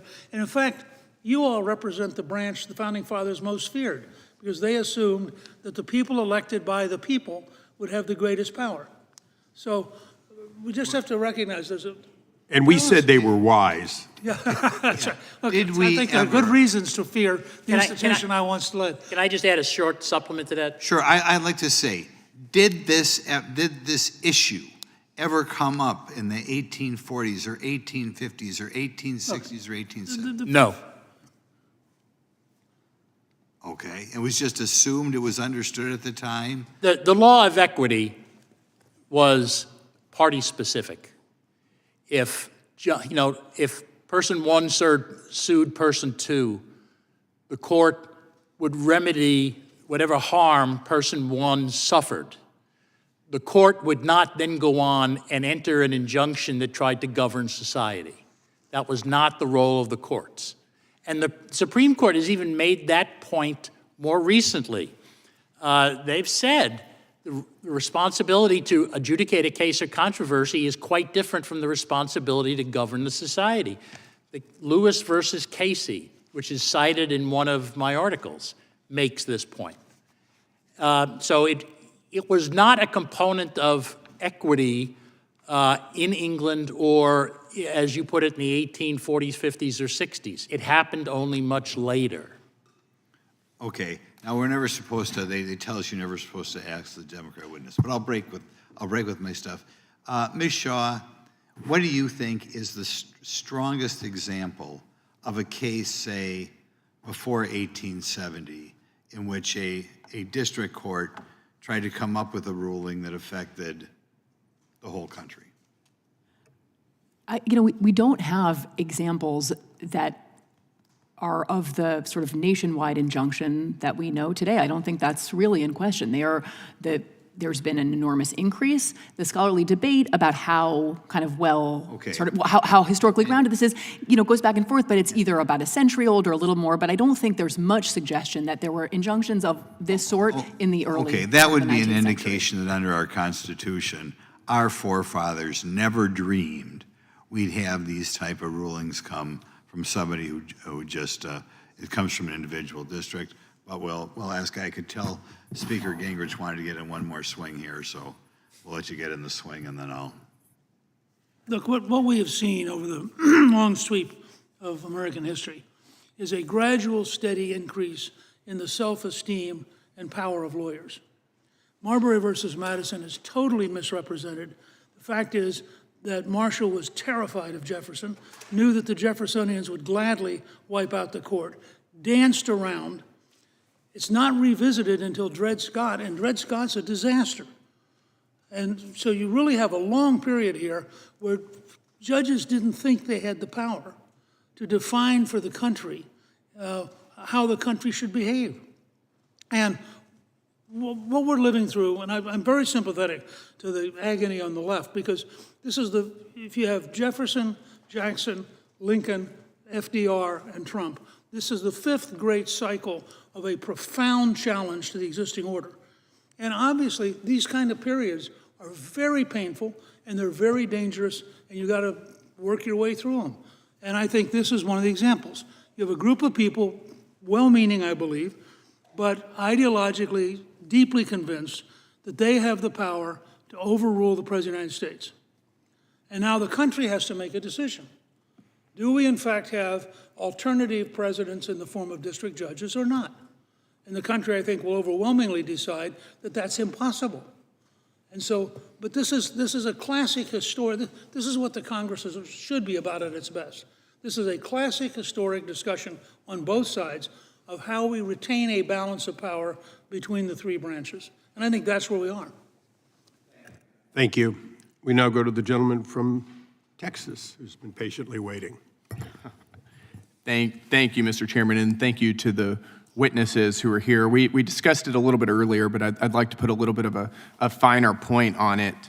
In the 117th Congress, then Chairman Jerry Nadler, as well as Hank Johnson, introduced the Judiciary Act of 2021, which would have increased the size of the Supreme Court from 9 justices to 13. That bill had 59 Democrat co-sponsors, and they were so convicted that the size of the Supreme Court should be 13 justices that they then reintroduced the same bill in the following Congress and received 65 co-sponsors. So I am looking forward to my colleagues on the other side of the aisle reintroducing that bill this Congress as well.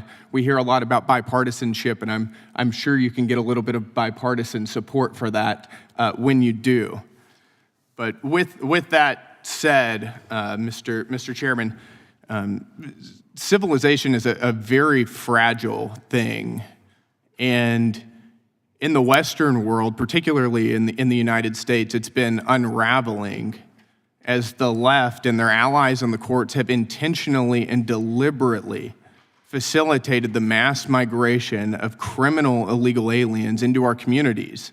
These are people who are murdering and raping and pillaging American citizens on American soil, a country that was once the zenith of civilization. America increasingly resembles the third world and is reverting to barbarism, as Ms. Romero's testimony so poignantly underscores. And instead of fighting for the preservation of our communities and the integrity of our nation's sovereignty, our colleagues on the other side of the aisle want to keep alien terrorists within our borders. And it's so many times district court judges are leading the charge. And I think that Judge Boasberg is an excellent example of that. Mr. Speaker, thank you very much for being here. It's an honor to be able to speak with you and ask you questions. I look up to you a lot. Could you explain how much constitutional and legal authority does Congress have to oversee lower courts? Well, there's virtually, if it acts with the executive branch. I mean, the part of the theory of Montesquieu's spirit of the law, which is the base of the Constitution, is that you have these 3 bodies. Any two outvotes the other one. So in a very real sense, the Congress and the judiciary could take on the executive, or the judiciary and the executive could take on the Congress. But there's a constant revolving. President Jackson made the argument that, in fact, each of us, every elected official, has an equal obligation to enforce the Constitution. And he refused to accept the idea that the court could instruct him. I mean, they very blatantly just said, glad you think that, I don't. And then Taney, who was his attorney general, who defended that, ends up as a Supreme Court justice, in many ways leading to the Civil War by his decision in Dred Scott. So I think you have every right, if you read the Constitution itself, you create lower courts. I mean, the Supreme Court is superior in the sense that it's the one thing in the Constitution you could not eliminate except by constitutional amendment. Mm-hmm. But everything below that is a creature of the legislative-executive agreement. I'm assuming here you're not going to try to override the president, but theoretically, the Congress could decide, and if it had the votes in the House and Senate, you can override a president. Right. So the courts are actually much more subject to the policing of the elected officials of the United States than they think they are, and that's because for about 3 generations now, law schools have taught this mythology of legal supremacy based on the judicial branch alone. It's nonsense. It's one of 3 co-equal branches, and it is the weakest of the 3, not the strongest. In terms of enforcing that oversight, putting aside whether impeachment is the most expeditious or prudent means right now to oversee the courts, do you believe that it should be at least considered as an option to remedy blatant or flagrant judicial overreach from district court judges? Well, I think that Chairman Issa has exactly the right first step. I mean, look, we're in the middle of such enormous change that this will strike some of you who know my career as sort of unusual. I'm actually now in a period of thinking incrementalism may be pretty good because we've actually set an enormous shift strategically. And now we need to spend a little bit of time cautiously, so I don't want to overreach, which you, theoretically, you could abolish the district judges. You have that power if the president agrees. But that would be an enormous jump. And I think the country needs to educate itself, and frankly, the judges are going to get educated. If they see the legislative branch seriously moving, it's one thing to have the president say something, from the bully pulpit. It's another thing to suddenly see laws moving and realize, if we don't pull back a little bit, this could become uncontrollable. Yep. And I'm hoping, that's why today I've repeatedly talked about the opportunity the Chief Justice has, because I really hope he'll realize he has the best, easiest, least disruptive solution. And for the record, I agree that I think that Mr. Isa's bill is an excellent piece of legislation that we should all be able to get behind. As a freshman, you're going to go far. The gentleman from Washington is recognized for 5 minutes. Thank you, Mr. Chair. Thank you to our distinguished panelists for this insightful testimony and what's been a long day. Mr. Speaker, it's a real honor to be able to ask you a few questions. When you're a freshman in this body, you see a lot of portraits on the wall, and frankly, you don't know who a lot of the people are, but I think the American people always remember you in the mark you've left on this institution. The question I have for you is just to comment on the situation the American people find themselves in, because I think this is a very dangerous and perilous time for America, because I think the American people think the fix is in. And you talk to the average person in my district, and they look at a situation where over 12 million people came into the country illegally, and there was no remedy to stop that procedurally from their elected officials. And now they look at a situation where after they had an election, they had a president that clearly campaigned on this issue, and they look at dangerous gang members who spread fentanyl that's killed over 100,000 Americans, more than died in Vietnam, more than died in the wars in Iraq and Afghanistan, and they say, well, let's get these people out of here. This is what we just voted for. And yet now there's a system where the one judge or a few judges in a certain area after judge shopping can stop. So they look at the situation and say, is there any remedy to this? I mean, what is the future of the republic if what they just voted for is something as egregious as dangerous, hardened gang members from a foreign country, in the country legal, spreading a deadly drug that is killing over 100,000 Americans, and they say, well, how is this supposed to work? So what would be your comment to these people? Well, three quick things. First, I run a project called the America's New Majority Project.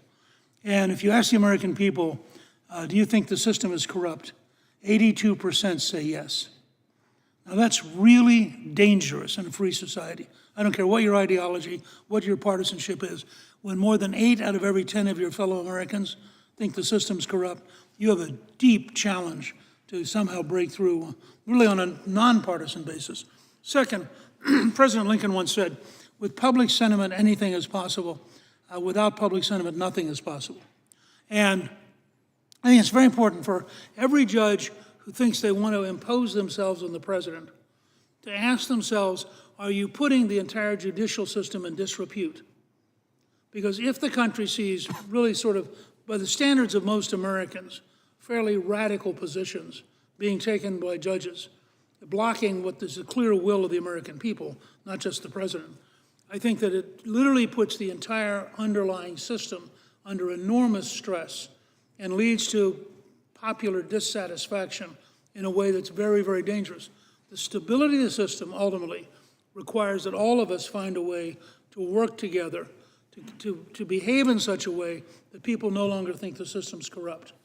And Mr. Speaker, just finally, you referenced Thomas Jefferson, one of our founding fathers, one of the founding revolutionaries of this country, the author of the Declaration of Independence, in your opening statement.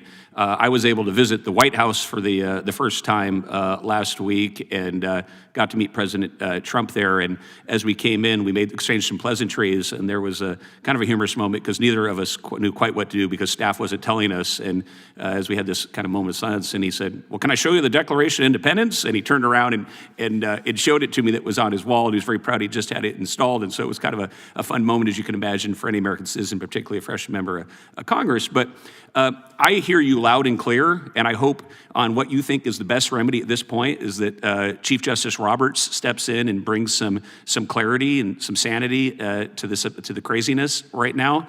But if he didn't, and President Jefferson were sitting in the White House or the president right now, what do you think President Jefferson would do if Chief Justice Roberts wouldn't step in and help this issue?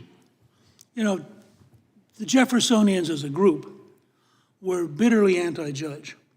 The number 2 demand in the American Revolution, after no taxation without representation, was their hatred of the British judges, because they were appointed by the king, served at the king's convenience, and were seen as the oppressors imposing the law of a foreign government on the American people. And Jefferson had grown out of that tradition. Jefferson's probably the most radical of the founding fathers. And the Jeffersonians ran essentially on cleaning up the judiciary. This is why the whole thing with Marshall is such a wonderful example of a sleight of hand.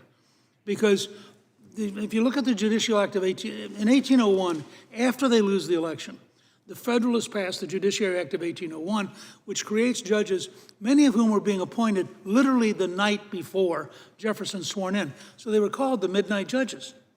Well, the Jeffersonians thought, we're not going to have this. So they write the Judiciary Act of 1802, and they wipe out, as I said at the beginning of my statement, they wipe out, I think, 16 of them, 14 of which were actually occupied. I got into this because a good friend of mine who's a great lawyer said those must have been vacant, because after all, it's a lifetime appointment. No, we went back and pulled up the biographies. These 14 guys had to go out and get a job. I mean, they were gone. And so I think Marshall knew, you push Jefferson very hard. I mean, a guy who buys half a continent, sends the Marines to Tripoli, you really want to play this game? And they didn't. I mean, he's if you read Marbury versus Madison, it's a brilliantly clever device in which he says, we really have this authority, but you don't have to worry about it because we ain't going to give it to him. So, you know, Marbury doesn't get his writ. Well, so he tweaked Jefferson, but he knew if he tweaked him too much, he would probably have replaced the whole Supreme Court. I mean, the Jeffersonians were very tough about this stuff. I think Jefferson also was very practical. And I think what Jefferson would say is, you've raised the issue, you've begun to get the country aware.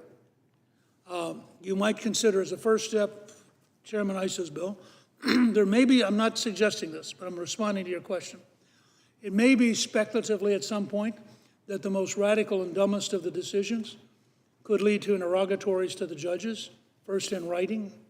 It might even be conceivable at some point that the judges might be brought in under oath to explain what's the I mean, how did you think of this? What's the constitutional basis? Why are you doing this? I mean, there are many ways one could pursue this. My hope is that the comments we've made here today will in fact move the Chief Justice to eliminate the problem and to get back to a situation where no single district judge is an alternative president, and where we can have greater respect for the court system, because the court system has greater respect for us. I thank you all. It's been a long day, and although my closing statement I'll read in a moment says this will be in writing, just to make it easier for all of you, there are approximately 8,000 petitions to the Supreme Court every year. Over the last 3 calendar years, the court has accepted 68, 62, and 62 of them.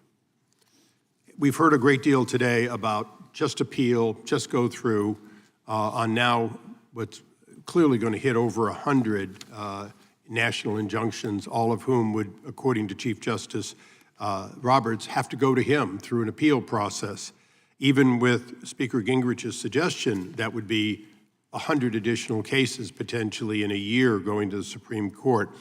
In writing, because it has been a long day, to the extent that any of you want to opine on the question of the burden to the court that comes from these many, many, many national injunctions, because we've talked about my bill here quite a bit today. We've also talked about impeachment quite a bit today, and you're all welcome to opine on that in written. But I think it's important that we also ask a lot of functional questions. Ranking Member Johnson and I, we oversee the courts. We've moved again in this Congress on a bipartisan basis, to add 66 new judges at the district level. But we all have to be concerned of caseload, of how do we get the right number of cases, how do we get them to the judges, how do we get good decisions, and ultimately the burden that flows up to the Supreme Court. So, as my script now says, this concludes our hearing, and I want to thank our witnesses, and I would ask that all members have 5 legislative days in which to give additional written materials for the witnesses, along with other material, and would ask that the witnesses be willing to respond to those if they receive them. And before I gavel, Ms. Romero, you weren't asked any questions to speak of today because you weren't a constitutional scholar, but I'll leave to you the last word.